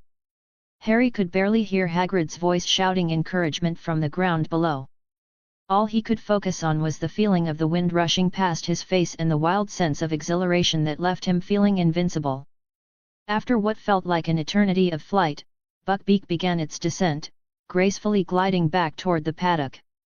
As the ground neared, Harry reluctantly loosened his grip, but he couldn't stop grinning. The flight was everything Harry had hoped for and more. Buckbeak landed with a grace that defied the creature's massive wingspan, touching down so softly that it felt like they were sinking into a cloud. Harry's legs wobbled like he'd just had a double shot of fire whiskey, although he hadn't, of course, because Hagrid would definitely not approve. He barely managed to stick the landing, but hey, no one saw that part. Buckbeak, on the other hand, strutted around like the majestic creature he was, giving Harry a look that said, "I know I'm awesome, but I'll let you enjoy this moment of glory." "Thanks, Buckbeak," Harry said, his voice low and full of admiration, patting the hippogriff's sleek feathers. He could feel that familiar buzz, the one that came whenever he made a connection with a magical creature, like a jolt of electricity had run through him, except in a good way, like he'd had one too many pumpkin pasties, or like his body had decided it wanted to absorb Buckbeak's cool flying powers. Which, now that he thought about it, probably was what was happening. Harry had learned to recognize the signs, the little spark of energy that ran up his arm, the sense that his body was suddenly more attuned to the creature's grace and strength. "I should get used to this," Harry muttered, rubbing his hands together. He could feel it, that slight shift in his muscles, the power. It was weirdly exhilarating, and yet, so natural now. Like he was becoming one with the creature, absorbing its essence. But it was also Buckbeak's essence, so, no big deal. Just another day in the life of the magical mutant with a bad case of not being able to shut up. Harry looked up to see his friends watching him, their eyes wide like they had just witnessed something epic, which, honestly, they had. Jean's expression was particularly unreadable, a mix of awe and curiosity. And maybe a bit of something else? "Nice one, Harry!" Ron shouted, clapping Harry on the back a little too hard, causing him to stumble. "That was insane. You just went flying on a hippogriff, mate. I'm not even sure how that works, but it's brilliant. Yeah, you're gonna have to write that down in your coolest thing ever list," Hermione added, her tone more cautious but still tinged with admiration. She was biting her lip, looking as if she was running the numbers in her head, calculating the risks. Hermione Granger, always prepared for every possible outcome. "But seriously, Harry, be careful. Hippogriffs are temperamental. I mean, they've been known to." Yeah, Harry interrupted, waving her off with a grin. "But this one likes me." He patted Buckbeak's feathers again for emphasis. Hagrid, who had been standing to the side with an enormous grin plastered across his face, chuckled, clearly pleased with the result. "Ya did well, Harry.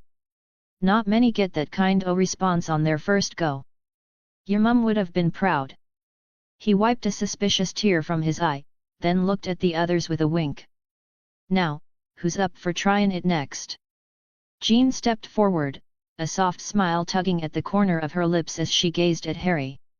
"You were really brave," she said, and there was something in her voice genuine, sincere, and a little warm, like the sun breaking through clouds after a storm. It made Harry's chest tighten in a way he couldn't explain. Thanks," Harry said, trying to sound casual, but the words tumbled out too quickly, his face lighting up as if he'd just seen a fireworks show in his honor. "It was nothing, really. Just, flying on a giant bird." "Nothing." Ron practically exploded, waving his hands like Harry had just downplayed something equivalent to winning the Triwizard Tournament. "That was everything, mate. You're officially the coolest person I know." He glanced around, as if checking for backup. "No offense, but this is a serious upgrade from last year when you just survived the basilisk." "I don't know, Ron," Hermione said thoughtfully, giving Harry an approving look. "That basilisk was pretty impressive." "Yeah, but this..." Ron shot a thumbs up at Harry, who was still trying to suppress a laugh. "You were riding a hippogriff. That's gotta be worth more points than barely surviving a monster." Jean smiled at Harry again, this time a little more knowingly, her eyes flicking toward Ron, then back to him. Harry swore he could feel the air between them crackling. He cleared his throat and quickly turned to face Hagrid, just to focus on something else. Hagrid, clearly not missing the moment between Harry and Jean, grinned. "All right, then, let's move on. I reckon we've all had enough of Buckbeak for today except for yet, Harry." He gave Harry an affectionate slap on the back, nearly sending him flying. "You've got the touch, lad." Harry managed a sheepish grin, still feeling like the world was spinning from the adrenaline. But then again, maybe it wasn't just the adrenaline. Maybe it was something else entirely. Jean gave him one last look, her eyes still warm, and Harry couldn't help but feel a little like he was floating. It was like being on a broomstick again, flying high above everything, with the world spread out below him, full of possibilities and new beginnings. The class was buzzing with excitement like a bunch of beaters who'd just hit the bludger out of the park. After seeing Harry's success, it was like a group confidence boost had been passed around the paddock, except it wasn't a potion, just a good dose of "maybe I won't fall off my hippogriff today." Students were getting all brave, bowing to their respective creatures, waiting for the magical nod of approval. Enter Draco Malfoy, stage right. If you ever wanted to see someone try and fail to pull off cool without even a hint of irony, Draco was your guy.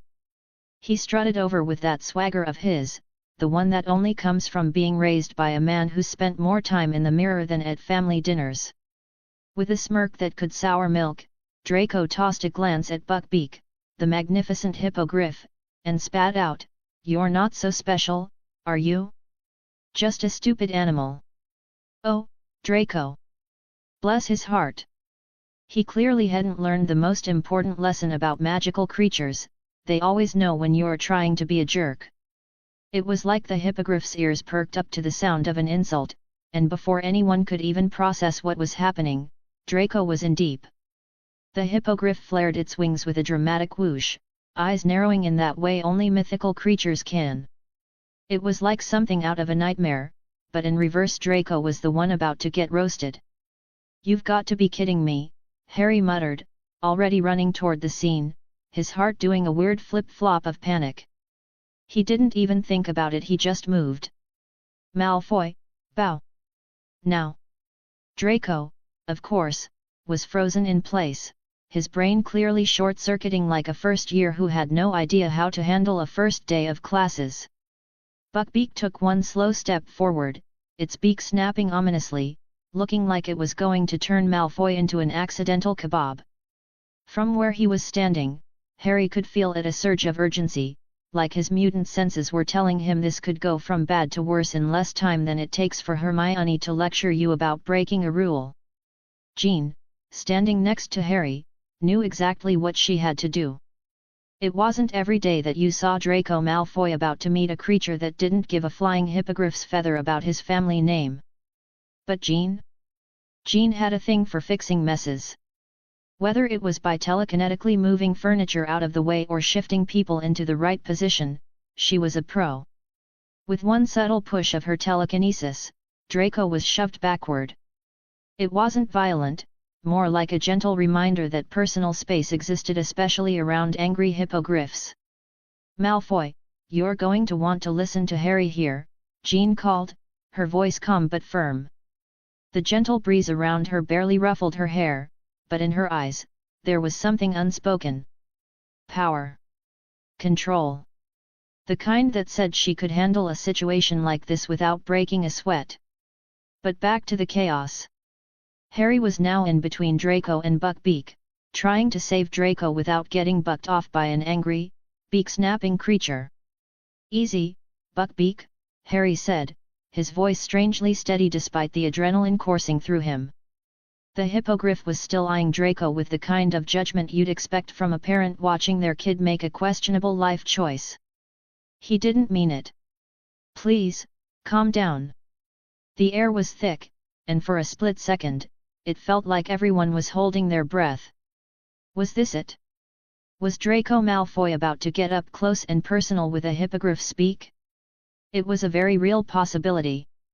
Then, just when it felt like things were going to take a turn for the worse, Jean did that thing she did. The thing that made her seem like she was always 10 steps ahead of everyone else. She sent calming thoughts to Buckbeak, letting her telepathic connection with the creature flow like a gentle river, whispering, "Peace, Buckbeak. We mean no harm." For a moment, the hippogriff's wings drooped. Its eyes softened.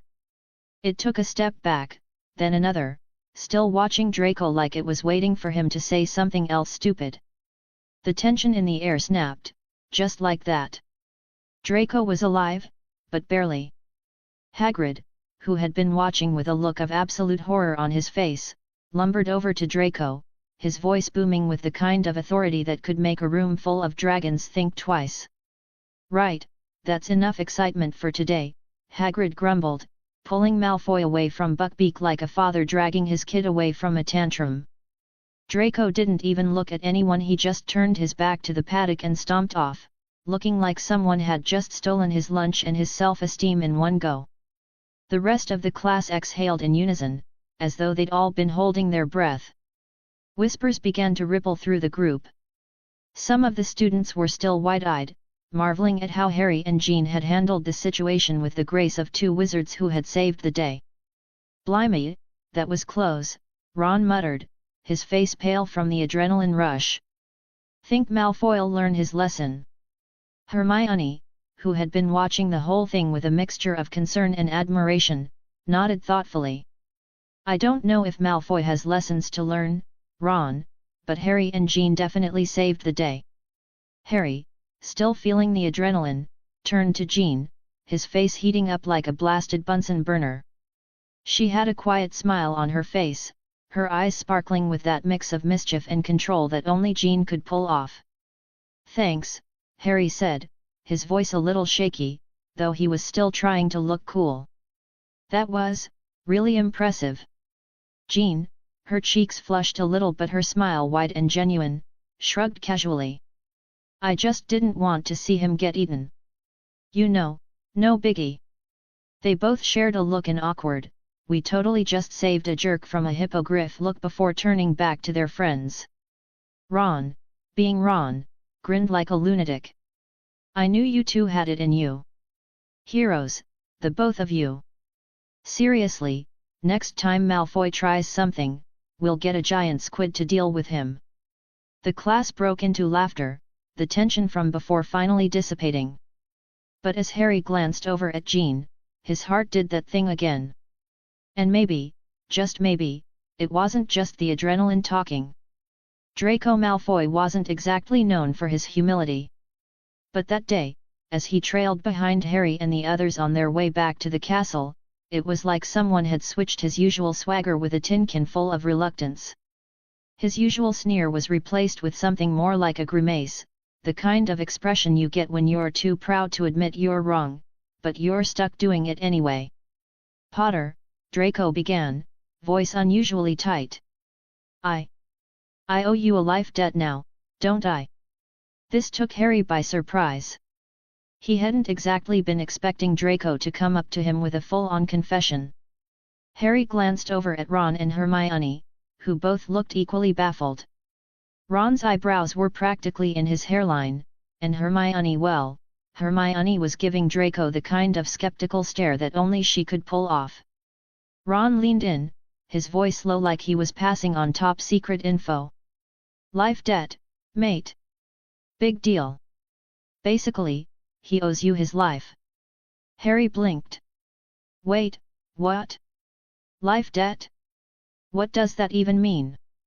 Because, let's face it, Harry's knowledge of wizarding customs was still roughly the size of a sneeze, and life debt sounded like something straight out of a history book he'd never read.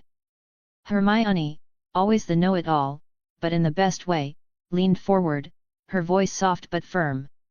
"It's magical, Harry. If someone saves your life, you owe them a magical debt. It's binding." She sounded like she had just explained how to cast a levitation charm, like she wasn't explaining life or death stuff to her best friend. Draco seemed to be struggling with the concept too, his face scrunching up like someone had just handed him a steaming plate of pumpkin pasties. "I can't just owe you forever," he muttered, looking between Harry and the others, clearly trying to wrangle his pride into something more manageable. "What do you want, Potter? I'll do it, but it has to be something fair, right? Before Harry could respond, because, honestly, what do you ask for in a situation like this? A broomstick? A lifetime supply of Bertie Bott's every flavor beans, Hermione piped up again, her voice all calm logic. Draco, it's not something you can just repay. Well, it's a debt that doesn't work like that. Draco didn't like the sound of that. His eyebrows shot up, and he looked like he was about to argue. But then, like someone had just slapped him with a boggart, he sighed deeply and practically mumbled, "Fine. What do you want from me, Potter?" Harry rubbed the back of his neck, the kind of gesture he usually reserved for awkward situations or when he had to figure out how to stop an out-of-control firebolt from spiraling into the Forbidden Forest. This felt like both. "Actually, there is something," he said, trying to sound casual but probably failing. Draco's eyes narrowed, and he looked like he might make a sarcastic comment about Harry's epic life wisdom, but instead, he just crossed his arms, waiting for the bombshell. "What is it?" he asked, "all business now." "I want you to free Dobby," Harry said, as if it were the most normal request in the world. There was a long pause. "Who?"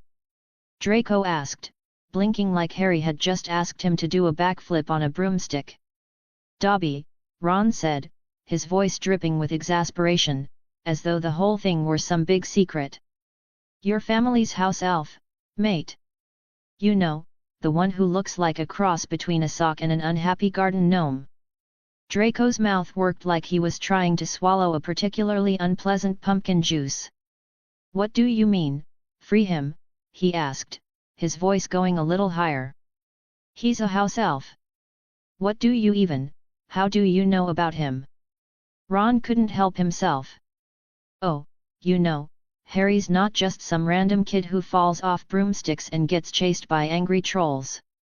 He keeps an eye on things, mate." Draco turned a shade of red so deep that it almost looked like he was trying to start a new trend in fashion. His mouth opened and closed like a fish gasping for air. Then, with an almost comical roll of his eyes, he said, "Fine. Whatever." And just like that, Draco Malfoy, heir to the Malfoy fortune, Hogwarts resident troublemaker, walked over to a nearby tree, cleared his throat, and bellowed, "Dobby," like he was calling for a dog to fetch his broom. The house elf popped into existence with a crack that nearly gave Harry a heart attack, standing there in all his big-eyed, bat-eared glory.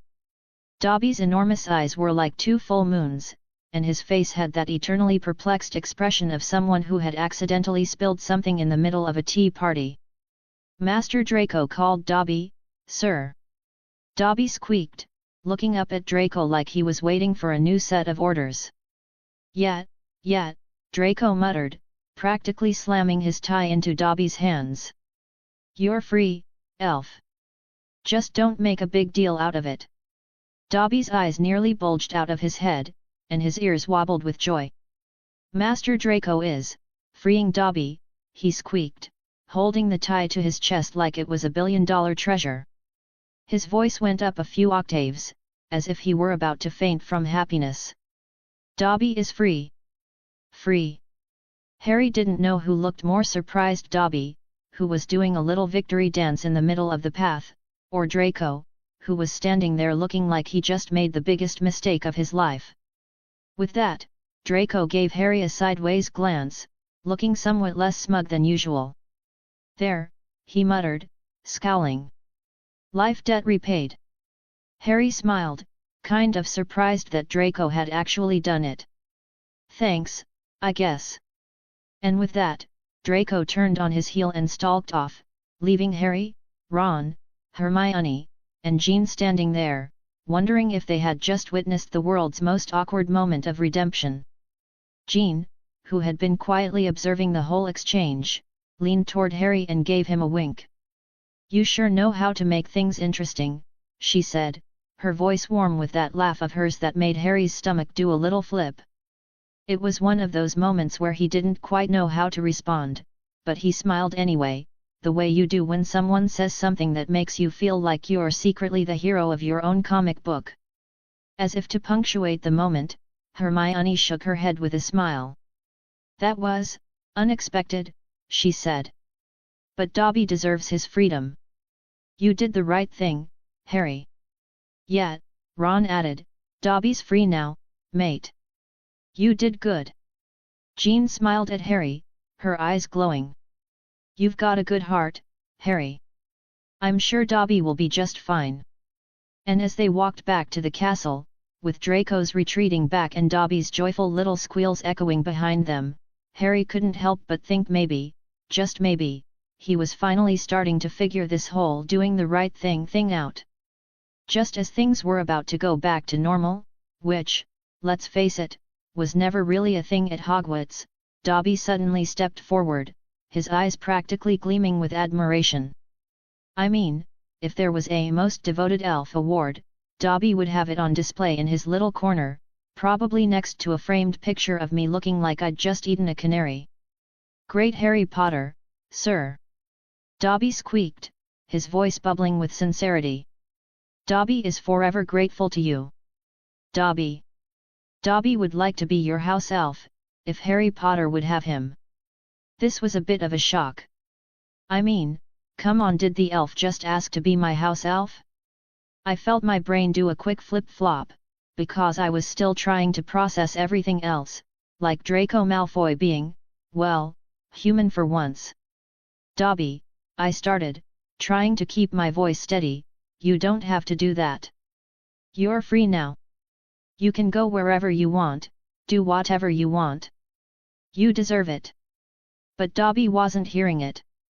He was nodding so hard I was afraid his ears might fly off. Yes, sir. Dobby knows. But Dobby wants to help Harry Potter. Dobby wants to serve the greatest wizard he knows. And then he paused, looking at me like I was the last piece of chocolate in a box. If Harry Potter will allow it, Dobby would be honored to be his house elf. I glanced around at my crew, Ron, Hermione, Jean, and even Neville, who'd been oddly quiet up until this point. Ron looked about as enthusiastic as a dog in a bath, but Jean she flashed me a look that was equal parts impressed and kind of proud. All right, I could do this. No one was asking for a grand speech. All right, Dobby, I said, trying not to sound too serious about it, if that's really what you want, then sure, I'll take you on. But there's one condition. Dobby's ears twitched and his beady eyes went wide. Anything, Harry Potter, sir.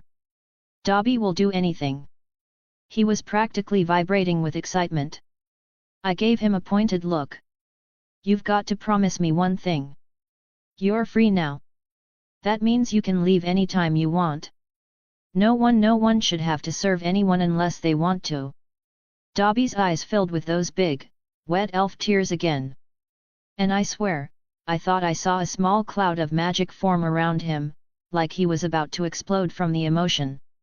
Dobby promises, Harry Potter, sir.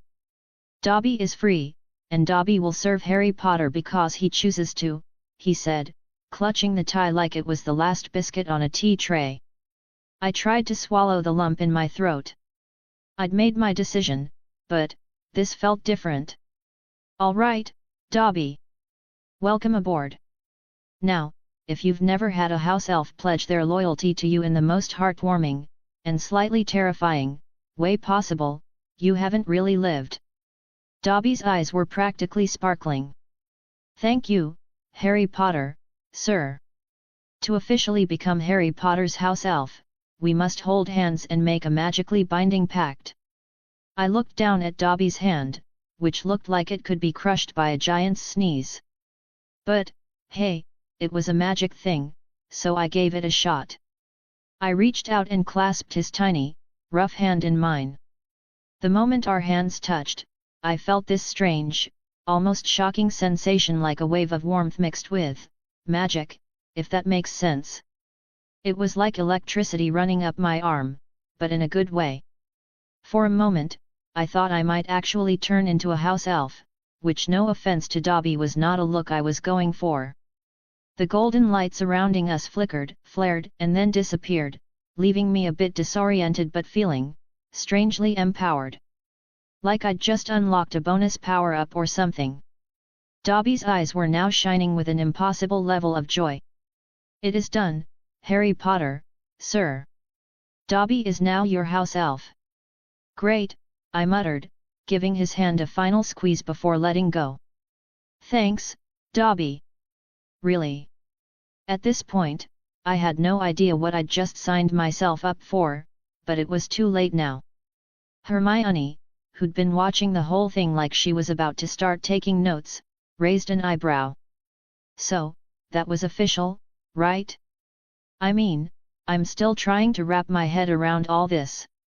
"I don't know," I replied, rubbing my temples. "I think I just adopted an elf. Or maybe he adopted me. Either way, I guess we're in this together now." Ron, who had been pacing back and forth as though trying to figure out if he could break into a dance routine to avoid thinking about it, suddenly stopped and nodded. "Well, mate, it's definitely something. But you've done a good thing. Dobby's been through enough." Jean gave me one of those smiles that made my heart do a little flip-flop again, but she kept it casual, too casual. "I guess you've got a new partner in crime now, hey?" I gave a weak shrug, still unsure if this was my idea of a good plan. "I guess so. But at least now, if anyone messes with me, they've got an angry house elf on their tail." Dobby, hearing this, looked like he'd just been given a new quest from Merlin himself. "Dobby will protect Harry Potter. Dobby will guard him with all his might," he said with so much fervor I half expected him to start donning armor. "I'm sure you will," I said, suddenly wishing for some popcorn to watch Dobby go full security mode on anyone who looked at me funny. Hermione glanced at me thoughtfully. "Harry, you've done a really good thing here. I think Dobby deserves this." I nodded, still processing everything. "Yeah, but I think I might be getting the short end of this deal." Neville, who'd been quietly watching this whole scene unfold, piped up from the back. "I think it's kind of nice, Harry. You know, giving Dobby freedom and all that. You did the right thing." "Thanks, Neville," I said, smiling at him. "I hope I did. But now I've got a house elf army backing me up, so the next time someone calls a Muggleborn a mudblood, I might just have an army of magical fury to unleash." As we made our way back to the castle, I couldn't help but feel a little stronger, a little more sure of myself. With Dobby now on my side, I felt like I could handle whatever Hogwarts threw at me next. And with Jean's warm gaze lingering on me, I had a feeling the adventure was just getting started. Chapter 29, Chapter 28. As the sun began its dramatic descent, setting the sky on fire with shades of orange and pink, Harry and his crew made their way toward the Quidditch pitch. The air was thick with anticipation, a mix of excitement, nerves, and the ever-present scent of broom polish. Harry, of course, had his prized firebolt, the broom that practically screamed "I'm the best." Jean, on the other hand, had Harry's old Nimbus 2000, which she held like it might suddenly take off without her. Fred, George, Ginny, Ron, and Hermione trailed behind them. Fred and George were already bickering over some prank they were planning, while Ginny and Ron were eager to practice for the reserve team tryouts. Ginny had her eyes set on being a chaser or, if she could pull it off, a seeker, and Ron was determined to be the new keeper. They both clutched school brooms that looked more like beaten-up broomsticks than instruments of flying glory. Hermione, being Hermione, had her nose buried in a book, but there was no way she wasn't watching every move Harry made, even if she tried to convince everyone that the book was the most important thing in her life. Her cheeks were a little pinker than usual, and Harry had caught her glancing at him with a smile every so often. "All right, Jean," Harry said, giving her a reassuring grin. "Flying's all about confidence and balance. Just relax, and trust the broom. Simple as that. Don't overthink it." Jean, who was gripping the Nimbus like she was holding onto the edge of a cliff, tried to smile back, but it didn't quite reach her eyes. Confidence and balance, got it, she muttered. I'm totally not freaking out or anything. Up in the air, Fred and George were already zipping around, showing off their Quidditch tricks like it was a casual stroll in the park. George shouted down, "Come on, Harry. Show Jean how it's done." Fred swooped by, doing a barrel roll that would have made any daredevil proud. Ginny, naturally gifted at flying, flashed Jean an encouraging grin. "You'll do great. Just follow Harry's lead. And if you crash, at least aim for something soft, like a pile of leaves." Or Ron. Ron, with a broom over his shoulder, looked like he was torn between practicing or heading back to the common room for a nap. "All right, Ginny, toss me the quaffle. Let's see if I can actually block one of your shots without injuring myself." Ginny chuckled, already taking a few steps back. "I'll try not to aim for your head this time, Ron." Harry mounted his firebolt with the grace of someone who'd been born on a broomstick and kicked off. "Ready," he called to Jean, hovering just above the ground with his broom under control like a seasoned pro. Jean hesitated, but only for a second. She nodded and swung her leg over the broom, trying to ignore the sudden fluttering in her stomach. "As ready as I'll ever be," she said, with a wobbly smile. "All right, here we go. 1, 2, 3. Harry counted down, and they both pushed off the ground. Jean wobbled, just for a second, then steadied herself, her face lighting up with astonishment. "This is amazing," she exclaimed, the smile spreading across her face like she'd just discovered magic was real. "See? Told you it'd be great," Harry called back, feeling a little too pleased with himself. Honestly, if flying wasn't so exhilarating, he would have sworn his heart was doing its own little victory dance. Maybe he should stop drinking so much pumpkin juice. Fred and George shot by, whooping as they performed a synchronized barrel roll. It was so ridiculous it almost looked like they'd planned it, except they probably hadn't, because that was just how Fred and George operated. Hermione, who'd pretended to be engrossed in her book, glanced up and clapped. "Great job, Jean," she called, her voice a bit higher pitched than usual. She gave Harry a quick glance too, one that made him feel like he'd been caught doing something he probably wasn't supposed to be doing. Ginny tossed the quaffle to Ron, who managed to awkwardly block it, nearly taking out a set of goalposts in the process. "Nice save, Ron!" Ginny cheered, a grin lighting up her face. "Nice save!" Ron muttered, puffing out his chest despite his flustered expression. "I was totally in control there. Just needed a little bit of space to stretch my arms." After a few more laps, Harry and Jean landed back on the grass. Jean's face was practically glowing, and Harry couldn't help but feel a little proud. "You were fantastic," he said, helping her dismount. Jean beamed at him, her eyes still wide with excitement. "That was incredible, Harry. I actually flew. I'm a flyer now.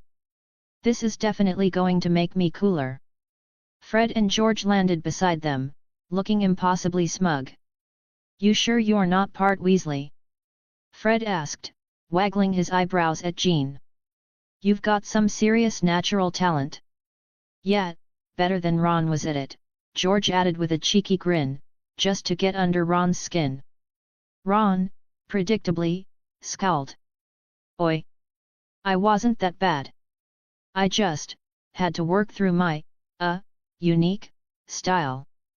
Hermione, who tucked her book under her arm, smiled at Jean. "You were wonderful. Really. And you're definitely ready for a spot on the team, if you're up for it." Her eyes lingered on Harry for just a second, and Harry noticed the way she seemed to smile, but her gaze seemed to betray something more, like she was considering something a little deeper. Not that he had time to think about it. After all, he had more important things to focus on. Like making sure he didn't get smacked in the head with a quaffle. As they walked back toward the castle, the mood was light, full of jokes and laughter. Harry felt a warmth inside that wasn't just from the sun setting. There was something about being surrounded by friends, real friends at Hogwarts, that made everything seem less daunting. Sure, there were dark wizards out there, not to mention the looming exam schedule, but right now? Life was good. Fred and George were deep into plotting their next big prank. Okay, I've got it, Fred said, lowering his voice dramatically. We sneak into Snape's office, and replace all his potion ingredients with sugar and flour, George finished with a smirk, like this was going to be their next world-changing move. Harry just shook his head, chuckling. You two are going to get yourselves expelled one of these days. Expelled? Fred asked, giving him a mock look of horror. We're far too charming for that. Ron shook his head, but he was grinning. You're going to give Mum a heart attack, you know that, right? Ginny nudged Ron, teasing him. As if you're any better, Ron. I saw you trying to get a shot off at Fred and George earlier. What was that, a sneak attack? Just keeping them on their toes, Ron shot back, winking. Jean and Harry walked side by side, stealing glances at each other whenever they thought no one was looking. It was one of those awkward but exciting moments, where they both knew there was something there but were too shy to actually talk about it. As they reached the castle doors, Hermione gave them a knowing smile. She glanced at Ron and Ginny, who were already bickering about who would be the better keeper, then turned her attention back to Harry and Jean. You two looked great out there, she said, her voice calm but warm. The sunset cast long shadows across the castle grounds, and in that moment, everything felt just a little bit brighter. Sure, they'd all face their challenges, but for now, they had each other, and that made all the difference. The sun was setting over the Hogwarts grounds, casting everything in that warm, golden glow that made the castle look like it had been dipped in honey. The day's Quidditch practice had left everyone in that buzzed, post-flying euphoria, as if they'd just downed a gallon of pumpkin juice. They were heading back to the castle when they saw Luna Lovegood, a sight that was usually as surreal as finding a hippogriff in a broom closet. Now, Luna, of course, had never met a rule she couldn't sidestep. But today, she was taking it to the next level. She was strolling barefoot down one of the castle corridors, her long, blonde hair a tangled mess like she'd gotten caught in a particularly overenthusiastic broomstick accident. The only thing missing were the twinkling fairy lights that seemed to follow her around, just waiting to make the moment even more whimsical. Ginny, always quick to jump into action, sped up to catch up with her. Luna, she called out, the concern in her voice barely masking her usual playfulness. What are you doing walking around barefoot? Did your shoes fall victim to another hungry Nargle attack? Luna paused, her dreamy eyes lifting to meet Ginny's. Oh, hello, Ginny. Hello, everyone. Her voice had that ethereal quality to it, like it was drifting in from another dimension. I just wanted to feel the cool stone under my feet. It's quite grounding, you know. Like hugging a giant squid, but with fewer tentacles. Right, Harry muttered, squinting at the empty hall, wondering if Luna had just made a very solid argument for never walking barefoot anywhere again. Sure, that makes perfect sense. Just like hugging a giant squid would. Jean, who had been walking beside Harry, raised an eyebrow, her lips curving into a mischievous grin. I bet you're right, she said, her tone dripping with playful sarcasm, you can't experience true wisdom without hugging a squid or two. Luna, of course, didn't take offense. Instead, her smile widened, and she continued, unbothered by the fact that most people probably thought she was one giant mystery wrapped in a riddle and sprinkled with a bit of magical confusion.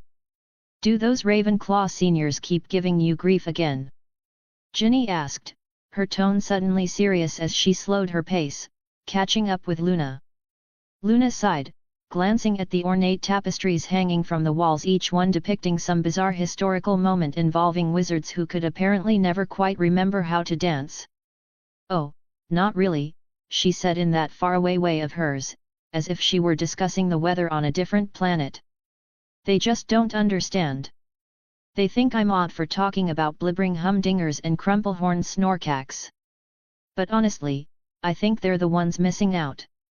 Fred and George, who had apparently been lurking just out of sight, because of course they had, came up behind her, the grins on their faces stretching wide enough to probably take up all of the hallway if they tried. "Who's been giving you trouble, Luna?" Fred asked, his voice as serious as an exploding dung bomb. "We could give them a little lesson in manners."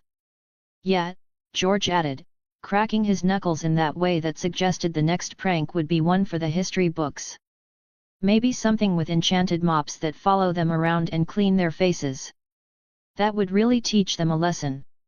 Luna smiled faintly at them, her dreamy eyes twinkling as if she was considering the possibility.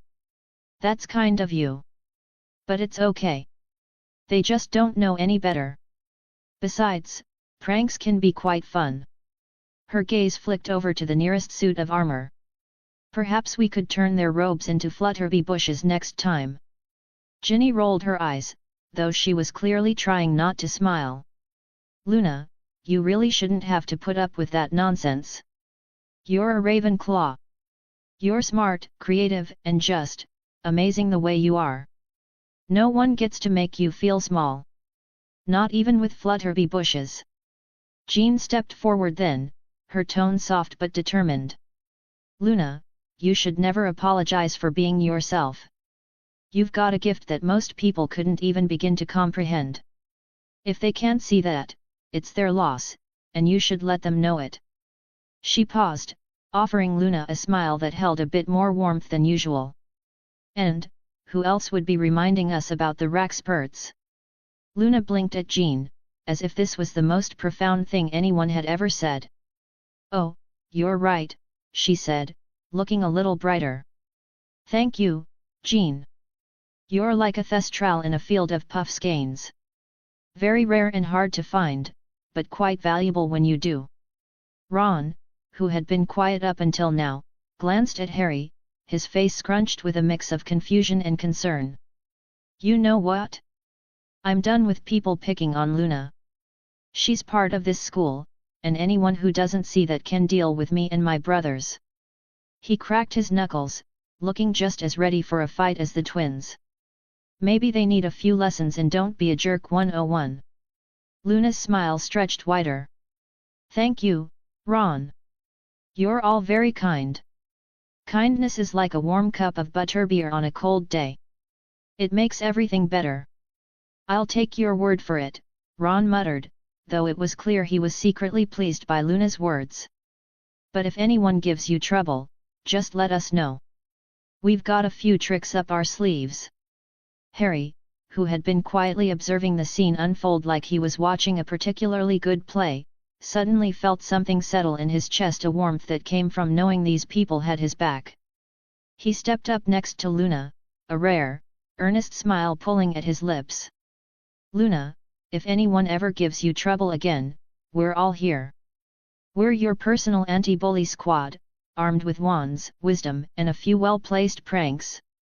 Luna's eyes softened, and her voice dropped to a sincere whisper. "Thank you, Harry. You all are like the stars in the sky. Even if you can't always see them, you know they're always there." As they turned to continue their walk back to the common room, Ginny dropped into step beside Luna, chatting animatedly about something only they would understand. Fred and George took up their usual positions on either side of Ron, with their heads full of new prank ideas. Harry glanced over at Jean, her smile making his heart do a little fluttery thing that he really didn't know how to explain. Jean gave him a small, encouraging grin, as if to say, "You've got this," and Harry couldn't help but feel like, for the first time in a while, maybe everything would be just fine. As they walked through the corridors, their laughter echoing off the ancient stone walls, Harry realized that this right here was what Hogwarts was all about. A group of people, each weird and wonderful in their own way, who'd stick together through thick and thin, pranks and Raxperts included. And as the sun dipped below the horizon, the bonds between them all grew just a little stronger, lighting the way forward no matter what chaos might come next. As they shuffled into the Gryffindor common room, the familiar hum of chatter and laughter wrapped around them like a warm blanket, the kind you toss on the couch when you're about to settle in for a marathon of cheesy movies and popcorn. It was the kind of comfortable chaos that made Hogwarts feel like home. The fire was crackling merrily in the hearth, and the place was bustling with students winding down from their day, gossiping, laughing, and bickering over homework, everything you'd expect from a room full of Gryffindors who weren't the slightest bit afraid of showing their emotions. That's when Cormac McLaggen swaggered over, looking like he'd just walked out of one of those magical romance novels you'd find in the back of the library, confident, tousled hair, and a grin that stretched wider than the Great Lake. His eyes, however, were locked on Jean like she was a rare creature he planned to study, poke, and probably make some unsolicited comments about. "Hey, hey! You must be Jean," he said, like it was some grand revelation, slinging an arm over the back of the nearest chair like he owned the place. "Cormac McLaggen, 4th year Gryffindor. Welcome to the Pride." Jean looked at him for a second, eyes wide like she was processing a complex transfiguration spell. Then, her expression shifted into a polite, almost kind smile, though Harry could tell she wasn't exactly thrilled by the attention. "Nice to meet you, Cormac," she said, her voice smooth and controlled, the sort of tone someone uses when they're politely asking for a seat on the Hogwarts Express but not planning on making small talk. Cormac's grin only grew. "So, Jean, since you're new here, I thought maybe I could show you around, give you a private tour of the castle." He leaned forward slightly, giving what he thought was an irresistible wink, but it came across like a bad attempt at a charm spell that had gone wrong. "I know all the secret passages. Don't tell anyone, but I even know the quickest route to the kitchens. A Gryffindor's best kept secret." Harry was about to say something, probably something snarky, when he felt the sudden, inexplicable need to stand in between Jean and Cormac. Not because he was the knight in shining armor type, but because Cormac was making Harry's skin crawl like a charm gone wrong. Not to mention, he was suddenly extremely aware of how close Cormac was standing to Jean, as if he was trying to mark his territory. Harry wasn't having any of it. Before he could form a sentence, Hermione shot him a look that was sharp enough to cut through the awkwardness. She leaned in, her voice barely a whisper, but it carried the weight of a dozen textbooks. "You good, Harry?" she asked, her eyes flicking between him and Cormac. There was a hint of curiosity in her expression, the same curiosity that made her the best at solving mysteries but also the worst at pretending not to care about things that mattered. Yet, Harry muttered, trying his best not to look like a jealous idiot, though his ears were turning as red as Ron's hair. "I'm fine." Hermione raised an eyebrow. "Uh-huh. Sure you are." She didn't buy it for a second, but she let it slide. "For now." Jean, sensing the mounting tension, gave a soft, polite laugh and turned back to Cormac. "Thanks for the offer, Cormac. But I think I'm good for now," she said, her voice a little too sweet to be convincing. She inched slightly closer to Harry, a move so subtle it was like a spell in itself. Fred and George, who'd been watching the interaction with the kind of amusement usually reserved for a magical prank about to unfold, couldn't resist. Fred leaned in with a grin so wide, it threatened to split his face in half. "Hey, Cormac, didn't McGonagall say you had detention?" he said, his voice dripping with mock sweetness. George added, his eyes twinkling with mischief, "Yet, she mentioned something about you needing to scrub all the cauldrons. I think that's priority number 1 right now." Cormac's grin faltered for a second, and Harry could almost see him floundering like a fish out of water. "Right. Detention," he muttered, suddenly looking way less charming and way more like a toddler caught in the cookie jar. "I should, probably get to that. See you around, Jean." With one last, awkward wink, this one more out of habit than confidence, he stumbled away, his ego bruised but his stride still trying to look cool. Once he was out of earshot, Ron let out a short, delighted snort. That was brilliant. Cormac would have been unbearable if he kept at it. Fred shrugged like he'd just performed a simple transfiguration. Someone had to put him in his place. Can't let him think he can just roll in and steal the spotlight. George gave a sly grin, his eyes darting between Harry and Jean. Or steal Harry's chance at being the tour guide, he teased, raising an eyebrow. Jean laughed, a sound that made Harry's stomach do a little somersault. It was the kind of laugh that made everything feel lighter, brighter. Thanks, you two. That was a close one. She glanced at Harry and gave him a smile that made him feel all kinds of things he couldn't quite name yet. Harry's cheeks flushed. No problem, he said, trying to sound casual, but his voice cracked in a way that made it clear he was anything but casual. Hermione, ever the observer, shot him a teasing smile. Handled that well, Harry, she said, her tone light but knowing. Really smooth. Oh, you know, just trying to be helpful, Harry said, playing it off, but his face was turning as red as Ron's hair now. He glanced at Jean, who was laughing with Ginny about something to do with their flying lesson. For a moment, Harry couldn't focus on anything else but the way she looked, the way she smiled. He was hopeless. He'd known her for, what, a week? And already she had him completely wrapped around her finger.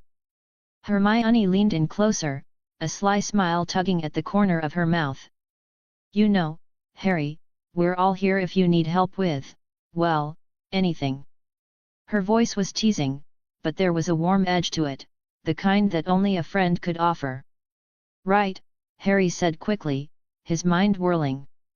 Thanks, Hermione. He glanced back at Jean again, who was now deep in conversation with Ginny, and felt a flutter of something unfamiliar. As the night wore on, the common room filled with the sounds of laughter, chatter, and the occasional magical explosion from Fred and George's latest experiment. Harry found himself stealing glances at Jean every chance he got, his heart doing flips in his chest. Maybe Hermione was right. Maybe he was being a bit ridiculous about it. But for now, he was content to be around his friends, surrounded by the chaos that made Hogwarts feel like home. And maybe just maybe he'd find the courage to say something to Jean someday. Until then, he'd enjoy the moments, the laughs, and the fact that he was surrounded by the best kind of chaos there was. The Gryffindor common room was buzzing with the kind of energy that could only mean one thing, a new announcement. And no one was better at delivering announcements than Oliver Wood, who swaggered in like he was the Hogwarts equivalent of a rock star. It was almost impressive how much swagger he could pack into one person. His face was practically glowing with excitement, and it didn't take a genius to guess that this wasn't just about another one of Professor McGonagall's mildly horrifying detention announcements. All right, listen up, everyone. Oliver called out, grinning like he'd just won the Quidditch Cup. Oh wait, he probably had. The chatter in the room instantly stopped. Heads swiveled toward Oliver as if he were holding the last butterbeer in the room. He had that effect on people. Professor McGonagall's given us permission for a reserve Quidditch team. Tryouts are next weekend. The news hit harder than a bludger to the face. You'd think Oliver had announced they were giving away free firebolts, because the room erupted into wild excitement. Ginny's eyes were practically twinkling, and she looked like she was about to fly off the ground. That's brilliant. Ron grinned so wide Harry was worried his face might split in half. Finally. A chance to show off my keeper skills. Ginny's enthusiasm mirrored his. I'll be ready for Seeker, she added, already planning how she could fly circles around everyone on the pitch. Harry, meanwhile, was trying to process this whole reserve team thing. Jean, standing next to him and holding her Nimbus 2000 like it was her best friend, turned to Harry with a raised eyebrow. Reserve team? What does that mean? Ah, Harry said, his eyes lighting up as he shifted into full Quidditch nerd mode. It's like a backup team in case anyone gets injured or can't play. It's a chance for more people to get involved, get a shot at making the team, even if they're not starters. Jean nodded slowly, clearly intrigued. Her lips curved into a smile as she glanced back at the broom she was clutching. Well, I suppose I could give it a shot. Fred and George, who had been sitting back with mischievous grins that suggested they were plotting something incredibly mischievous, because when are they not, exchanged a glance before chiming in. About time, Fred said with a grin that could only be described as nefarious. We could use some decent backup for when one of us inevitably gets knocked out of the game. Yeah, George added, eyes twinkling. We're still recovering from last year's accident. Harry made a face, remembering the year they spent most of the match lying in the hospital wing after one of Fred's pranks involving fireworks and a particularly flammable broomstick. Hermione, sitting in the corner with a book she wasn't actually reading because when is Hermione ever not reading a book, let out a little chuckle. Looks like you'll all be quite busy. Ron threw an arm around her shoulders. And don't forget, my own. You'll be helping us all. You know, with that whole being a genius thing you do. Hermione just rolled her eyes. Yes, Ron. I'll just help by taking notes on how not to get hit in the face with a bludger. Brilliant idea. Oliver, who had been pacing and waiting for the perfect moment to drop the next bit of news, continued with gusto. If you're interested, make sure you're ready to show up next weekend for tryouts. We'll need the best of the best, people. There was a pause as everyone looked around, sizing up potential competition. Harry could practically feel the collective anticipation buzzing in the air like a quaffle in flight. Ron grinned, looking particularly pleased with himself. Well, if I'm not on the main team, at least I'll have an excuse to skip a few classes for tryouts. This is going to be great. Harry shook his head, laughing. You're unbelievable, you know that. Fred and George exchanged a look like they had just hit on the world's next big prank. Oh, we'll make sure the tryouts are memorable, Fred said, already plotting some chaos. Definitely, George agreed, his grin widening. Nothing says team spirit like a few well-timed distractions. As the common room erupted in excitement again, Harry couldn't help but feel a sense of belonging. His friends' quirks, flaws, and all had his back, and he had theirs. It didn't matter who made the main team or the reserves, it was about sticking together. He glanced over at Jean, who was now chatting with Ginny about flying techniques, and felt that familiar flutter in his chest. It was like the start of a new Quidditch season, uncertain, thrilling, and full of potential. For now, though, he was happy just being part of the team, in whatever capacity. Who knew what the tryouts would bring? Maybe more teammates. Maybe more surprises. Maybe even a couple of pranks courtesy of Fred and George. All he knew for sure was that it was going to be one heck of a year. And whatever happened, he had his friends and Jean by his side. The Gryffindor girls' dormitory was quiet, bathed in the soft silver glow of the moonlight creeping through the windows. Most of the girls had already turned in for the night, but Jean and Hermione were still awake, lying in their beds, the occasional rustling of the sheets the only sound in the otherwise peaceful room. Jean, who had been staring up at the canopy of her bed with a thoughtful expression, finally broke the silence. Hermione, she began, her voice a little quieter than usual. Can I ask you something? Hermione, who had been pretending to read but was really just watching Jean from the corner of her eye, put her book down with a soft thud and gave her a warm, encouraging smile. Of course. What's going on? Jean twirled a strand of her long, golden hair between her fingers, clearly trying to sort through her thoughts. It's about Harry, she said, and Hermione's eyes instantly lit up like a Christmas tree. I think he might like me. And, honestly, I think I like him too. But I'm just not sure what to do about it. Hermione's smile softened, and she sat up a little, her eyes sparkling with that signature Hermione wisdom. Oh, Jean. You two are like a couple of magnets stuck in the same room, always pulling toward each other, but neither of you wants to admit it yet. She paused for a second, her fingers tapping lightly on her chin as she thought. But I get it. Harry, he's, well, a bit of a disaster when it comes to anything remotely emotional. Jean snorted, a grin breaking across her face. I swear, he's like one of those dogs that sits there, wagging its tail, waiting for you to figure out it wants a belly rub. Hermione laughed, her face brightening with that familiar mix of sass and affection. Exactly. He's so good at saving the world, but when it comes to asking someone out, utterly hopeless. She leaned forward a bit, lowering her voice to a conspiratorial whisper. Honestly, I think you're gonna have to make the first move. Jean raised an eyebrow, skeptical.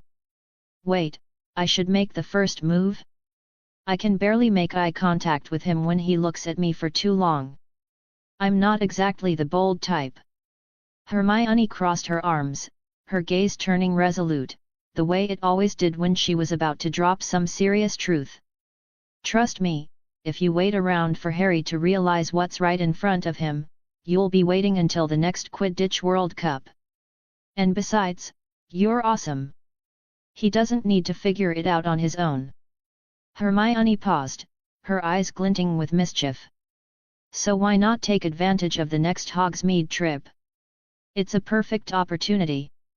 You just ask him, and I guarantee he'll say yes before his brain can catch up. Jean's eyes sparkled, and a small laugh bubbled out of her. Hogsmeade, hey? That's actually brilliant. She stared at the ceiling for a moment, imagining the possibilities. I could just, casually ask him to go with me. No big deal. Hermione grinned, clearly pleased by Jean's reaction. Exactly. You'll be the coolest person in the room, and Harry will probably be so flustered he won't know whether to thank you or propose right there.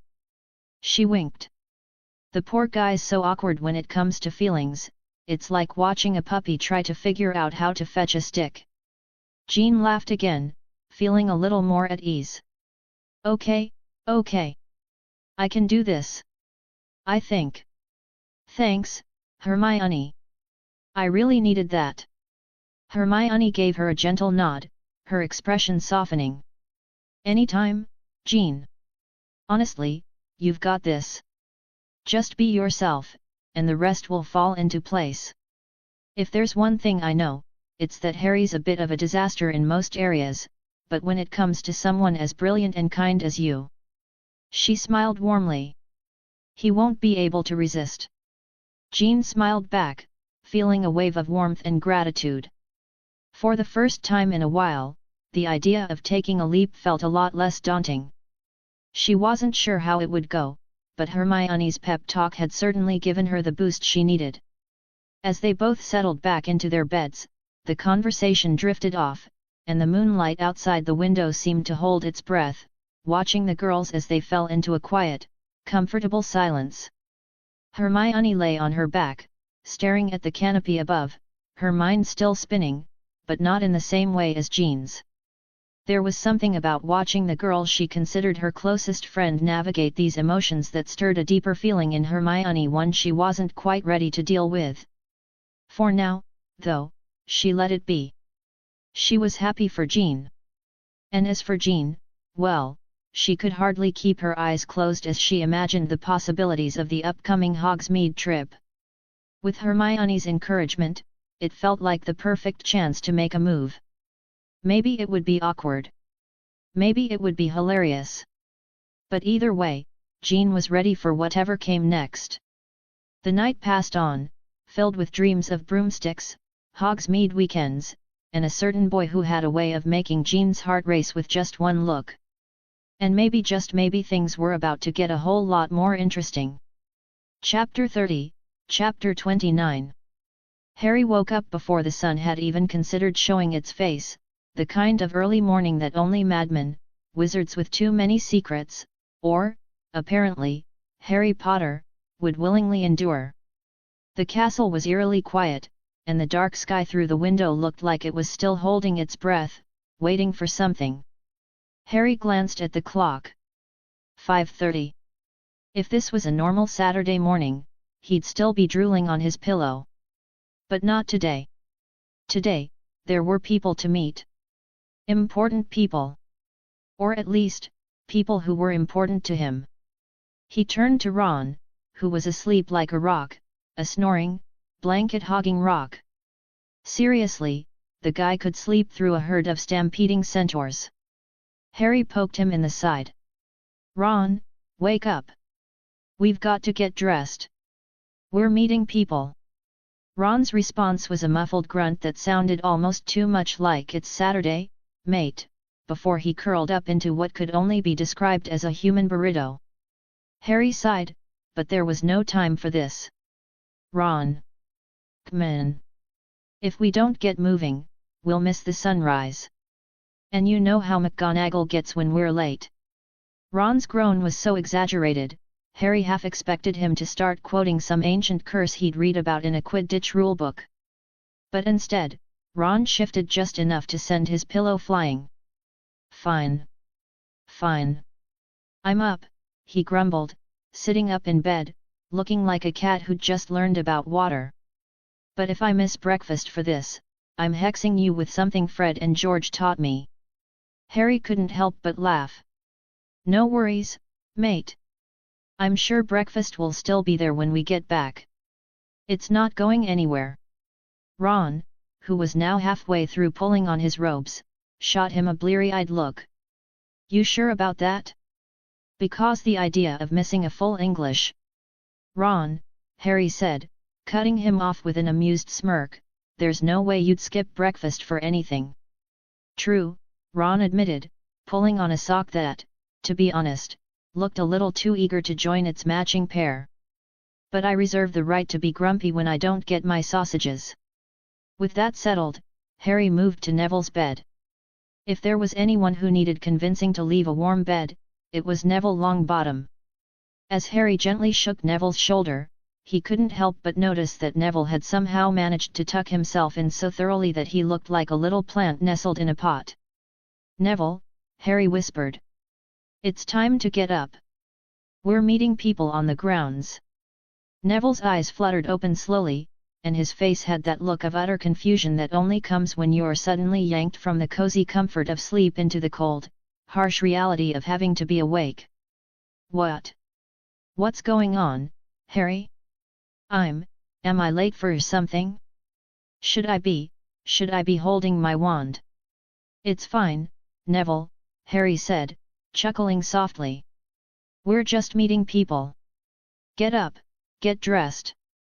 Neville blinked a few more times, looking around the room in a daze as if he expected a snitch to come zooming past at any moment. Oh. Right.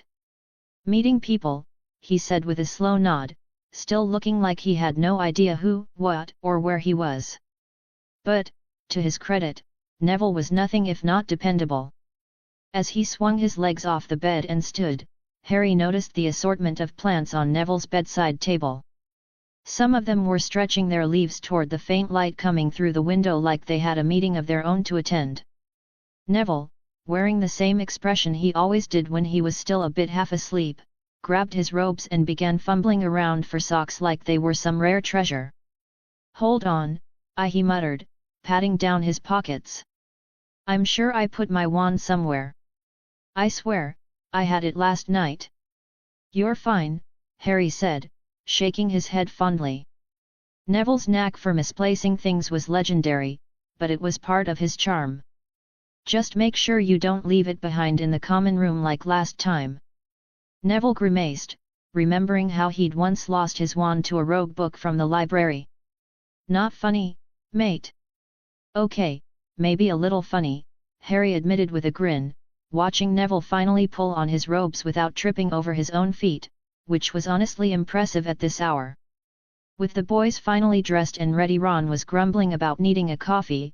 Neville double-checked his pockets for his wand. Harry led the way as they made their way out of the dormitory, trying not to wake anyone else.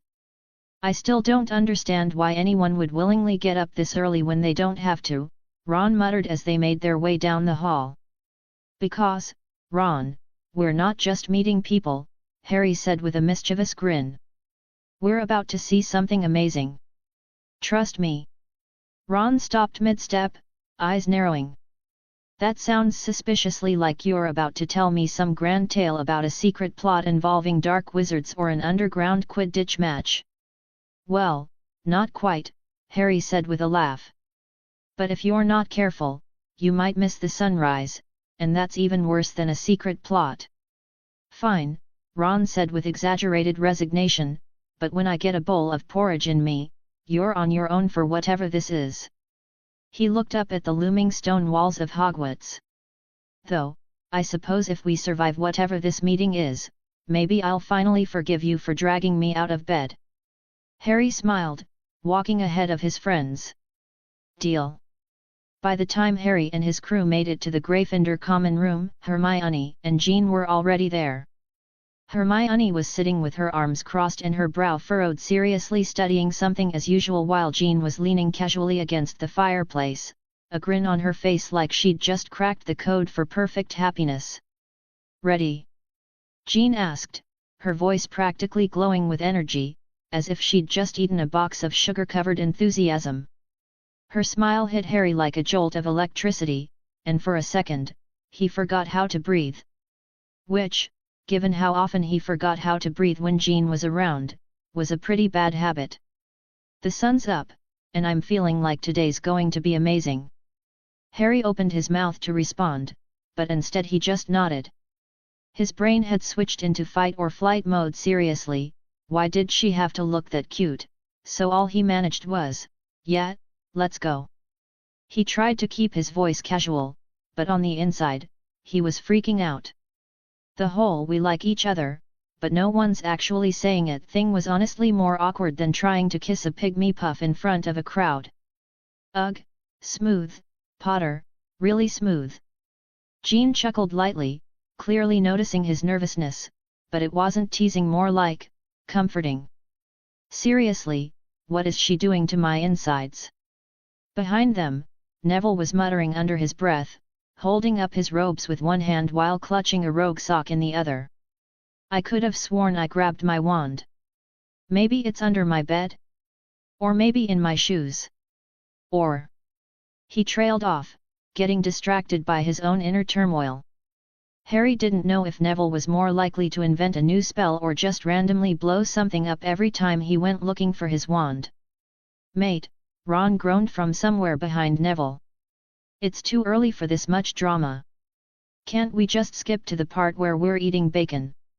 His hair was a mess, sticking up in all directions, and he looked like he hadn't slept in 3 days.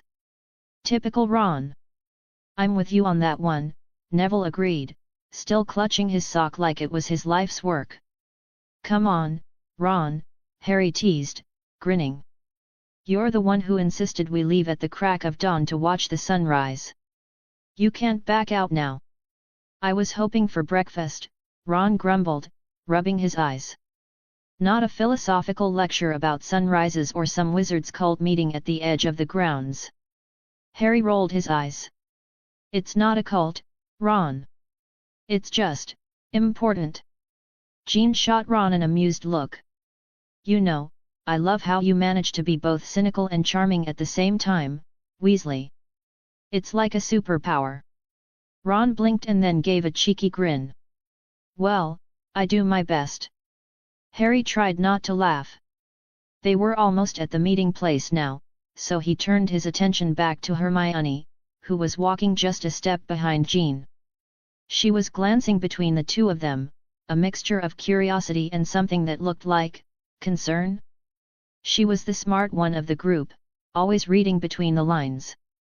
But there was a slight crease in her brow, and for a moment, Harry wondered if maybe she was picking up on something he wasn't brave enough to admit. Was Hermione thinking about the crush thing too? Maybe? Before he could dwell on it, Jean said, "Come on, guys. The sun's starting to rise. And trust me, you won't want to miss it." She sounded so excited, Harry could barely keep his focus. Together, they finally stepped outside into the chilly morning air, the sky still painted in deep shades of purple and orange as the first light of dawn crept over the horizon. Harry led the way, hoping to at least appear confident, but the butterflies in his stomach weren't helping with that. Every time he glanced at Jean, it felt like his heart was trying to leave his chest. Maybe he was the one who needed a pep talk. But from who? He was standing with Jean. She was literally glowing in the early light, and he was fumbling with his words. Fantastic, Potter, real smooth. Ron, meanwhile, had somehow managed to wander off the path and was now standing in the middle of a puddle. You didn't mention anything about a wet morning adventure, Harry, he shouted, trying to yank his shoes out of the water with no success. I did not sign up for this. Ron's voice sounded like someone had just told him he was going to be cursed for the next 100 years. See what I mean, Harry? Neville said from behind them, his sock still in hand. It's always an adventure with Ron. His tone was slightly exasperated, but there was affection there too. I don't know about you lot, Ron muttered, but I'm definitely skipping the next pre-sunrise quest. You're the one who wanted to be a hero, Harry pointed out, grinning at his best friend's misery. Jean shot a quick glance at Harry. I think Ron's going to need a nap by the time we're done here. Maybe we should carry him back in a wheelbarrow. Neville chimed in, can we actually get a wheelbarrow? Harry chuckled as the group continued on toward the designated meeting spot. The air was getting cooler as the sky brightened, and it felt like something was just on the edge of happening, like they were about to take part in something that would shape the rest of their year. Harry didn't know exactly what it was, but for the first time in a while, he was genuinely looking forward to whatever was about to come. Sure, his heart was doing some weird flip-flops every time Jean smiled at him, and sure, Ron was still grumbling about breakfast, but there was a new kind of adventure waiting for them this time. And for once, Harry was kind of excited to face it all, awkward moments, romantic tension, and all. As Harry and his ragtag group trudged their way across the chilly morning grounds of Hogwarts, he couldn't help but think about how much he'd missed this sort of. Sure, it was freezing, and he wasn't exactly a fan of the early hours, but there was something undeniably cool about this whole we're in it together vibe. Up ahead, Susan Bones and Hannah Abbott were already waiting for them. Susan's smile was as bright as ever, like she was a walking sunbeam, and Harry could feel his stomach do a small flip as her gaze lingered just a second longer than usual. He quickly cleared his throat and tried to look casual, but he was pretty sure he was failing miserably. Morning! Susan called out, her voice all sunshine and energy. Morning, Harry muttered, his voice cracking slightly. He blamed it on the cold. Hannah, as usual, was all calm grace, her usual serene expression making Harry wonder if she ever felt stressed at all. She gave them a polite nod, a slight smile tugging at the corners of her lips. Ron shuffled along beside Harry, still in his usual state of not a morning person, his hair looking like it had been through a storm. Seriously? I dragged myself out of bed for this, and you're telling me I have to hang out with— he gestured vaguely at the Slytherins, who were now slowly making their way over, looking unimpressed but determined to show up. Them. Hermione's eyes were already narrowed at Ron, the don't start look very much in place. Ron, don't start. We're here to work together, she snapped, her voice like steel but with just the right hint of concern. Ron huffed but wisely kept his mouth shut as they all waited for Daphne and Tracy to join them. The two Slytherins arrived with the kind of indifference that screamed, we could be doing literally anything else right now, but here we are. Daphne's cold gaze swept over them all, and Harry could tell that she was still not exactly thrilled to be working with Gryffindors. All right, everyone, Harry said, taking a deep breath to muster some semblance of authority. Thanks for coming. We've got a lot to cover, so let's just dive in. Daphne shot him a look that was somewhere between I'm giving you a chance and don't expect me to be impressed. Tracy, on the other hand, was eyeing the group with the kind of curiosity that suggested she was at least mildly interested in what was going on. Ron, still clearly grouchy about being awake, scratched the back of his neck. I swear, Harry, if this isn't something really important, I'm gonna need, like, at least 3 extra sausages at breakfast. Don't worry, Ron, Harry said with a smirk. You'll get your sausages. And your beauty sleep, don't worry. Jean, who had been standing next to Harry, flashed him a smile that was so warm and infectious it almost made him forget how cold it was. Her bright green eyes twinkled with that natural energy that Harry found both comforting and terrifying at the same time. "Hey, Harry," Jean said, her voice full of that upbeat, "I've got this vibe that made everything seem easier. You ready to take charge?" "Yeah," Harry replied, though his voice didn't quite have the same level of confidence. He coughed to clear his throat. "All right, everyone. First things first. Daphne, Tracy, can we start with a quick run-through of your mutation?" Daphne raised an eyebrow, her lip curling slightly. "Oh, sure. Let me just pull my ice powers out of my sleeve like some kind of magician." She raised her hand with a dramatic flourish, and a gust of icy wind swept across the group, making everyone shiver. Frost slowly began to form on her fingertips, each snowflake a delicate masterpiece of frozen magic. Neville, whose attempts to be serious and mature had taken a temporary detour when he realized he was holding a single sock in one hand like it was an ancient relic, couldn't resist. "So, does that make you the Ice Princess of Hogwarts?" he asked, clearly amused by the whole thing. Daphne shot him a look that could have frozen the lake. "If the crown fits." The frost on her hand crystallized into an intricate snowflake that she flicked away with a sigh. "It's not always fun," she muttered. "I can't control it sometimes. It just happens." Harry stepped forward, trying to make this feel like a real team effort. "Hey, that's exactly why we're here, right? To figure this out together." Hermione, who was already scribbling frantically in her notepad, piped up without looking up. "We'll research cryokinesis. There's got to be something in the library we can use." Jean nodded, her voice soothing but firm. "We'll all help. Practice makes perfect, right?" Daphne's lips twitched. "Thanks. I appreciate it." Tracy, leaning forward with her arms crossed, looked interested now. "So, what about you guys? What are your mutations?" Harry glanced at Susan and Jean before speaking up. "Well, I'm sort of a work in progress," he said, scratching the back of his neck. "I can absorb the abilities of magical creatures and artifacts, but I've got to be careful with it. If I'm not careful, it could go sideways." Susan smiled, her eyes gleaming with the usual brightness that had always reminded Harry of how much she cared. "I can detect lies. It's a bit of a curse sometimes, but it helps.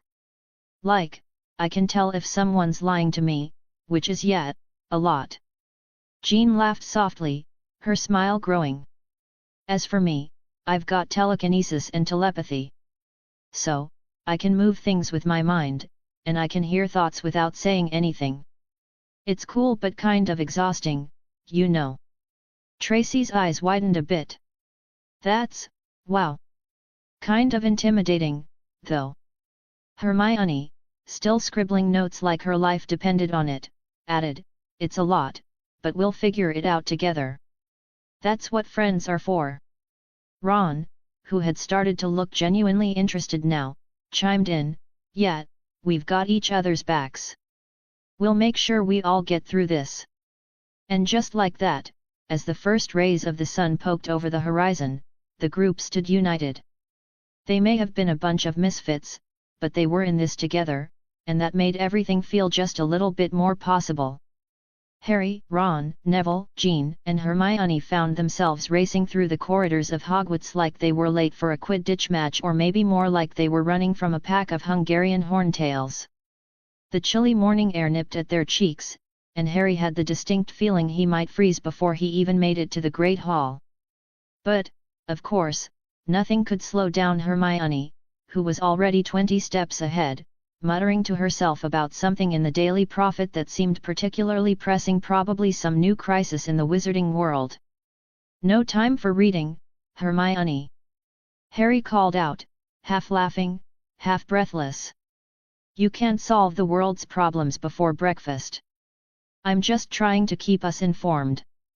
Hermione shot back without looking over her shoulder. You can't say I didn't warn you when something huge happens. If it's the world-ending thing you predicted last week, I'm ignoring it, Ron chimed in from behind, puffing out air like a dragon. You said the same thing last time, and it was just a new line of biscuits at Honeyduke's. By the time they burst into the Great Hall, the smell of sizzling bacon and toast practically tackled them to the ground. The place was buzzing, as always students scattered like a bunch of angry bees to their house tables, their chatter as loud as a hippogriff at feeding time. Harry felt himself ease a bit. Despite the chaos, Hogwarts always had a way of feeling like home.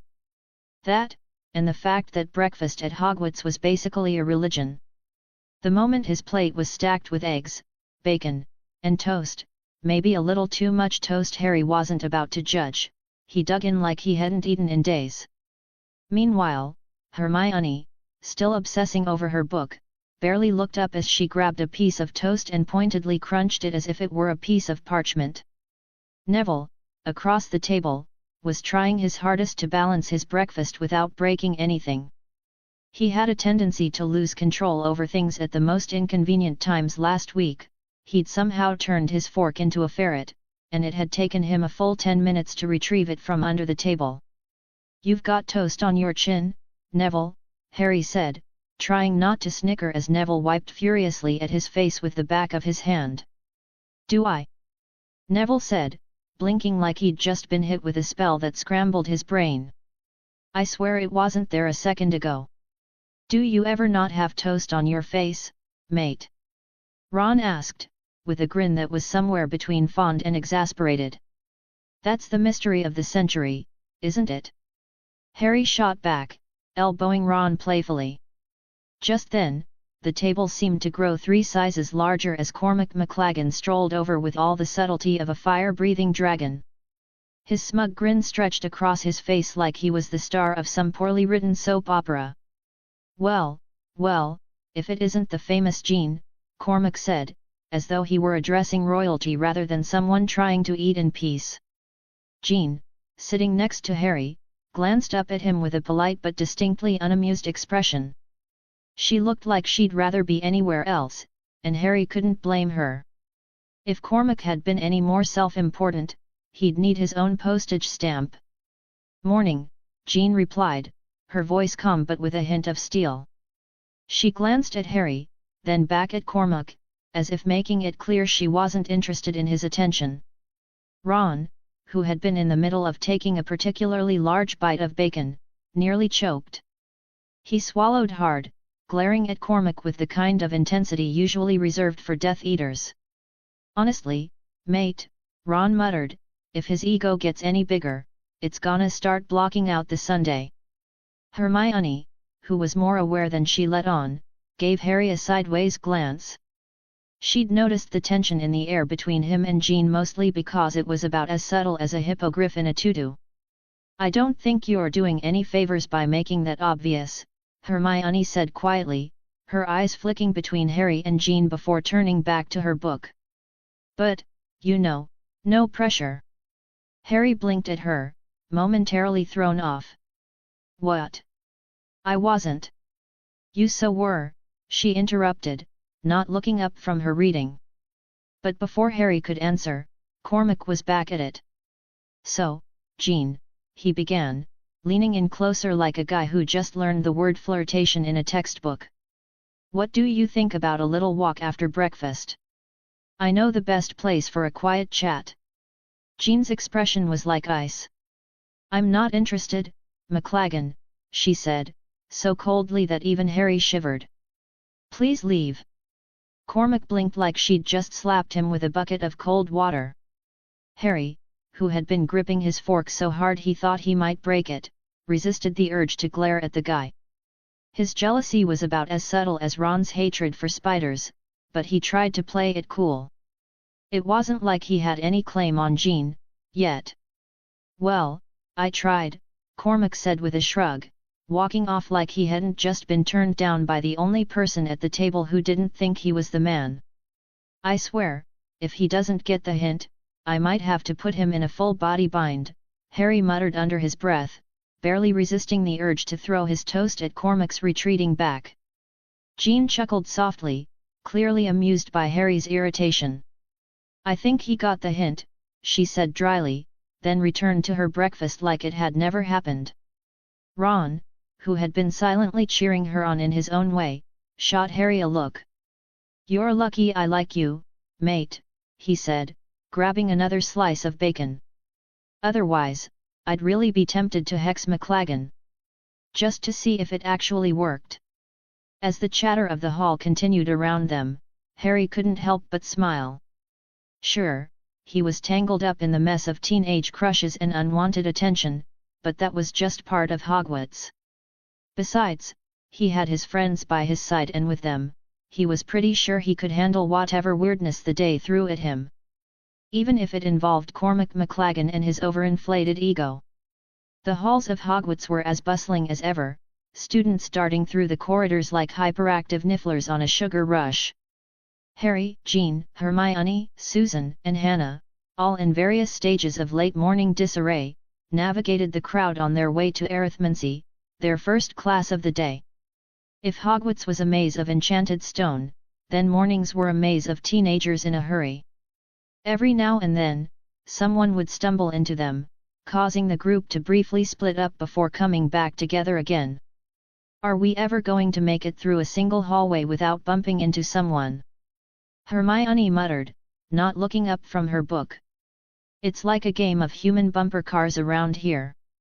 "You say that like it's a bad thing," Harry replied, grinning as he dodged another clueless first year. "I'm starting to think it's the universe's way of making sure we don't skip class. Constant obstacles."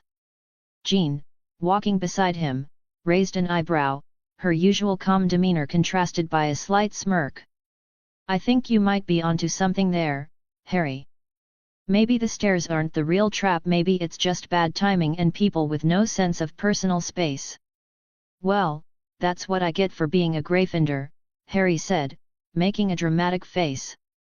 "Always in a rush, always saving the day, and always getting in the way of other people's walks." "Please," Hermione snorted, "you couldn't even get through a simple game of wizard's chess without a whole lecture on strategy. You're the definition of trying to save the day while tripping over your own feet." "Hey, I won," Harry protested. "That's all that matters." Jean gave him a pointed look but said nothing, knowing full well that Harry's ego didn't need feeding. Instead, she looked ahead, catching a glimpse of Daphne and Tracy near the classroom. They exchanged a nod and made their way over, slipping into the seats next to them just as Professor Vector entered the room. Professor Vector, who looked like someone who could probably calculate the trajectory of a falling star while simultaneously stopping a rampaging troll, gave the class one of those intense, laser-focused stares. You know, the kind that could stop a dragon mid-roar. If you weren't already intimidated by her perfectly pressed robes and no-nonsense attitude, her sharp, angular face would do the trick. "Welcome to arithmancy," she said, her voice cool and commanding, making everyone sit up a little straighter. "Today, we begin unraveling the mysteries of magical numerology. Some of you may find it fascinating. Others, less so. But I assure you, you will leave here with a better understanding of how numbers shape our magic." A silence fell over the class, everyone's attention locked on Professor Vector. For once, even the talkative students seemed oddly quiet. "I guess her intense stare could do that to people." Hermione's hand shot up like a rocket, and Harry knew, deep down, she wasn't asking a simple question. She was about to hit them with an intellectual 1-2 punch. "Professor Vector, could you explain how the Fibonacci sequence affects the resonance of protective spells?" she asked, her voice brimming with that mix of determination and curiosity that Harry had come to expect and fear over the years. Professor Vector's expression softened for a split second. It wasn't much, but it was enough for Hermione to puff up a little, looking like a cat who'd just caught a particularly smug mouse. "An excellent question, Miss Granger," she said, clearly impressed. She strode over to the chalkboard, her wand flicking in the air like she was swatting at a fly. A swirl of light followed her movements, revealing the Fibonacci sequence in all its spiral-like glory. The Fibonacci sequence, Miss Granger, is a mathematical pattern that shows up in nature, art, and, yes, even magic. It creates harmonic frequencies that resonate with the world around us. Hermione's eyes practically sparkled with excitement. So, you're saying that if we align our magic with these patterns, we can make our spells, I don't know, more in tune with the universe?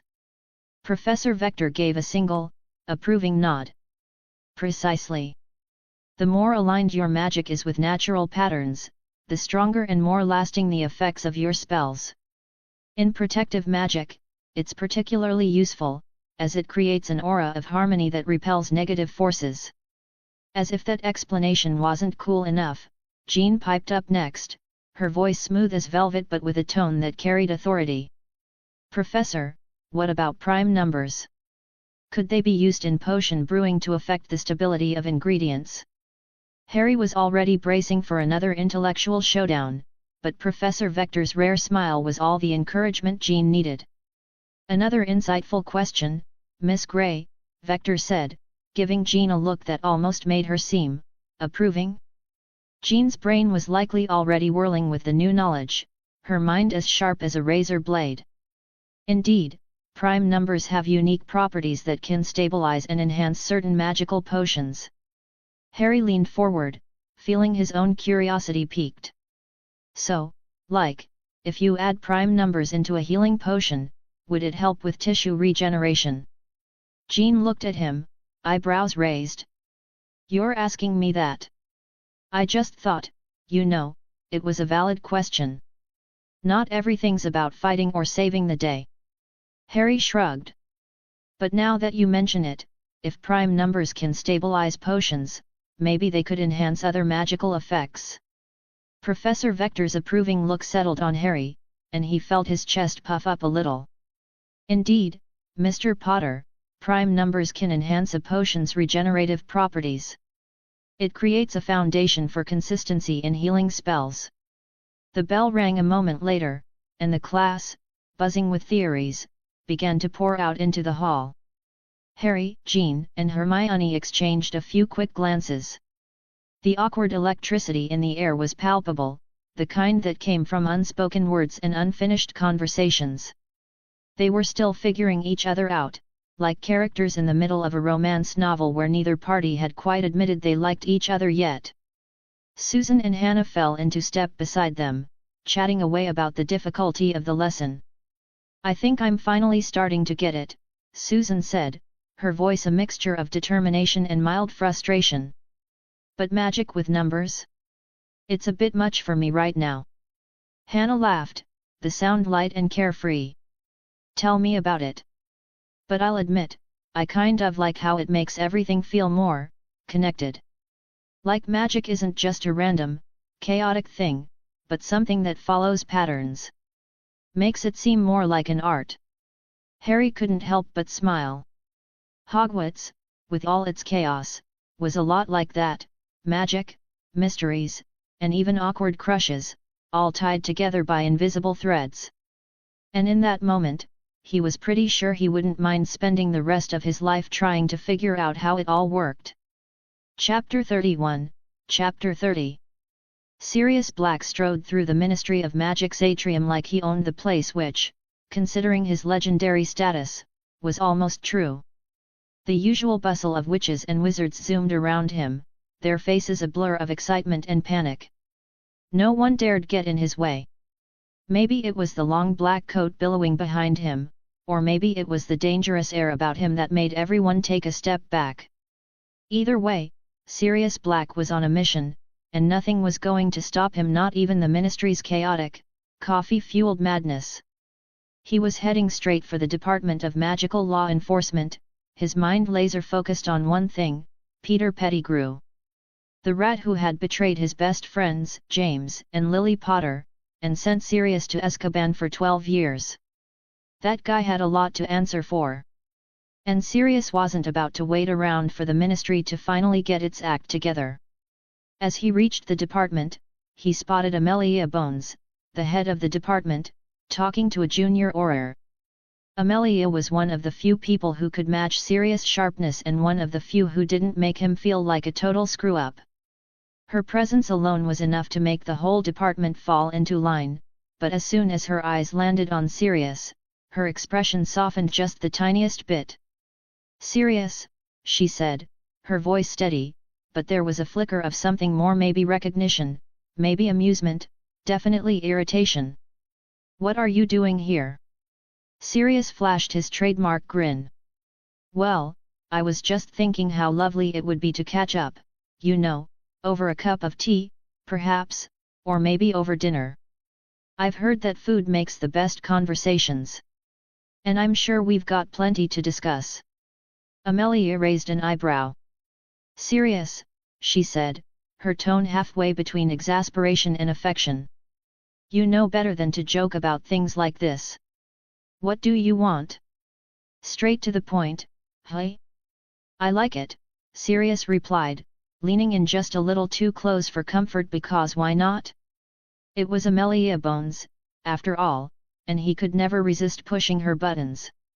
"I'm here about Pettigrew. I need an update. You know, the rat? Still missing, I assume." Amelia's lips pressed into a thin line. "He's still vanished, yes. We've made some progress, but it's slow. Pettigrew has a talent for hiding, and the Ministry's not exactly equipped for a game of hide-and-seek." Sirius chuckled darkly. "Yeah, well, I've got a lot of experience with that myself. No one hides better than a rat." He crossed his arms, his smirk never fading. "So, what can I do to help? I'm sure there's some way I can speed things along. I've got a certain set of skills, you know." Amelia shot him a look that could freeze lava. "We don't need your skills, Sirius," she said, her voice lowering slightly. "We need to do this carefully. We don't need you rushing in and getting yourself killed or worse back in Azkaban." Sirius straightened up, his grin fading just a little. He knew exactly what she meant. He'd already spent more than enough time in the hellhole that was Azkaban. The last thing he wanted was to end up there again, especially not with the case so close to a breakthrough. Right, he muttered, shoving his hands into his pockets. "But look, Amelia, I get it. We're all walking that fine line between patience and insanity when it comes to Pettigrew. But I'm serious about this. I'm not going to sit around waiting for the Ministry to catch up with me." He paused, then added, "I've got a godson to look out for." Amelia's expression softened, just for a moment. "I know," she said quietly. "And I appreciate it. Just, stay out of trouble. We'll keep you in the loop." Sirius' eyes brightened, and he gave her a sly wink. "Stay out of trouble? Me? Never." With that, he turned to leave, but not before tossing over his shoulder, "So, dinner, then? You and me? I promise I'll keep it professional, mostly." Amelia rolled her eyes, but there was a flicker of a smile on her face. Sirius Black, always the same. Sirius just grinned. "Yep, and don't you forget it." He winked one last time before striding away, his mind already racing ahead to the next step in his plan. As he exited the department, Sirius couldn't help but feel a rush of determination and a tinge of guilt. He was a man on a mission, after all. Pettigrew had been given far too much time to hide, and Sirius was done waiting. He was going to find that rat. He had to. For James. For Lily. And especially for Harry. The soft glow of fox flames painted the walls of Dumbledore's office in shades of orange and gold. The phoenix, perched serenely in the corner, was as calm as a summer breeze.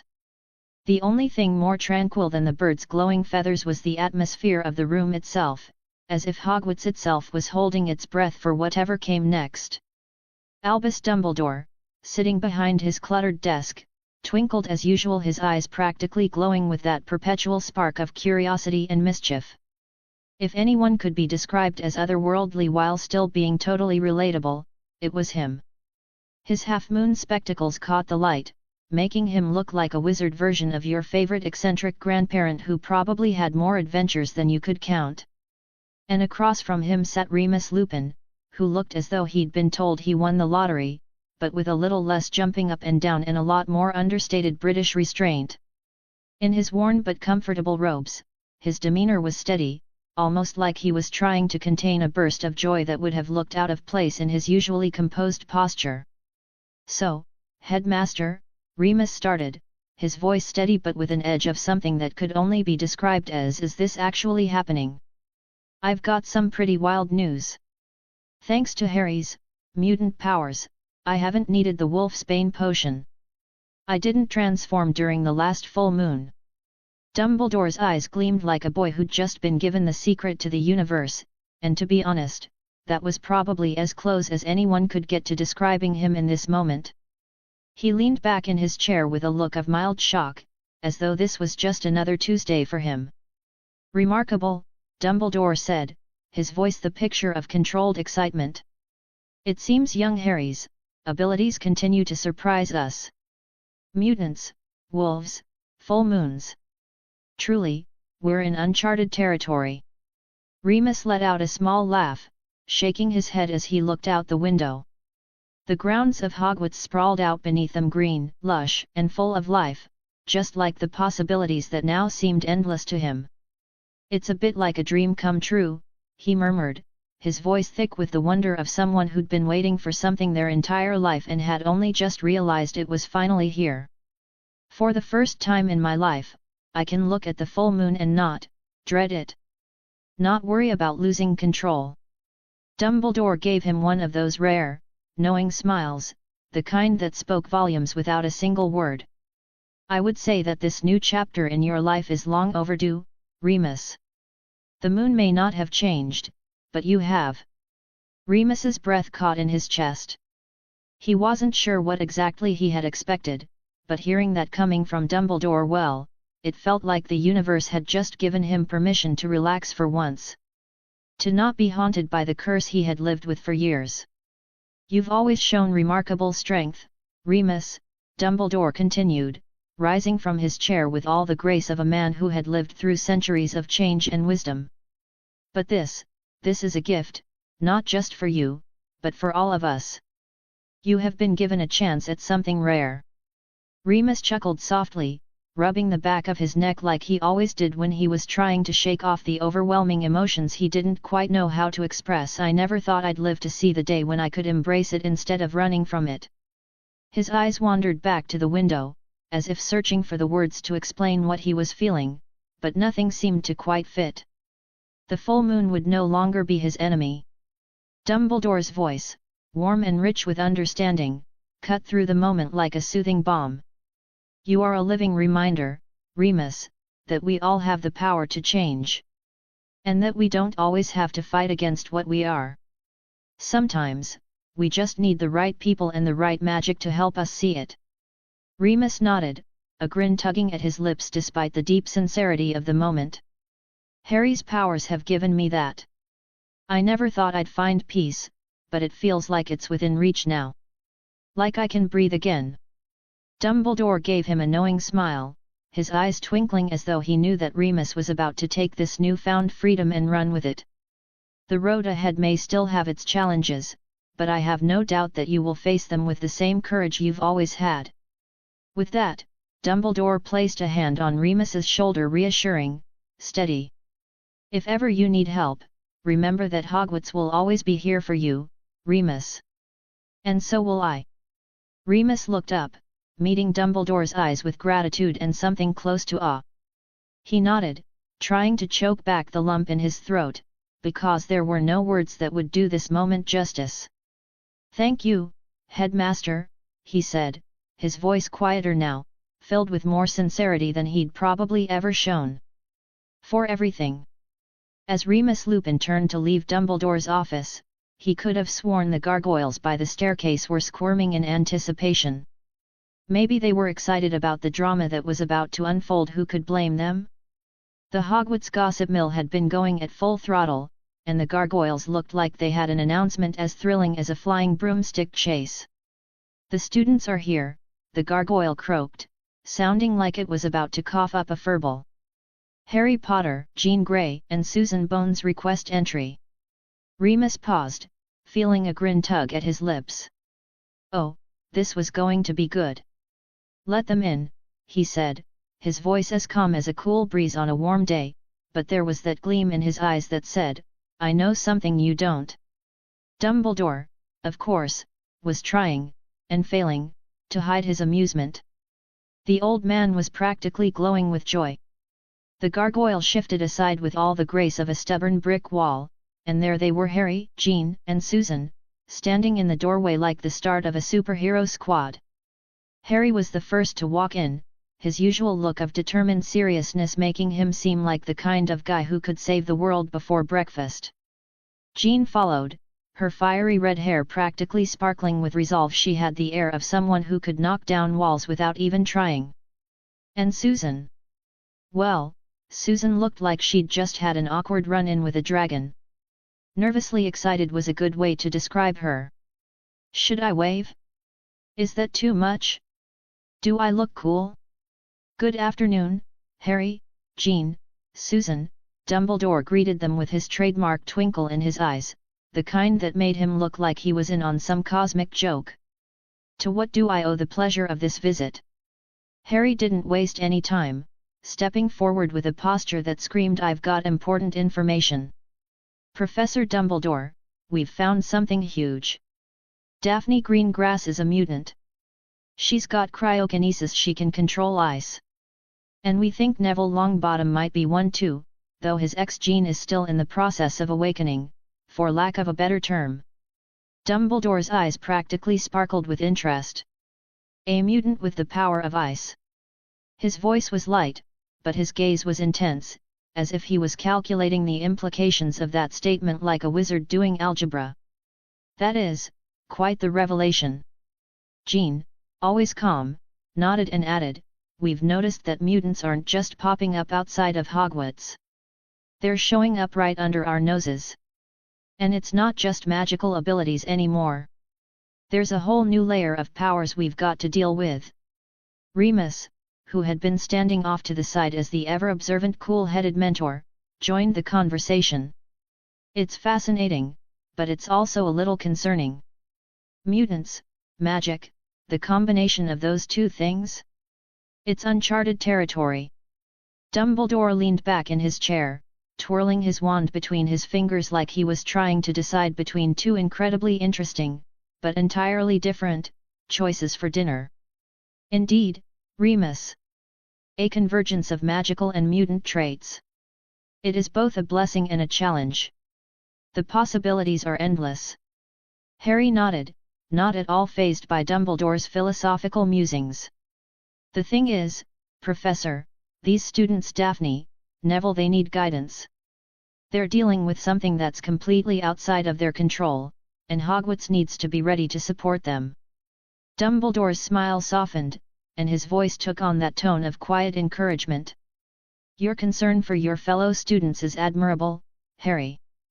Hogwarts is a place of acceptance, and I believe we will find a way to embrace these new developments. I'm sure you and your friends will help lead the way." Jean's eyes gleamed with an intensity that almost made Harry want to take a step back. "We're also looking into how these abilities might mesh with our magical education. There's a lot we can learn from each other.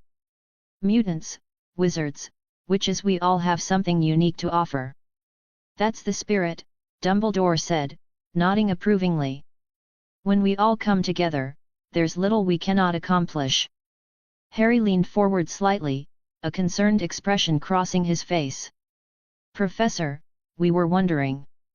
Is there a safe space at Hogwarts where students can learn to control their powers? Somewhere they can train without risking exposure or drawing too much attention?" Jean was quick to chime in, her voice steady but firm. "They need a place to practice. To grow. It's crucial they don't feel like they're hiding."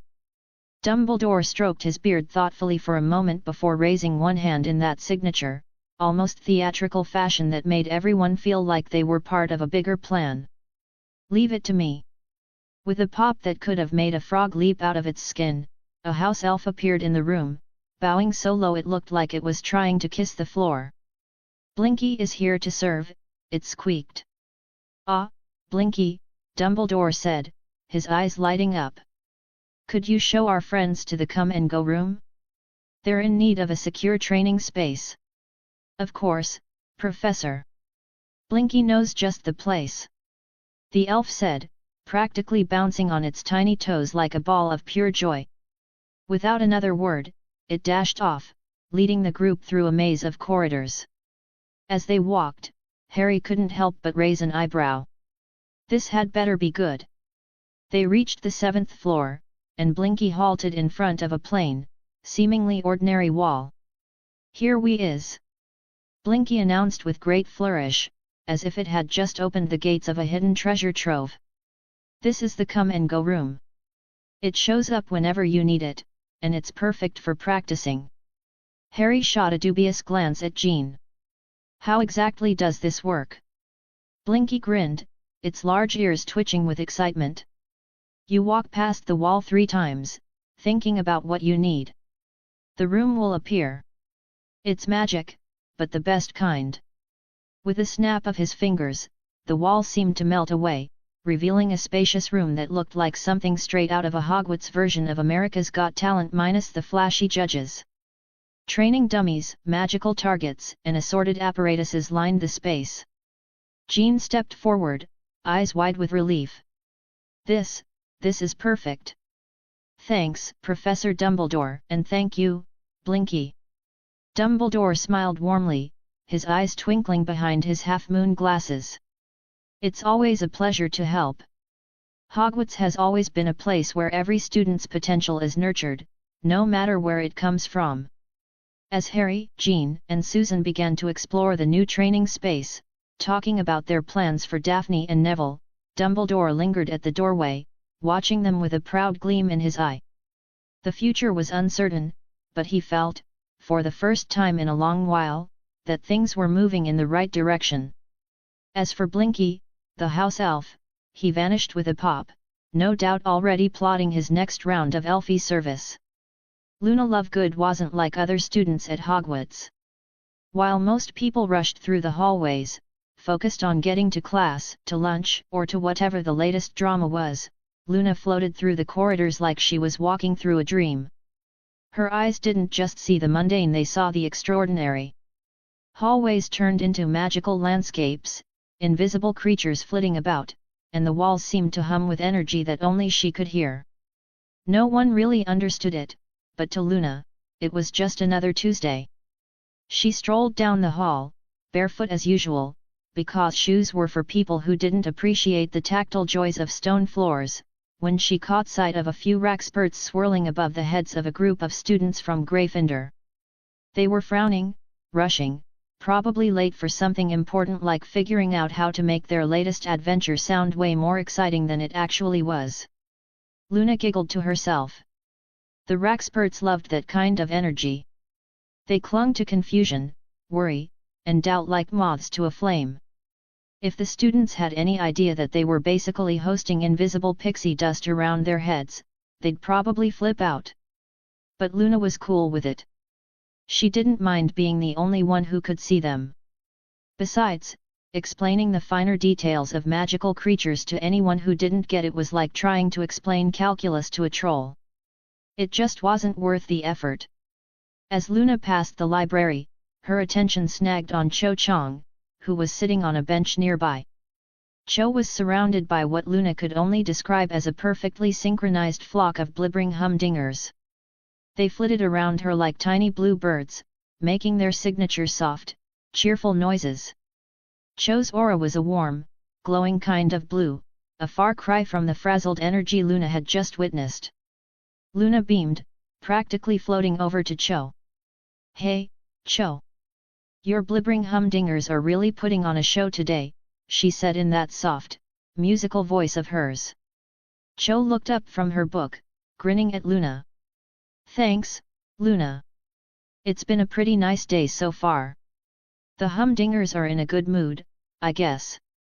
Luna tilted her head, as though thinking deeply. Well, you do seem to be radiating a rather pleasant aura today.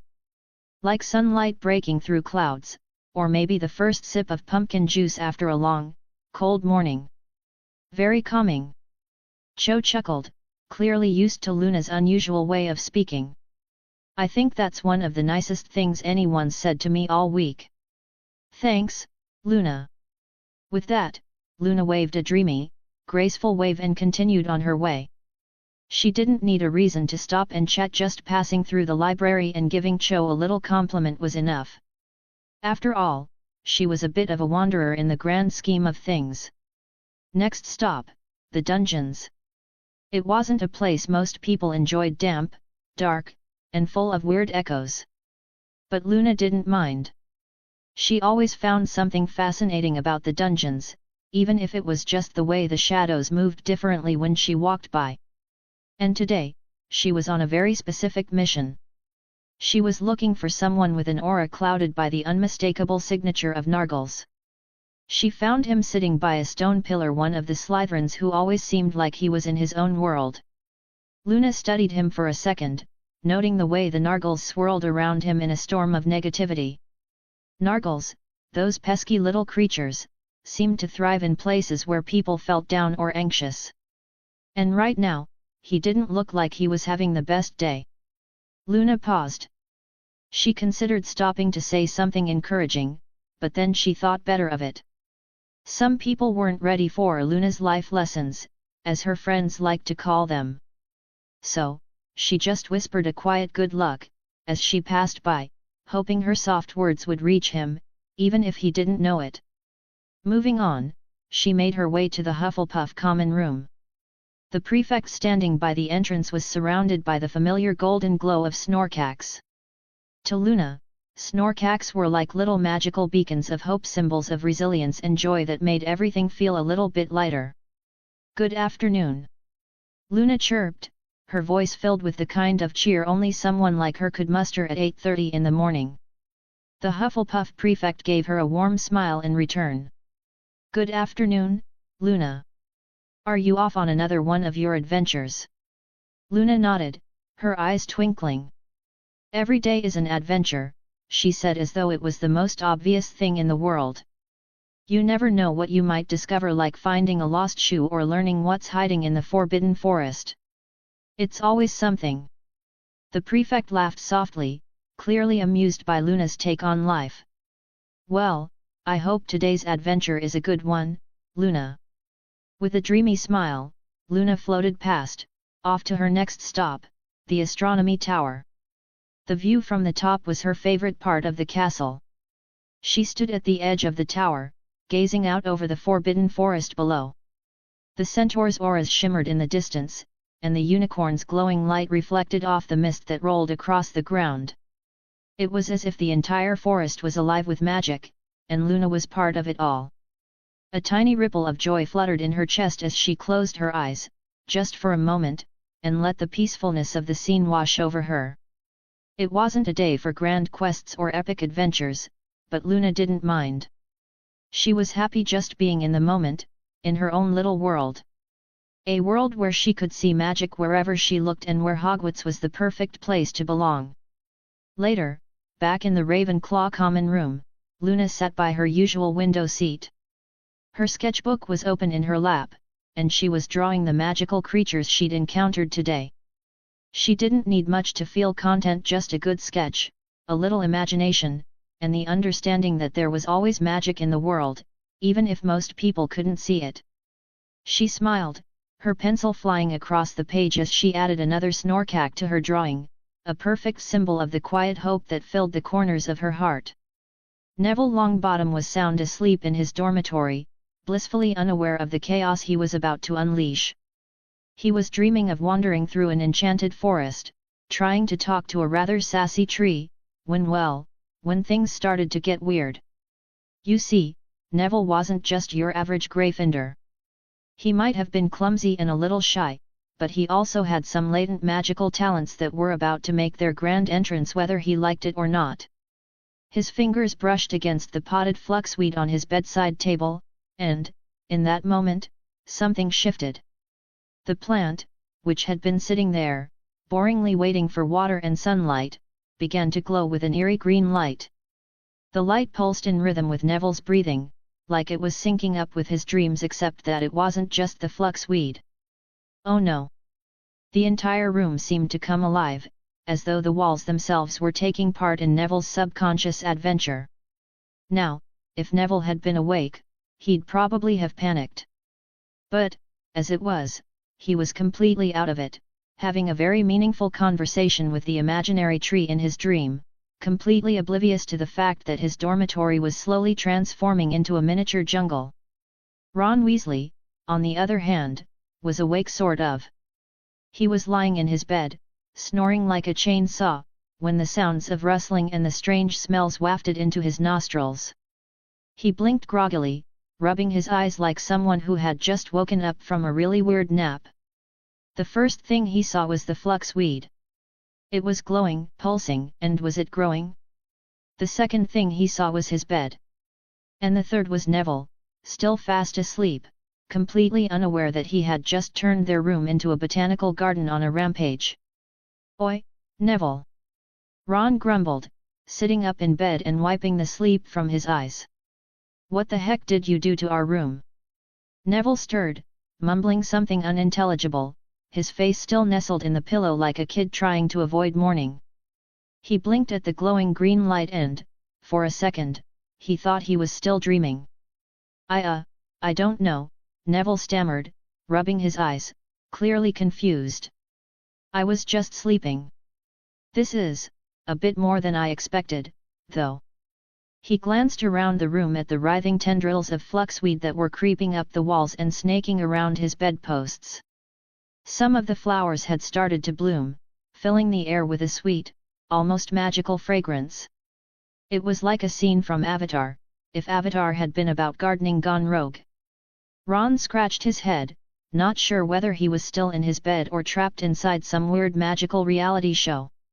"Well, at least it's not another giant spider," he muttered, inspecting a particularly aggressive-looking vine that had wrapped itself around his shoes. "Could be worse, right?" He squinted at the fluxweed, which was now positively glowing as if it were the star of some show. "And if this is your way of waking me up, Neville, I'm gonna need you to stop. This is like some kind of magical wake-up call, isn't it?" Neville's mouth hung open. "I swear, Ron, I didn't mean to. I mean, what even is this? It wasn't like this when I went to bed." The room was turning into a verdant jungle, with every plant in the room joining in the strange growth spree. Neville's desk had been overtaken by vines, his bedposts were practically drowning in greenery, and flowers of all shapes and sizes bloomed like they had been waiting for just the right moment to burst into existence. Neville glanced over at Ron, who was now standing at the edge of his bed, poking the vines with his foot like they were some sort of oddly aggressive puppy. Do you think I've just got a gift or something?" Neville asked, his voice filled with wonder, though he was still a bit freaked out by the whole situation. "I mean, I always liked herbology, but this is next level." Ron squinted at the fluxing jungle, before he gave Neville a thumbs up. "I dunno, mate. You're like a wizard version of the Jungle Book now. Pretty impressive for someone who used to faint at the sight of a ferret." Neville blushed but couldn't help the small, nervous smile tugging at the corner of his lips. It was a smile that spoke of more than just self-doubt. It was the start of something new. Maybe he wasn't just the shy, fumbling Neville anymore. Maybe he had more potential than anyone, including himself, had realized. The room was still growing. The plants were overtaking everything, and Neville was starting to feel more like the master of it all. His accidental magic had led him to discover something huge about himself. "Well," Ron said, backing away from a vine that seemed way too interested in his socks, "if you've got this much magic in you, maybe we should put you to work. I'm sure Professor Sprout would love to see you do this in front of the whole class." Neville chuckled nervously, feeling both embarrassed and proud. He wasn't sure what exactly was going on, but he did know one thing: he wasn't going to let this moment pass him by. Maybe he didn't always get things right, but today? Today felt like he was stepping into the future. As the room continued to bloom into a magical mess, Neville managed to say, "All right, let's not go crazy. Maybe just a few less vines next time." Ron, still avoiding a very enthusiastic vine that seemed to think it could play with him, grinned. "Sure, mate. As long as you don't make it worse by summoning a tropical rainforest in the middle of our dorm, I think we're all good." Neville's eyes glinted with a new sense of determination. He didn't have to be the bumbling Neville anymore. Maybe it was time for the world to see what he was really capable of.